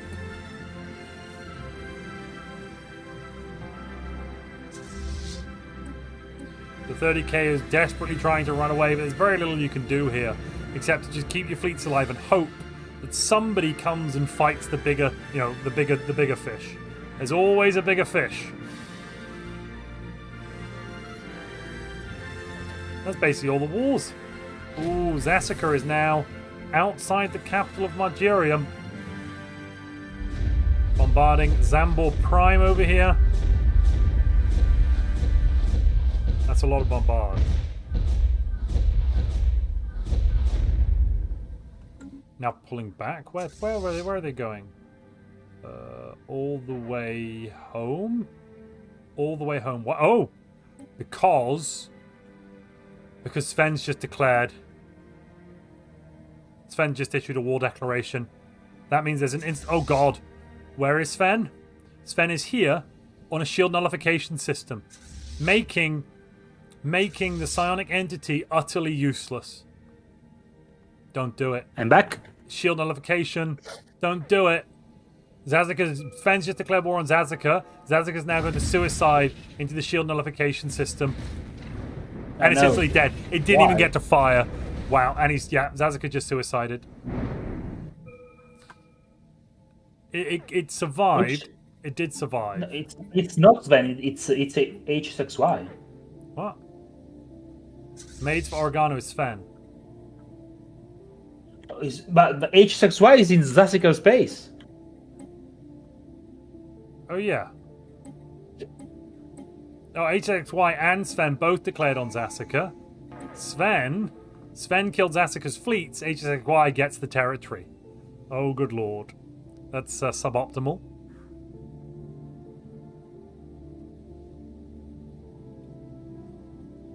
I guess that's one way of feeding a previous tournament winner. How's HXY even doing for points?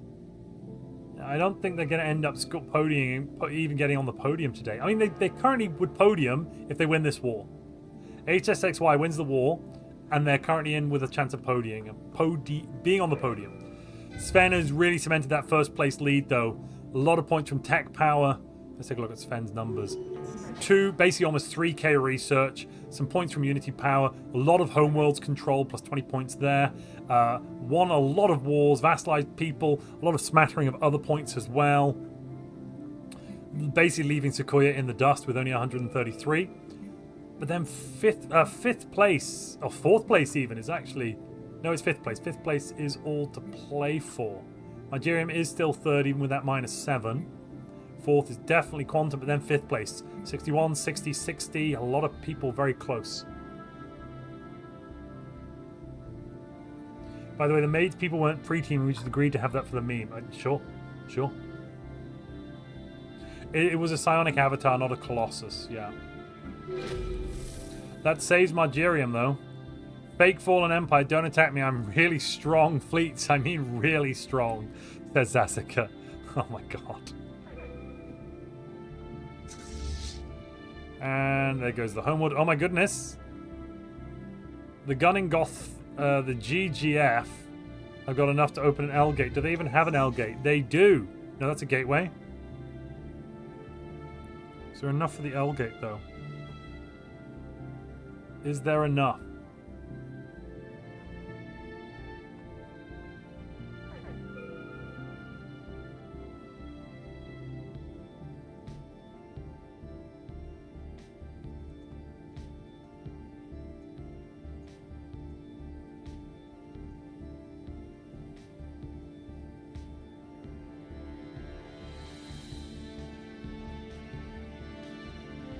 Okay.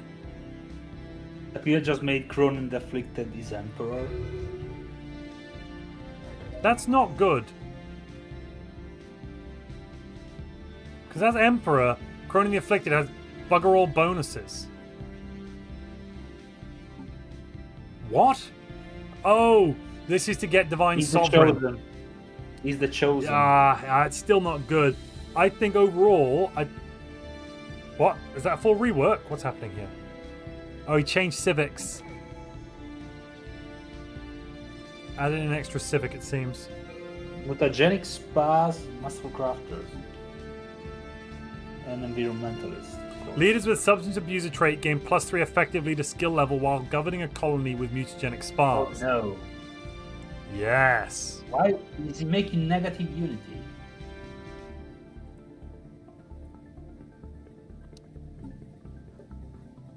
He's changed to Whisperers. He's changed to Whisperers. Covenant of the Whisperers. He's brought Whisperers in instead. Yeah, because he already has all the traditions, so it doesn't need And all the unity unity. anymore. And there goes Who died? Zazika. Zazika's dead. No, it's my time of dying, I think. What? Oh yeah, sorry. You're right, it is my time of dying. Apologies. HSXY and Nigerian both got it. Zazika's almost dead though, any minute now. Did the blockers make his planet smaller? That's a good question. They've converted over to... Yes! They're now making all of his planets massively smaller, which has demolished most of his districts. Oh no. Sukuya's swapped out and it's demolished his entire game. Because most of his districts have been deleted because of those... Wait a minute. How did... Wait. How is it that you... I thought the Orders Halls converted over. He's got the Knights. He's got Knights. Sukuya has Knights. He's Teacher of the Shroud, and the Purgat's Freehold has Knights. There's no way. Look, Orders Halls have not converted back. I'm looking at it. I don't believe it. It's just... But the only issue is they don't get any of the bonuses that you get for the Knights quest, so they are on the minimum output levels. So they do kind of suck. I mean, they are soldiers. They're still providing, nav cap. Not very much. 60 nav cap, I guess. I mean, it's better. It's a better soldier than than a regular soldier, granted. It's not exactly... I'm not going to run around like being so overwhelmed about it.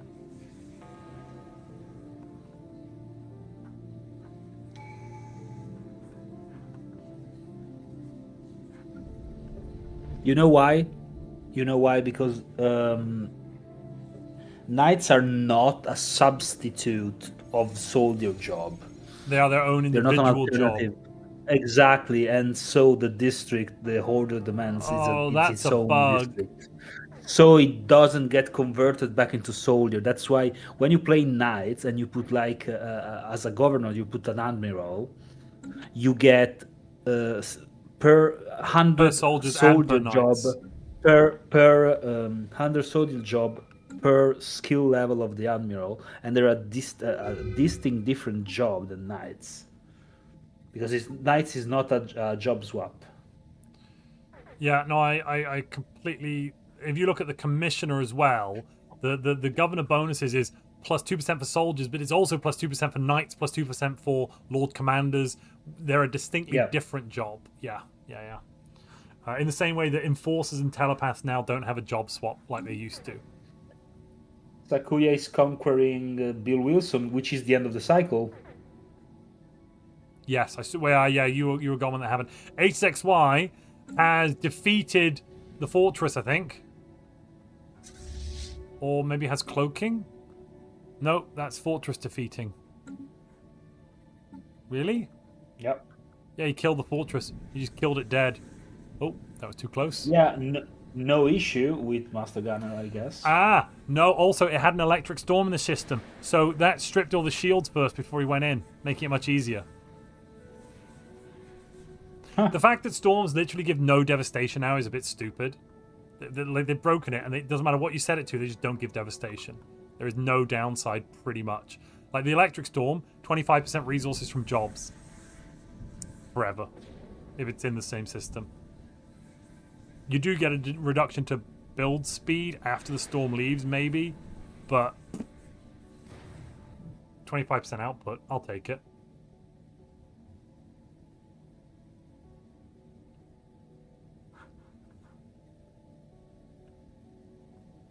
Origin 160k. Fleets. Yep. Aura of Desire is fighting all at the end. Yeah, that's... Sakuya's gonna get a lot of points for that as well. Well, only 7. That's still 9 points behind Sven. I can't see, unless Sakuya fights Sven directly, I can't see Sakuya taking the title. Sakuya needs to win a war against Sven. Sakuya and Sven are in the same chat in the voice channel, so maybe they're not fighting at all. Or maybe they're having intense discussions about how not to fight. You know what I mean? Like, oh, let's not do it because pain. Let's do other things. Because if they both fight each other, what can end up happening is someone else kills, you know, picks up the pieces, knocking them both down a peg. Oh, wait a minute. Bill Wilson's just returned. Yeah. Bill Wilson has come back and has done it. Bill Wilson's done it. Bill Wilson. Yeah, look at the admiral. Let me guess. Wait, let me guess. Bloodbringers. Oh no! What? Chosen one. Oof. Bloodbringers. So wait, 30% weapons damage and hardening. Bloodbringer for 35% fire rate, another 25% weapons damage, and more energy credits when you kill the ships. Artillerist for more weapons damage and tracking. Jerry Rigger doesn't really matter, but it could be all right. 5% fire rate and weapons damage from aggressive. That is monstrous. And they are Zro launchers. No, there's Zro launchers. Exactly. It's the Zro launchers. That fleet will win. That fleet is enough to do that. That can do anything. So you know what's really funny? I came up with so do you know how to optimize Zro launchers? Tactical algorithms. For every leader you give away, you get 5% additional hardening. So you can get Zro launchers up to 100. Sorry, not hardening, bypass. You can get Zro launchers in theory up to 100%. Yeah. Both shield and armor bypass. Then, if you're on the bioship you know what version, what I'm more worried about is that you have now Zro launcher ships in the field that they can give out the breeze. I'm not sure the Zro launchers can actually be researched from the debris, though. They don't? I don't think they actually drop. I think you only get the neutron launcher component from them. I think. I think Grogor just... sorry, not Grogor. Tan just almost wiped out the Marauders for some reason. And the Khan did not wake up again for some reason. I think he was trying to wake the Khan, yeah. And it didn't happen. Well, it was worth a try. In the last qualifier, the Khan did wake up.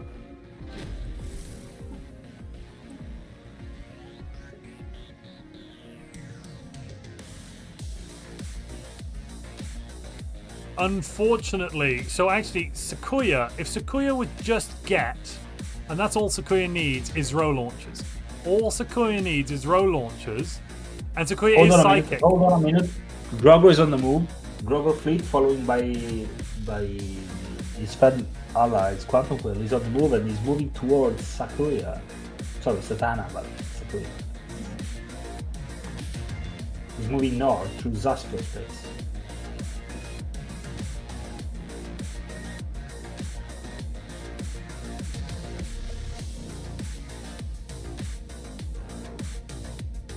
Sakuya lost a lot of fleet though. Like a lot of fleet.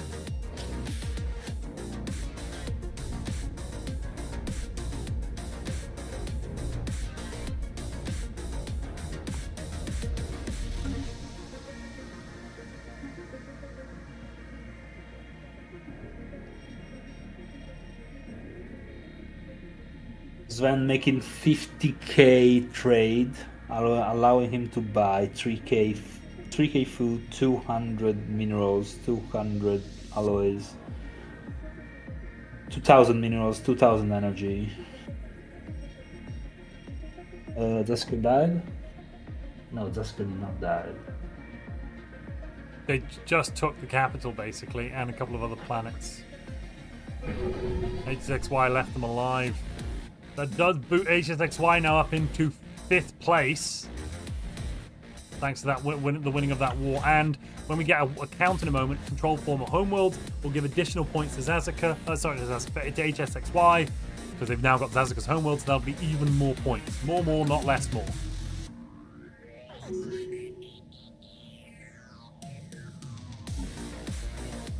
So whilst Sven's fleets are really good, if Sequoia can get Zro launchers, that should be enough to tip the balance so Sequoia can win. Zro launchers on a Harbinger is just nuts. You don't even really need the stingers. You're fine without them.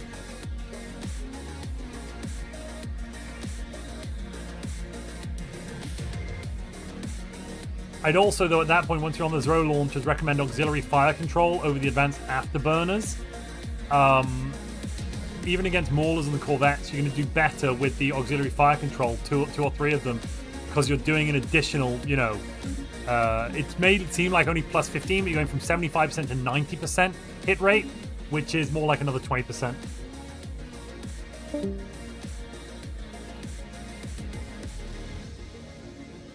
Oh, we hit 100 likes. We did. That's a very good point. Goal completed. Well done, everybody. Thank you.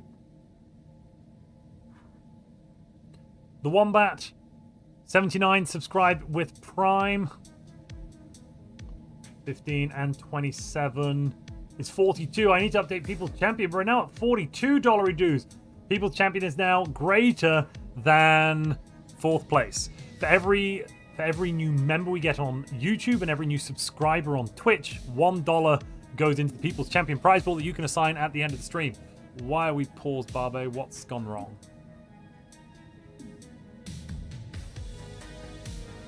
Oh, Zazika disconnected. And host was lost. I see problems. I see problems. I see problems. Or has the internet gone down? Am I dead? No, I'm still alive. How much is the aura of the end spread now? Quite a bit, except that player was almost knocked out by Sakuya. They then came back a bit. They retook the capital with Zero launches. It's amazing. So, you know, long-time YouTube video watcher. Glad to make it over to Twitch. Thank you very much. Casper Akai, this isn't a desync, this is a player loss, I think. Like a player dropped out erroneously. Casper coming in with another.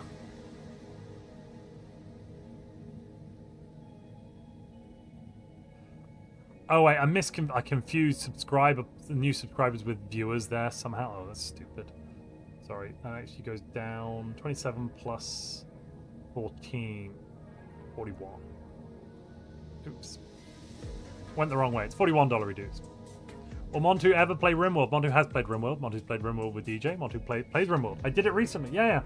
Matthew, there's a stream. I did it recently. I played some RimWorld recently-ish.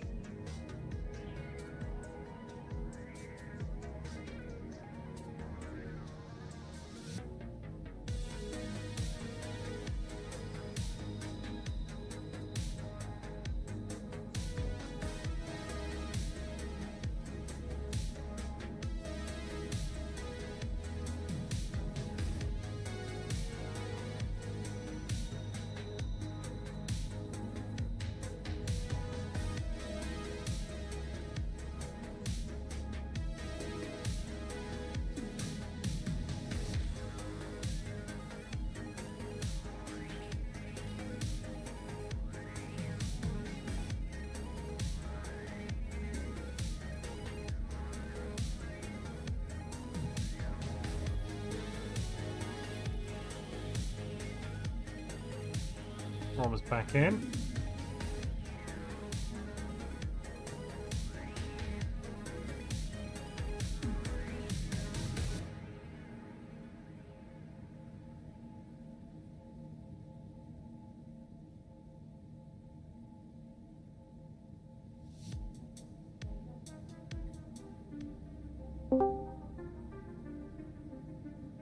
Okay, so what happened is that Zasiker left because he was dead. Oh, he was dead. What the fuck? Whatever ate him? Why is Zasiker in?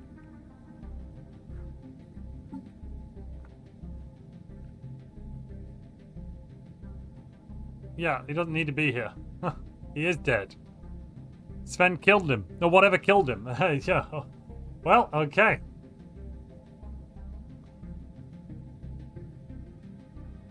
Josh says I still have access to the caster VC. That's a shame. Feel free to jump in if you want to give us your opinion. We'll do a quick interview, Joss. You're welcome to jump in and Shoot the crap. Hello, Bobby. Hello. I'm tired. Well, we're almost at the end. 45 minutes remaining. 25 years of in-game. No, I'm tired not of this, so I'm tired of players doing shit. Yeah, I know. Yeah. On the edge of rule breaks. It's annoying. Trying to keep the monsters in line is a real ball ache.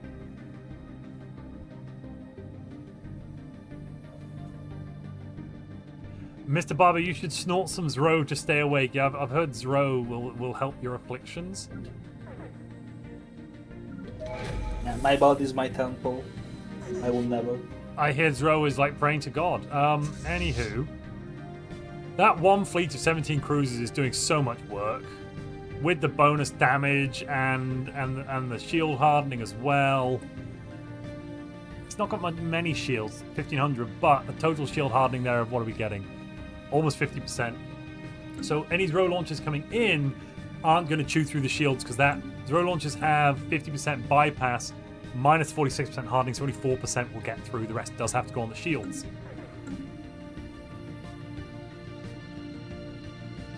How long has play been going now? I just joined the stream.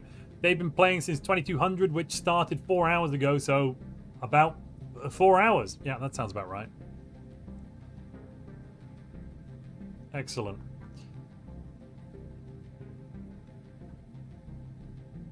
And we are all of us, a little tired.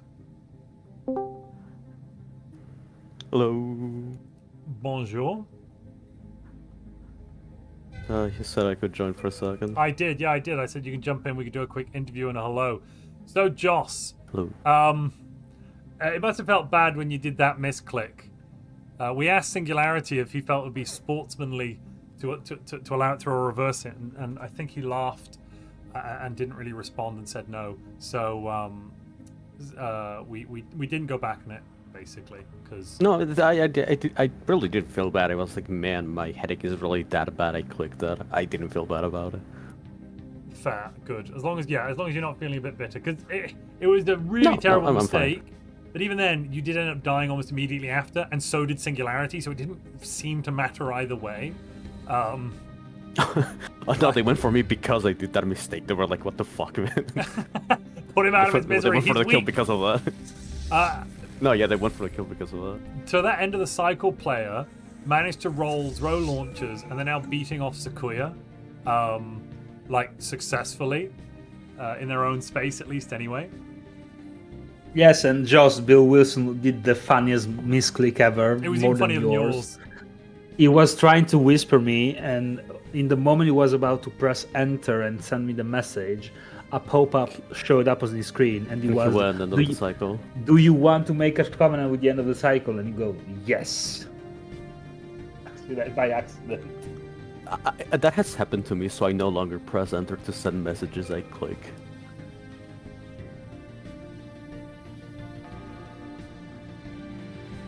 They actually wanted to kill Bill Wilson at the beginning, and I just made him a cool vassal, a wholesome vassal. So how did you find the game go? What was remind me your build, Joss. What were you playing today? You were playing Knights? Volcano. Volcano that Knights? was fun. No. Volcano, Hive, Progen, Planetscapers. Ah, sorry, yeah. Thund next to you was Knights. Gotcha. He's actually very lucky. I was attacking him, and he managed to like one day finish the Deep Space Citadel on the border, and he beat me because of it. You know what we've just discovered, Barbie, with the Knights thing? Knights, Once again, Knights should kill other Knights, because then they get to double the number of Knights they've got. Yeah. Speaking of Knights, would you? When was the last time you looked at Thund Empire, Montu? Thund? It was a little while ago. 4K research. Oh, sweet mother of God. Let's take a look at this. So, the Habitat has 6,000 Knights that are producing 24 of each science each. Has the Sun finished the situation? Yes, Sun finished the situation. And killed the Toxic God? Did not kill Toxic God. Where is Toxic God? I don't see the toxic god. He might have taken the other decision. Really? Living legend, I see. Where would I see the other decision? No, I don't. No, I don't see it here. It's not there. On his capital, it's they're blockers, I believe. Wait, how did whatever lost all? Not the his capital, money? not the. That is the capital. Oh, you mean the? No, he capital, converted capital. it into a Oh, Commonopolis. what the hell? So all the blockers are gone. Yeah. EQ 3000. That's a lot of points though in terms of research income. Good Speaking Lord. of knights, whatever just lost his knights habitat. Oh yeah, well, To whatever lost the Quantum Quail. capital to Quantum. Also, Sequoia is currently being destroyed by Satana. Sequoia's coming back though. Satana said, no, the line must be drawn here, this far, no further. Where are Satana's fleets, though? In FTL retreat. So, beaten was a strong word, and it is no longer being beaten. Did lose the capital. Oh, we noticed, though. So what we noticed, Joss, I don't know if you saw, but if you conquer the habitat with the knight stuff on, the districts no longer change. So the knights stay in the game, so you can be a non-knight empire and get knights. Or if you are a knight empire, you can get double knights. Yeah. That seems... Knight players should try to get more habitats in general. They can just make more of them. They do have to complete not the something that knight's is- thing, though. Sakuya pissed out to Bill Wilson and lost Singularity's capital in the process. Oh, jeez.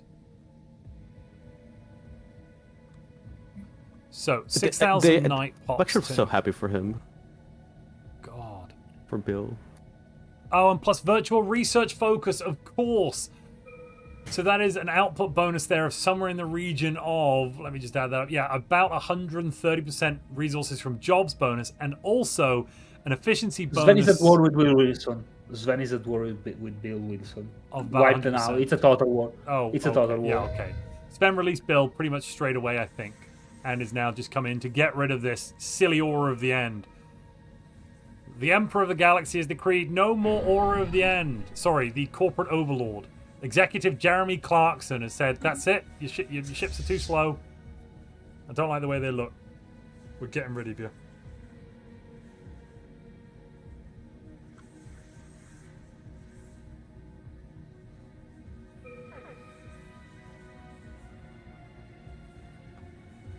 Oh, there was a toxic god. You know why there isn't? Because someone killed it. It was Origin. Whatever says, is it okay that I lost my colonies due to the surrender of my overlord? The answer is yes. That's unfortunate, but yes.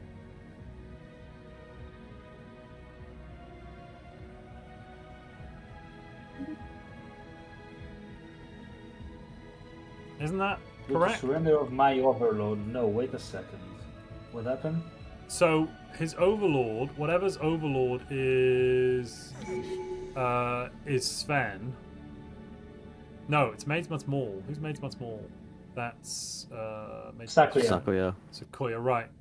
So Sequoia was at war with Quantum and surrendered the war, and Grogor, and just surrendered the war and gave a bunch of stuff, it looks like.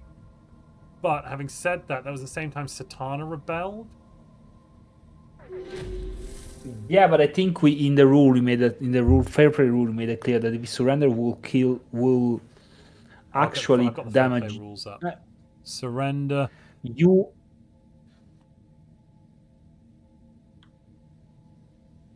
If it will damage you or your own one of your allies, and one of your vassal is one of your ally, technically speaking, you should not surrender. You must. let Surrender them would kill you or forgive. one of your allies. It doesn't say damage, it says kill in our fair Kill play you. rules. Okay.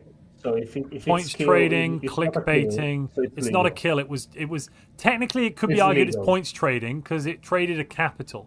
He lost his capital.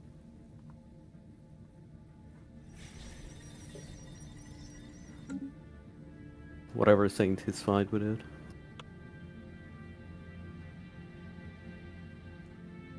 Yeah, no, but actually he shouldn't be surrendering. Sequoia shouldn't be surrendering that one because giving the capital is then technically points trading. Yeah, they have to enforce the war goals, don't they? I mean, that's fallen on under damage control. He If- was in the war against Bill Wilson and Satana. If no, but no, he- technically in the rules it says that if it's because in terms of points training, it would technically count as points training. Let's continue. If whatever's fine to continue, that's fine because whatever could in theory have chosen to surrender, but it's up to whatever if he wants to roll us back because that's technically points trading. If he's happy with surrendering, it's no longer points trading because he's happy to surrender. But if he's unhappy to surrender, then it's points trading. He just doesn't want another rehost. I know, which is fine. I'm also against another rehost. We've only got 45 minutes left. I don't really want another rehost, but it is really up to whatever. There's another war just started, has it? What am I seeing there? Oh, no, something else went happened? What? Oh, the Senate declared Bill Wilson the crisis. No way. Oh yeah, the entire galaxy's just declared war on Bill Wilson because apparently Aura of the End is really scary. That really scary aura. Oh no, it's gonna kill us all in like 20 years after the game's over. You missed it, but Sven is also trying to become the Galactic Custodian. I did see that. It's on the floor. I was not going to mention it until we got further on. Actually, no one can vote against it. Origin, Sequoia, and Thunder all voting for it. Only the mighty Sven can save the galaxy, it seems. Thund has to vote for it. He's a vassal. Not necessarily. forced. What's the contract on?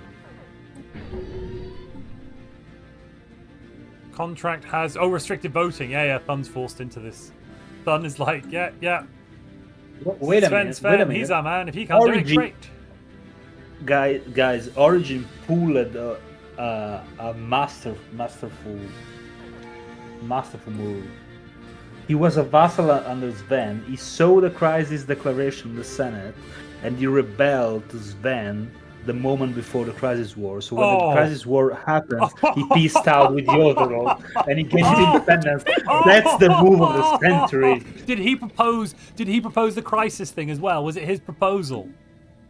Let me check. Using galactic politics to get out of paying taxes is S-tier level manipulation. I bloody love democracy. I love the Republic. I don't think. I don't think he proposed it in himself because he has no points for. He didn't for even propose it. It was someone else. He's got plausible deniability. Oh my goodness me. He saw the opportunity and he took it. Yeah, that's 5D chess right brilliant. there. Absolutely. And Sven has a truce with him now. Yes. Right? Yeah. Sven will have a truce with him for 10 years. Yes, he has a truce. Even if he didn't, while the war lasts, he can't declare. Origin has Wait, 250k worth of wait. fleets. Montu, so HSXY pulled off the same thing. No, they must have done it. They must have both done it together. That is. Oh my goodness. Sven is like, where are my vassals? Where's my money? Sven now only has, only has Thund as a vassal. And Sven's economy has gone down the crapper. John Crapper would be proud of this one. There's no consumer goods. Where's his consumer goods? He's got there's no Jeff pads. He could just buy some, though, to be fair. He could just buy some. I don't know why he's not buying any. He's not even noticing he's going to run out of consumer goods. But, important thing to note here, Origin, massive stacks of fleets. Proj Hive Psionic, tell me Origin has got throw launchers. Origin's got throw launchers. Origin's got 250k of throw launchers. Origin could kill anybody. Sven couldn't He stand got it pretty against fast it. as well. Who does? HSXY does? Did you say? No, he's... No, he got it pretty fast as well, Origin. Yes. The throw launchers. Well, the other person that has throw launchers is Bill Wilson. But you just roll it. Every 10 years, you go and speak to the Enclave, and you go, hey, can I get the Delving? And there's a good chance that you get it. If you don't, you try again 10 years later. Sequoia is dying. is killing Grover. Oh my goodness, it's all kicked off. Basically, there's this phony war against an alleged crisis, and everyone's using it to, like, kill each other. This is amazing. This is how galactic politics should be done. This is beautiful. I love it. He is. Oh, and look at that, of course, Master Gunners. He's recruited He's recruited Margerium's Master Gunners. Oh, or maybe they're HSXYs. Not entirely sure. No, that is HSXYs. Sorry. Those are HSXY's Master Gunners. They're his own. Katana got his independence. Katana got his independence somehow, and now Sakuya is broke. Because the war ended. The trip. He also had the same thing. He declared war on Sakuya. It forced through the. No. They were at war since like a second ago. They were still at war. Oh, did it continue then? Oh well, in that case. I don't know how it ended though. Why does it? Why? Maybe Sakuya just didn't want to keep fighting, because Sakuya was kind of getting butt kicked. Not really. It was in Satana's space. It was winning.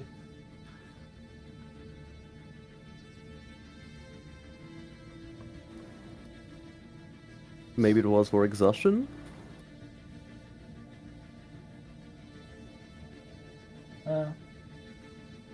They pissed out. They simply pissed out. Sakuya's economy screwed though. I don't know how Sakuya can hold this off. How much economy is he getting from Quantum, Sakuya? Sakuya's getting nothing from... 90 minerals, 200 energy, 60 food. It's nothing. Sakuya's losing 160 consumer goods, 140 trade, 80 minerals, 250 food, and only has 60 energy and 50 alloy income a month to offset that. And that's it, yeah. That's it. Oh, 40's Row. Could sell a bit as Row. Row is pretty cheap, though, because everyone else is selling it. So, Sakuya's economy is done. That's Sakuya definitely not getting anywhere near podium now. Maybe even dropping down to 3rd or 4th place. If their empire implodes, could be even worse.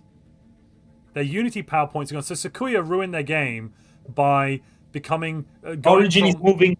Oh, Origin is moving to HSXY. I will check on that in a second. Sakuya ruined their game basically by they were Covenant of Nurgle, whatever the Nurgle, composer of strands.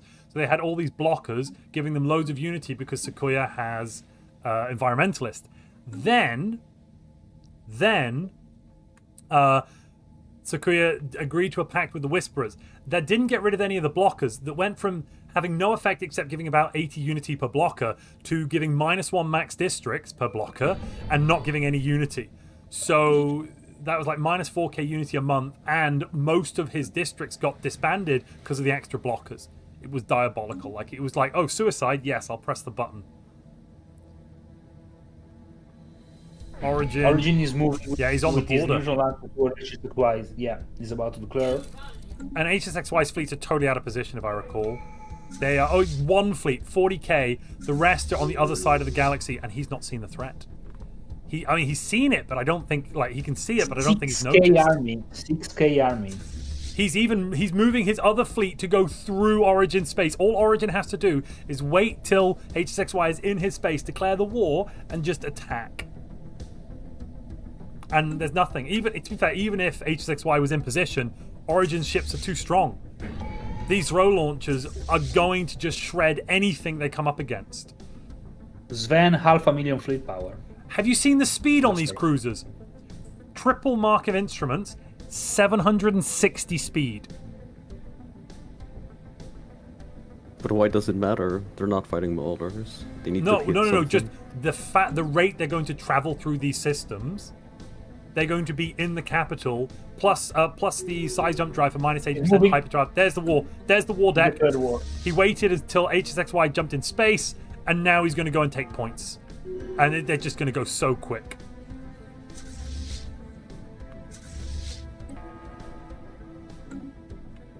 No, is Van saying bye, Bill? Bye, Bill. Oh, Margerium was dragging with a proxy war versus HSXY. Who is doing all these proxy wars? What the hell? Is it Origin? No, it's Origin. Quantum. Origin's got subterfuge. It's probably Origin throwing random wars at HSXY.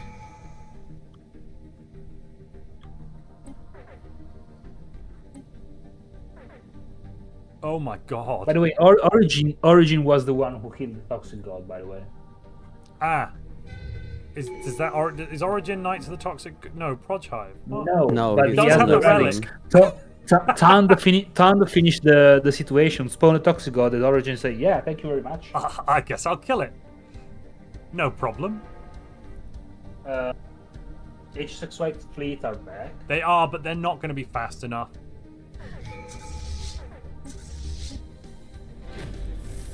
.348 speed, like it's just going to take him so much longer to get there. In the meantime,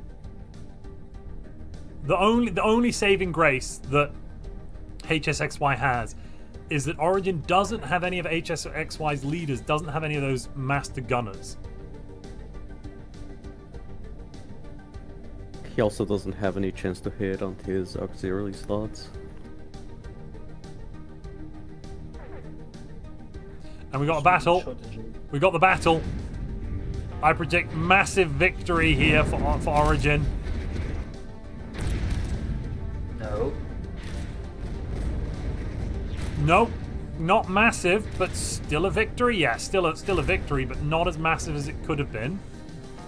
Having said 100% were exhausted. Damn, HSXY yeah, lost a lot. HSXY's fleets were they just evaporated. He has nothing. Yeah, 25K. rapid deployment. Yeah, nothing left. This Origin just won the war in one fight. And Margirium is attacking HSXY. Origin needs to hurry up, otherwise he might lose access to HSXY's capital. Hey Sexy's capital. Grogol's war against Hey Sexy is fake. Quantum Quail is still at war with Hey Sexy as well. That's probably a fake one. No, it's Tribute War. Okay, interesting.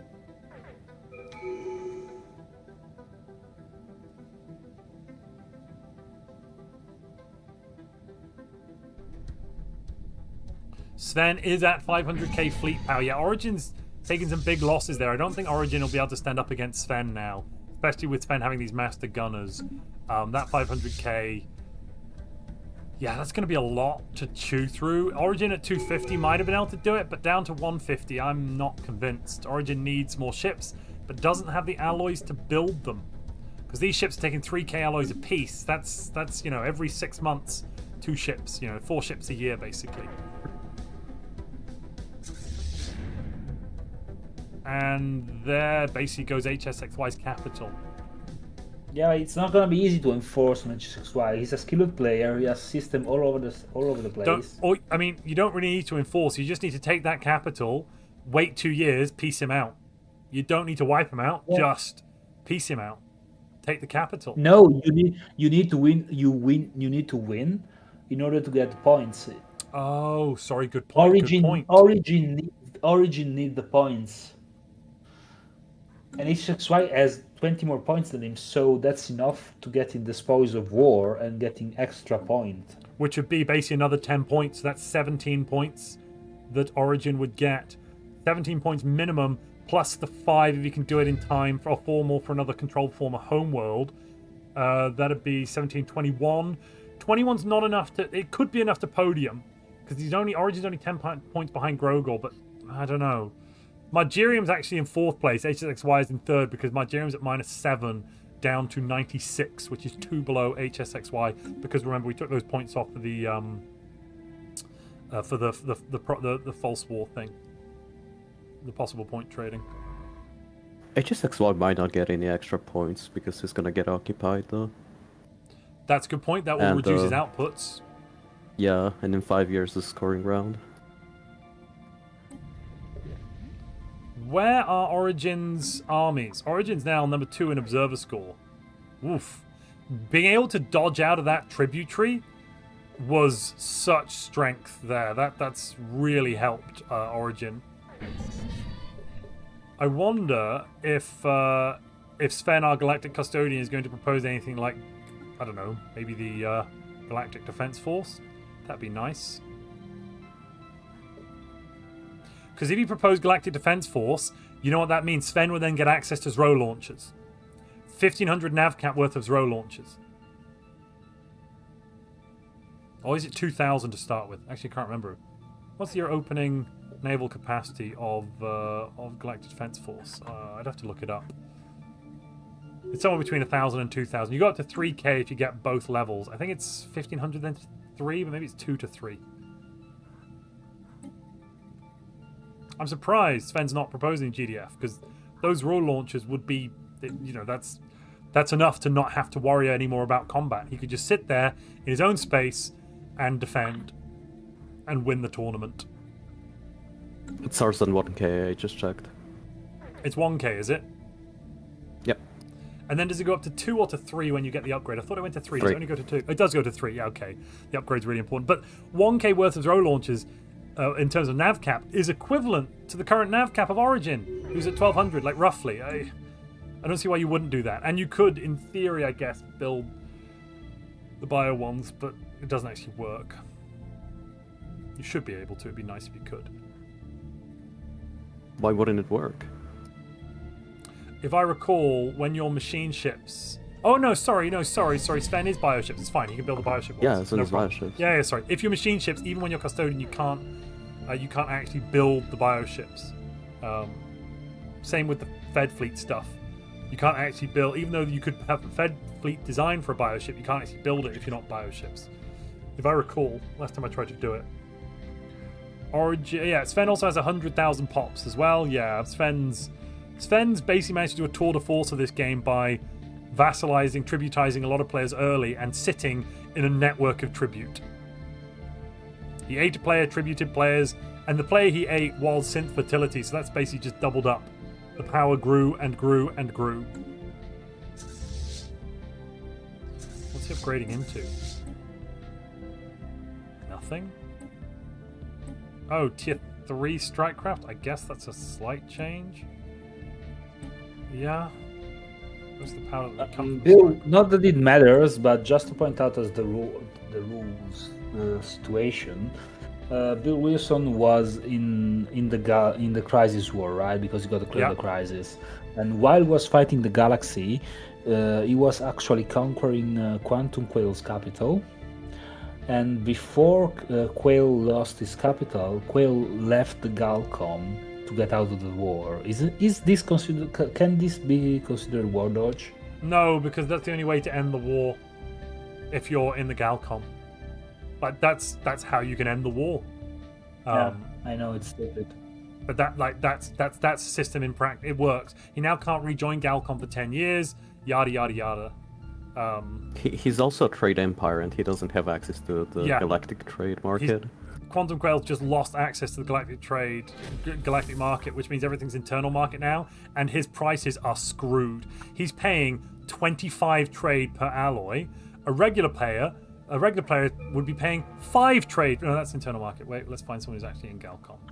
A regular player would be paying 12. Yeah, so he's paying double value for alloys. That one doesn't have it. Huh? The first one you checked was also internal market. No, Quantum does have it though. Oh. This one. Oh no, sorry, not Quantum. Sorry, I need Sven. Sven, 11, 12 alloys. Yeah, see. Whereas basically nothing for energy, half price, half a trade for minerals, 4 for food. Quantum, on the other hand, is paying 3 for food, much more expensive for the energy. So, oh my god, yeah, Quantum's economy would be doing better in the Galcom. Having said that, Quantum's still making 16,000 trade base. What was that? Have you checked how much tech is getting from his holdings? Branch offices, not that much. So he's getting a little bit. It's gotten better now. It was a lot worse earlier. The offload implant hub is doing a lot of lifting there. What's that? Barbe, you said something? No, sorry, I was. Oh no, nothing came through. It sounded like you were trying to say something and it was not coming through. Well, I couldn't hear you. No. No, alright, it's fine. I tell you who's doing well though is Sven. Sven's branch offices are doing even better. This branch office here is making as much research pretty much as a science nexus. Total there is, what's that, 700 research. Can we say that it's confirmed the Chinese language will still break the game? Yes, it seems so. It's because as soon as you made HSXY go back to English, we stopped all the desync problems pretty much. I mean, you still get like a couple of those, but it was not it the same every player 3 months. Yeah, we were getting it every 3 months, weren't we? It was awful. Oh, by the way, in the VC, they were kind of fighting who was gonna get Quantum Quail for the corporate holdings. What do you mean? Okay. Margirium attacked Grogor again, and now Grogor is winning again.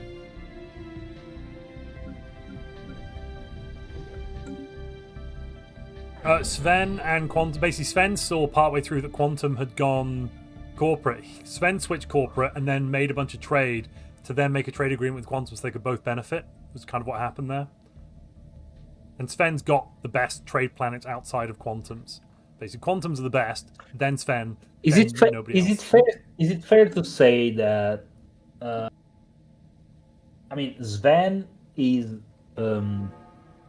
masterfully keeping his advantage position here. Yeah. But it's legit to say that Quantum Quail is the one who kickstarted Sven Snowball. So I would say no, because Sven Snowball started when he ate a player and vassalized HSXY.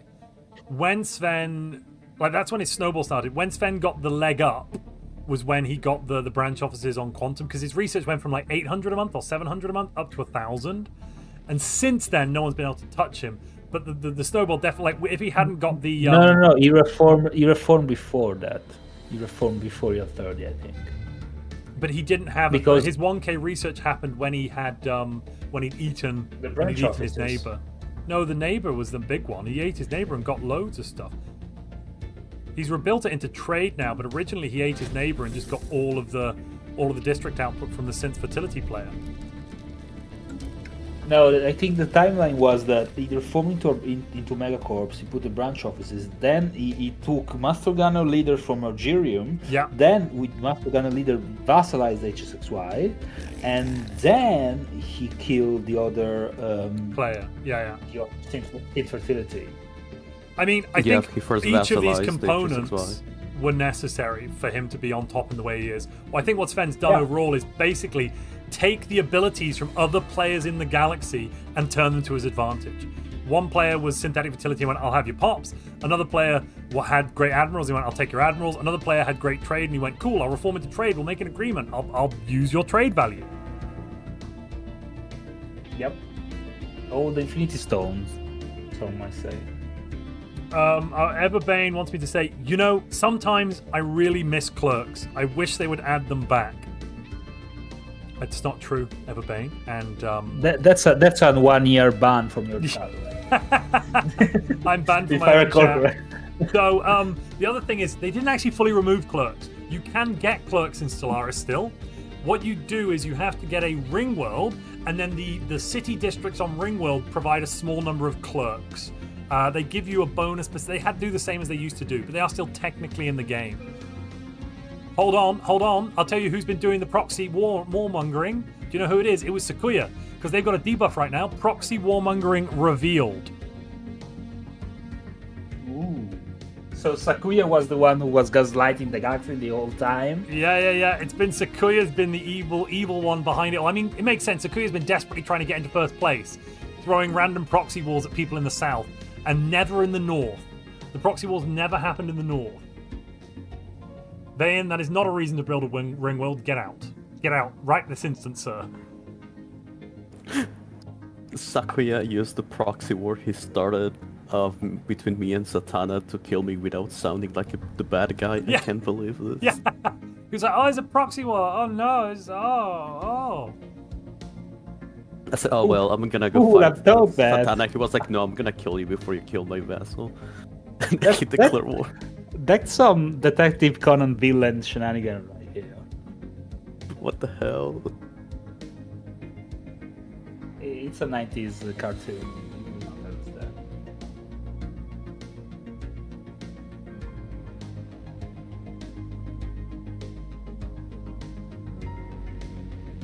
Sven, proxy war so good. I'm an ally and at war with Margirium now.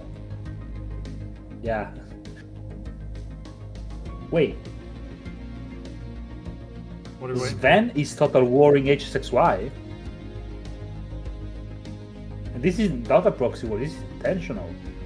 To do what? Oh, it's an existential expulsion. But not actually... Yeah, and Satana attacking Margirium, but... Satana just declared on Sven, but basically. Okay, that's weird.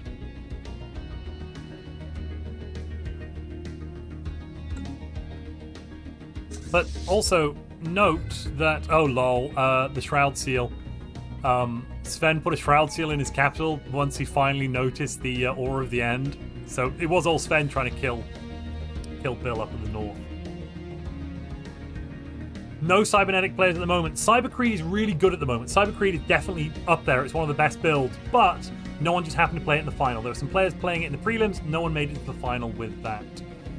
HSX-wise, two players got qualified with Cybercreed in the qualifier and then switched to Knights build. Yeah. They use Sakuya's build. Satana's at war with Magirium in this proxy war thing, but is actually going for it now, it seems. Interesting. Sven's in there too because of the guarantee of independence. Okay, HSXY surely is dead in a moment. Oh, no, HSXY's capital has been returned. With 4K fleets, he's come back and managed to steal some stuff. Wow, that's annoying. Cloaked army. Yeah, and a cloaked army. Fortress Cracker commander. Is that? Oh yeah. Oh goodness me. 40% army damage, 100% collateral. Oh, yeah, the planet will die before the army does.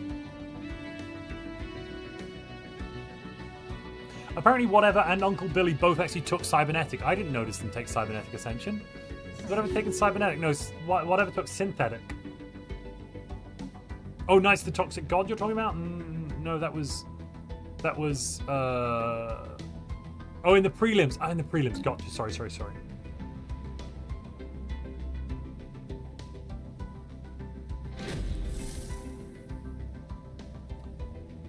Bio's no longer the top dog, Dan Chatino. I would recommend you take Synth Ascension or Psionic Ascension, to be honest with you.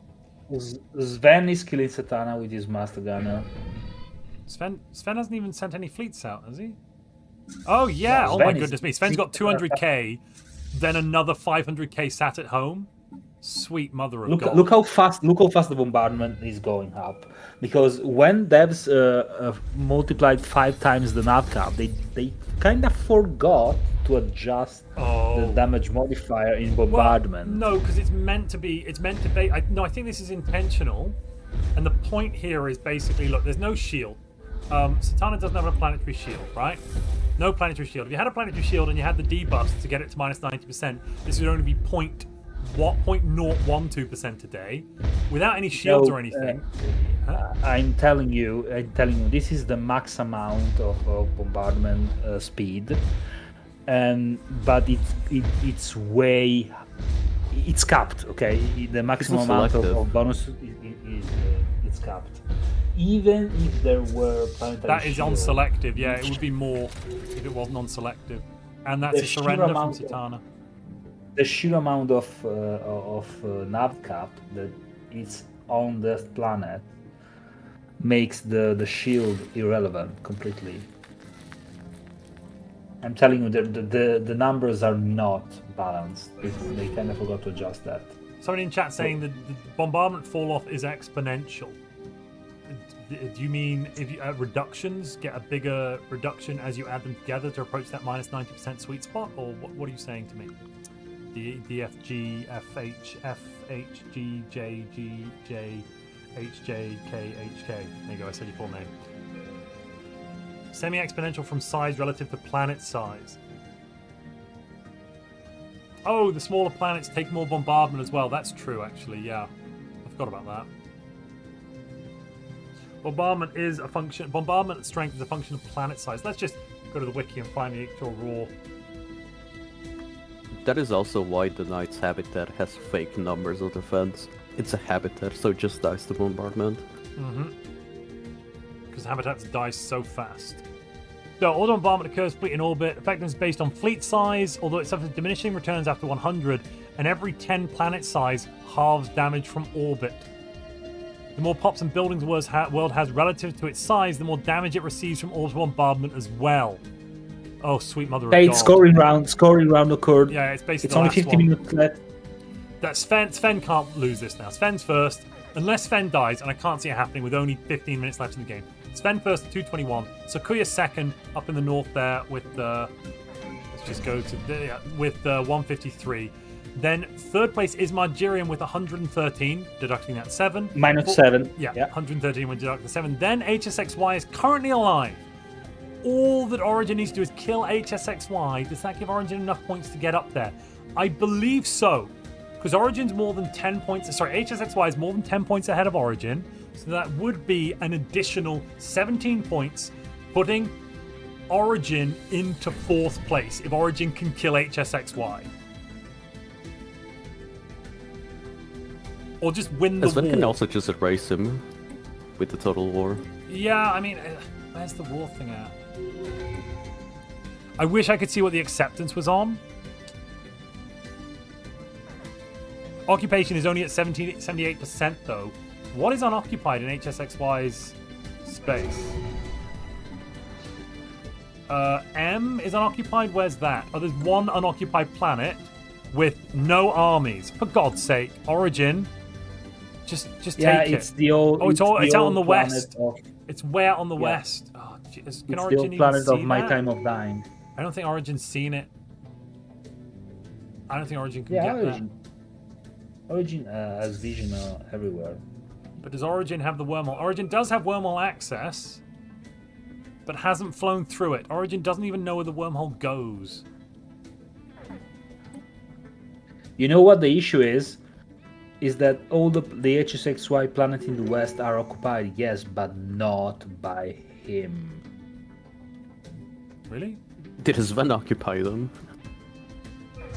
Okay, so 2, 3. No, the they're all occupied. Tiakia system. No, Tiakia system is formerly HSXY space, but the starbase is controlled by Grogor, and the planet is controlled by Sven via Total Wait, War. what's the planet name? I'm looking at HSXY's. All of HSX. Tiakia system. What's the with planet K. name? The planet name is. It's not. You cannot see it because it's. Go to It's the under Tiakia Sven. system. Oh, It's under Sven. Sven. What was that? Was that a conquest war goal accept pushed through, or was that? Total War mechanic. Sven is in total war against. No. HSXY just made peace with Origin. Did Origin get the points? No, Origin did not get the points. It was a status quo. Oh, Origin. Oh. And there won't be another scoring round. That does mean Sven has managed to skillfully, in essence, stay in the game and stay in 4th place.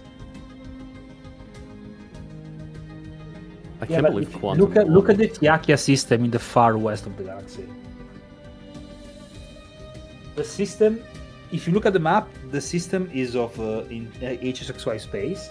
The starbase is controlled by Grogor, which is in a normal war against HSXY, but the planet is already flipped and is in, It's owned by Sven. It's owned by Sven because Sven is in a total war Yeah. with HSXY. Something Stellaris war mechanics. Yeah, and now this will never be resolved. The starbase owned by one player, a planet owned by another, and yeah, move on. This is the final. I am knocking. We're nearly at the end of the final as well. If you want to watch it from the beginning, you can head over to YouTube and just watch the whole thing. It's currently up there. You should be able to see the VOD. Scroll back to the start, yada yada. Alrighty, okay. We do need to start thinking, chat. Who do you want to nominate for your People's Champion? The People's Champion prize pool currently stands at 28 plus 15. Origin the third of 43. Grogor.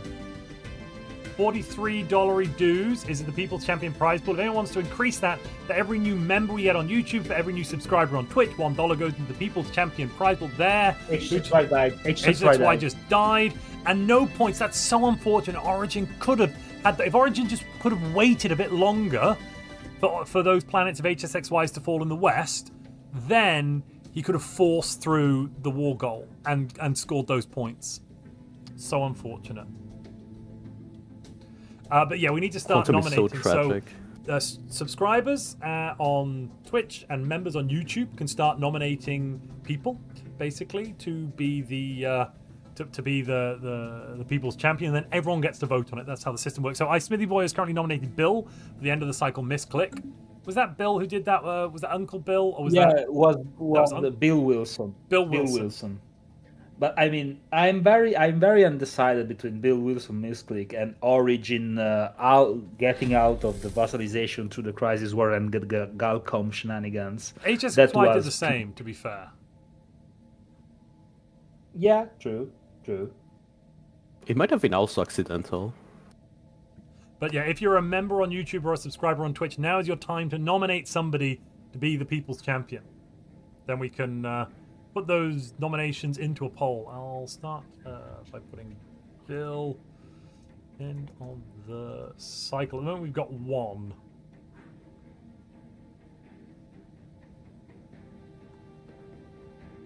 Got the Bill. And I think actually we might get to 2300, you know. 9 minutes. It's only 5 more years. Good Lord, Tand is making 7k research, 1.6k. Somebody followers. tried to tell me that Knights is no longer strong in Stellaris the other day, and I was like, no, it's still really good. They did nerf it, but it was like a 40-50% nerf. 7k by year 94 without doing really that much conquest seems really rather strong to me, you know? That's what, 7 planets, 7k research, not completed the Unity stuff, but still. Yes, Wancourt, the national paradise. Make it a Forge word. Thank you. Have they? Oh my god, he has? Yes. Wait, but that's... No, it's only to artisans, it's not to metallurgists.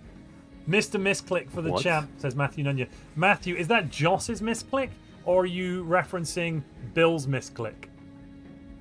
I can't. Joss Nigerian misclick just DM'd me. surrendered, Matthew.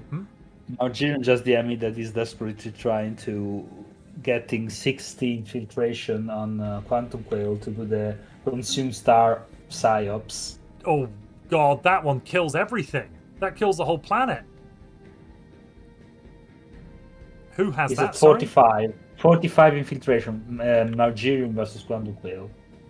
Oh, that's Consume easy. Star. It's there. Quantum Quail doesn't know the event. Quantum Quail doesn't know yeah, the events are so They don't easy if you enough know to them, and if you prepare. don't, you just die. You just die. Oh no, Quantum Quail doesn't know. You just need to make sure you've got I a don't science think- ship and a construction ship nearby. Oh my god. Oh god. Oh god. You can also just click ignore it. If he Yeah. doesn't know, he just ignores it. He might just ignore it. Anyway, sorry. don't- So Joss, I don't you've think been he you've been will know. nominated for People's Champion as well, thanks to your surrender misclicks, and Bill for his end of the cycle misclicks. Anyone else want to Anytime, nominate someone anytime. else in the galaxy? Joss is also the one who brought us the Clonenheimer Bill. Was that I like a think year ago? Origin deserve a nomination. At least a nomination. That was, my favorite moment, honestly, probably was Origin's skillful manipulation of galactic politics to stop having to pay tax and then eat his neighbor. Yeah, I would say the same.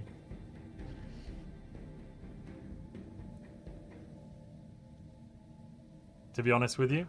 Right, I'll leave some more time. We'll wait till the game actually finishes before we put the vote up. But currently we've got Bill and Joss nominated by members on YouTube and subscribers on Twitch. And if that's what Alright, the members I'm- and subscribers think the People's Champion is, then that is what the People's Champion is. Can't believe I'm Void dying Flames on inside time. because of this. Fine, I'll do it by myself. Where's Montu's channel?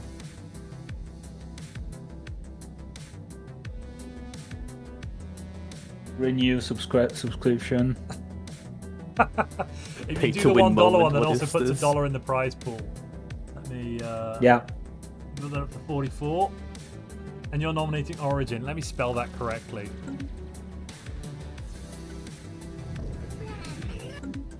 Origin.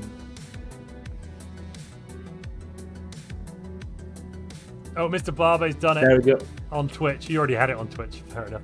Origin. Actually, had the Prime one. Origin was the I don't know if I don't mean it. I mean, I don't know if it will win or not. I think it deserves a nomination. no, reasonable. Who's the Pole Soul who sent a Psionic Avatar into the Pulsar again? That was Zazaka, who died up in the north up No. here, wasn't it? Oh yeah, That was Zazaka.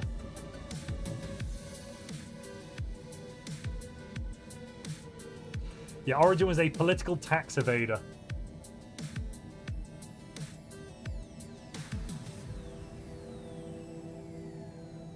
Can the psionic avatar be the champion? I'm afraid not.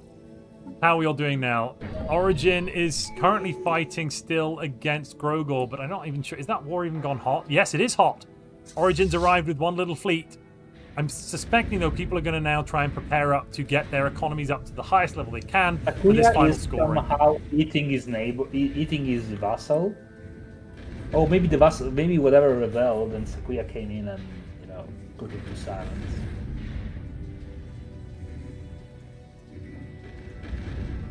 Oh my god, Sakuya's economy has gone down the drain. I'm just going to let everyone know we're going to stop at 2300. There's time. Because it's 3.5 years. We've got 5 minutes left. It's going to happen. It's going to happen. When was the last time this went to year 100? Never, a year ago or more? No, more. More? Maybe 2 years ago. Definitely more. Yeah.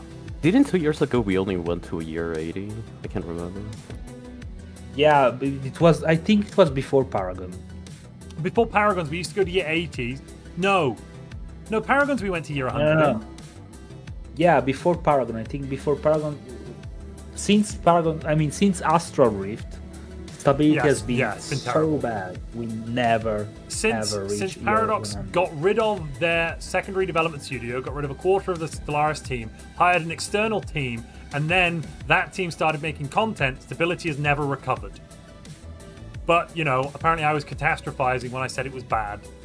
Oh no. Yeah. Closest we got last year was 93. That's true. We got to year 93 last time, I think. That was Grover Crisis moment. A lot of the time we didn't get to the end because of year 2300 because of Crisis won, though, in the last 2 years, actually. There was quite a few. We had 3 Crisis victories, I think. Didn't Leasefire eat Galaxy twice? Yes, but it was all, again, before Astral Rift. Origin has run out of trade? Trade gives plus 100% empire size? That is awful! Holy crap! Just sell some alloys. What are you doing?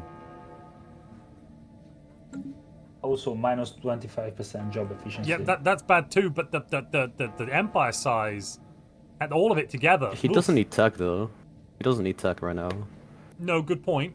But I big just fight. Disgusted by that.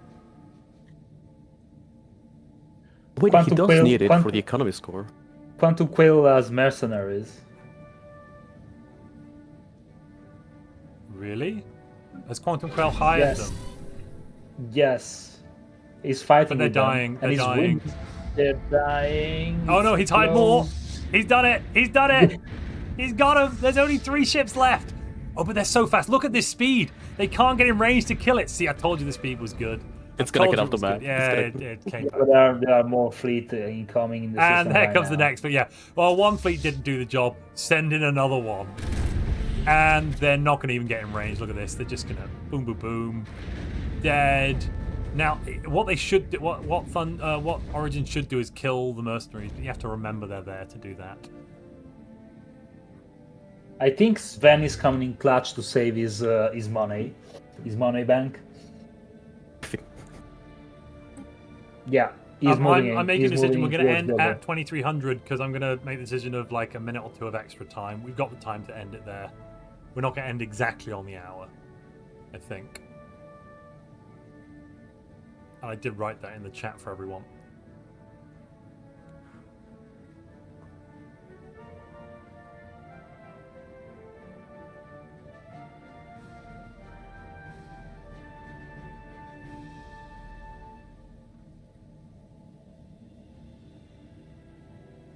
I can't believe that whatever is still alive.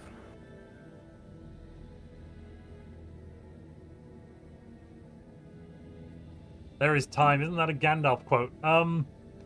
Is it? It might be. There's always time. There is hope is the Gandalf quote, isn't it? Right. There's another good point we made. When was the last time we saw at least half the players be eliminated? That's very true. Sven hasn't quite hit 1 million fleet power.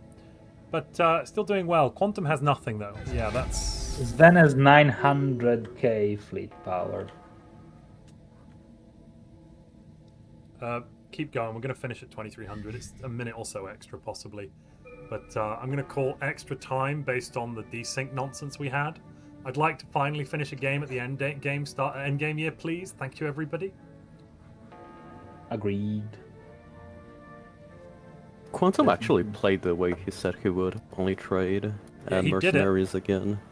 Yeah. And it almost kind of worked, I suppose. He almost got onto the podium. What origin was he again? Quantum was Clone Army. Yeah, he actually did this with clones. Clone traders with augmentation bazaars. And we do have a cybernetic ascension. Why am I lying to you? Quantum Quail was our cybernetic ascension player. For trade. Yeah, we just don't have a cyber creed. Exactly. He's been practicing this build for so long. It's not even a joke. Clone Soldier Ascent is so good, though. Your clones are impressive. You must be very proud. Yeah. Quantum's clones are impressive. 50% trade efficiency alongside acid vascularity, so his armies explode if you try and fight them. That's always hilarious. Yeah. Sven attacked Origin to save Quantum Quail. Where's he? What's happening to And these it's a total transport war. ships? It's a total war. It's a total war. Oh god. Oh god. All right, 11 months left, almost there. If Sven snipes the capital out of Origin, he can just deny all the points out of him. I mean, the easy one is the H6Y X capital, right? If you lose your own capital, then you kind of lose the other capital points, if I recall correctly.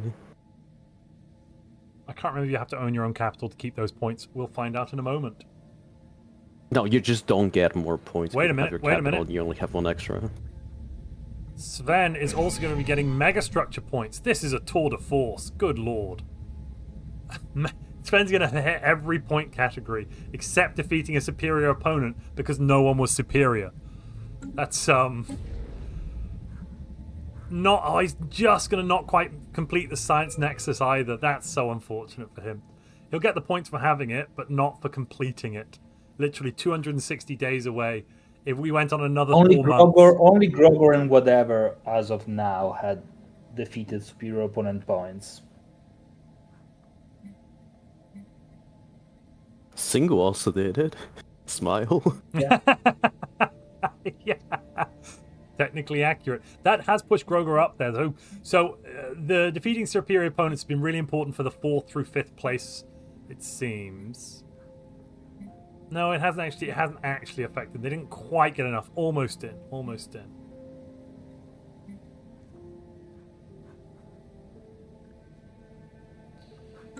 Barbe, would you pay attention to the clock while I'm looking around and pause it at the end?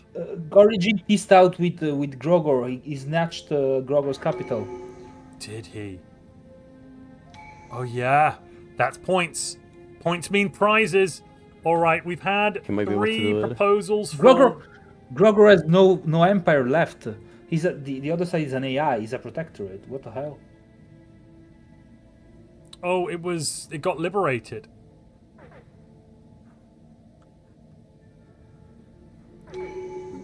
Okay, That's a white piece. Yeah, wow, okay. I'm going to put the poll up for People's Champion. Ladies and gentlemen, the People's Champion prize pool currently stands at... let me check, $44. So, if you want to vote now. The prize pool can still go up if every new membership and every new subscriber we get. Subscriber on Twitch, membership on YouTube. But, yeah, let's put that poll up. And the poll's going to go live for a couple of minutes while we go in and congratulate our winners and then find out who our People's Champion is. Let's just check these scores. Quantum is 6. Quantum is 6. Quail, yeah, because of the server score. Server score. Quail is gonna Quantum is so 6. hard. Quantum is 6. No. Yeah. Observer score. Quail is gonna cope so tragic. Because that's all because Origin snatch at the very last second. So good. Grogor's capital. Let's go in. Let's announce 5th place. Let's go down. Go on. if I Hello. don't status quo Hello. HSXY. Oh, Hello. no. So there's might be a bit of an upset now to start off with. So Hi. let's do the podiums while everyone votes on People's Champion. Thank you for joining us. Thank you for playing, players. You've been wonderful. In 5th place with 116 points is not Quantum Quail, because the tiebreaker is based on observer score. I'm sorry to let you know, Quantum, but 5th place is Origin, who is, in my opinion, fantastic for managing to avoid taxes by using galactic politics. That was insane, and I loved it. Well done for knowing the rules of the game. It was amazing. I love to see it. Right, 5th place with 116 Origin. Then in 4th place, Thund, who is currently making, what is it, 8K research now? 7K, not quite at the 8K mark. But yeah. Normal night stuff. Normal night stuff, proving nights still work and nights are still good. Then in 3rd place with 124 points, because we're deducting the points from the Singu War as mentioned before, is Margerium, but it doesn't make any difference to the scoring positions. Margerium down in the south. Congratulations, Margerium, who was one of our synth fertility players, playing with the really unlucky rolling for your level 8 admirals we saw. You didn't get those. No, that was horrible. You did not get, consistently did not manage to get a single master gunner Sven until say thank you, so though. late. Yeah, Sven say thank you. Yeah, I got Sven so rolled master many. I got it gunners. every time. Oh, no, but the leaders were my Diplo card. Like, that's how I've stayed alive, like, Yeah. by offering people leaders. Yeah. it was beautiful to see. Then in 2nd place, That's mutually beneficial.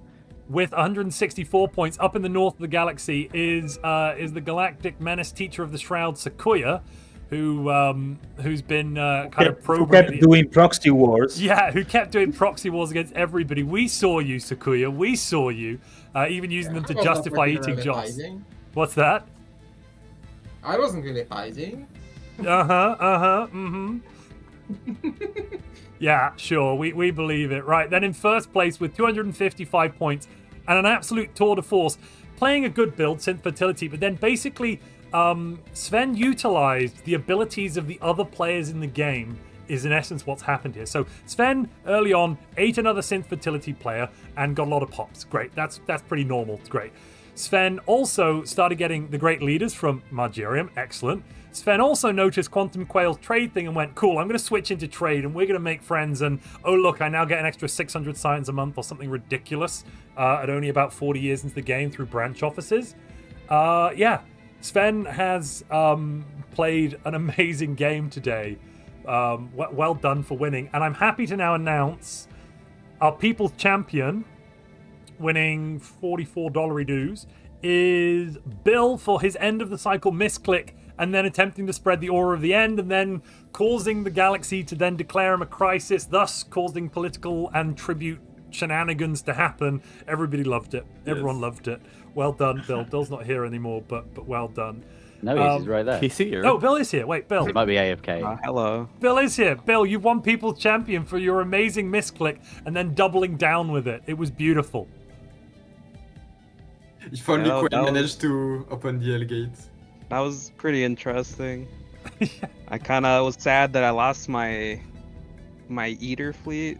I was supposed to click that button and I never got to click it because I lost it. Congratulations, well done. Everyone loved it, though. Everyone loved it. The other nominations were Origin for your political tax evasion and Joss for the surrender misclick. But we also noted HSXY did as well, but everyone thought that your doing of it was somehow more skillful. I don't know what to tell you. They liked it when you did it. I didn't even notice. I was so rich. Oh, for God's sake, Sven. Yeah, the thing is, I believe that. I can believe that. Like, you If you were look at how much making food I bought through the 27,000 game, trade. right? 27,000 trade. I think I bought over 1 million food through the whole game. Did you actually? Oh my God! You bought 1.2 million food. You sold 1.1 million energy, 700,000 minerals. You bought almost 100,000 alloys. Sweet mother of Art of the God. deal. What can I say? Oh my God. Yes, so the answer sad to that this you is would play. want them. The answer to Stellaris is play a reasonably good meta build, and then make sure everyone else gives you bonuses. You know, level 8 leaders, No, it's all the work a science and co-op. trade. Kickmaster's right. It's the best build. Oh my God. Step 1, find Quantum Quail. Step 2, win. That was the game plan from the start. Yes. I'm so sad I never got to run the consume star operation. No, You are so close. Oh. Quantum, do you know the event chain to block consume star? We need to ask.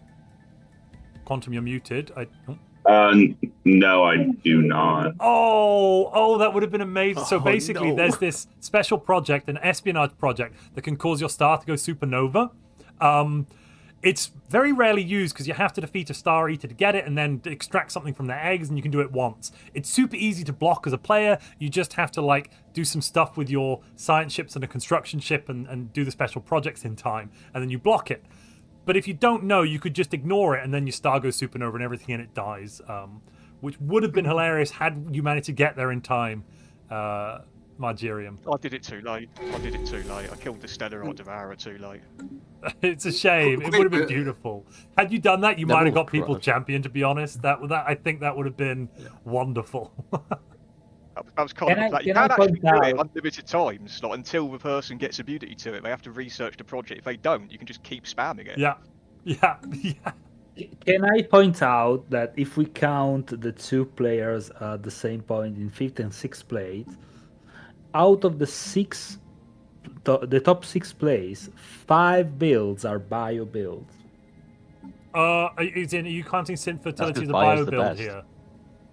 Yeah, it's an It's not individualistic high build. just though, is it? It's It's individual. It's individualistic. an individualistic machine build, I'd argue, but yeah, okay. Not even an individual. That's under the bio It's umbrella, the old come on. school synthetic build. It's a lot better. Yeah, but yeah, I don't know. You end up with like more of the bonuses of virtual than virtual. Like you end up with the best of both worlds You between get virtual and even modularity. like the best of all the worlds. You get all the good biocivics that are Yeah. blocked for indie machines, and Yeah. you get. I mean, you can't play reanimate. And you get the it's pretty council. sad. Yeah, and you get the council, and you get the good Ascension 3. And you get trade policies. Yeah, and all of the stuff that comes with synthetic governments. But most importantly, you get a quantum coil. Yeah. How many of the My top players quite, we are can't have it. bioships too? I mean to KOS, so that's Ben top 2. is. Margerium isn't. Thund isn't. I don't think Thund were you. Takuya is. No, I was Tan regular is ships, not. but Sun's I regular. was AFK most of the game. Yeah, fair. Okay. Yeah, I am bioships, yes. Only Yeah, it was just top, means top you two. could, Top 2 is bioship. That's it. Yeah. And they were dominating the galaxy militarily, which is kind of why Yeah. they're in the top 2. They were constantly winning wars around year 30 to 50. But not with. I must say, not with Maulers, which is what people were scared the most Yeah, of during these true. days. They were consistently doing it with harbingers. That's the word. I'm looking for. I keep calling This them was my weavers. super secret counter to Mauler's build that worked perfectly. I don't think I've ever lost a fight to Maulers this game. All right. I need to say I again a didn't massive fight thank Maulers you. once. I need to say again a massive thank you to Mr. Barbe. I said at the start, but I'll say it while you're here. Thank you, Barbe, for helping me organize this and run it with me. We'll have to do a debrief later on in the week. Thank you, everyone, for joining us. Thank you for our players for playing. And thank you to our lovely audience as well for donating not just to the prize pool. Again, a thanks to Matthew Nunya, Woodman C, Malta, and SES Martyr of Individual Merit for your donations, and then everyone that's been donating with the memberships and subscriptions to the People's Champion prize pool. Couldn't run it without you lovely people, so thank you for joining. Otherwise, I guess that's the end of the stream. Thank you, everyone. Bye-bye. Good night. Thank you. Bye. Bye. Bye. Cheers, thank you. Wow. Bye. Good night.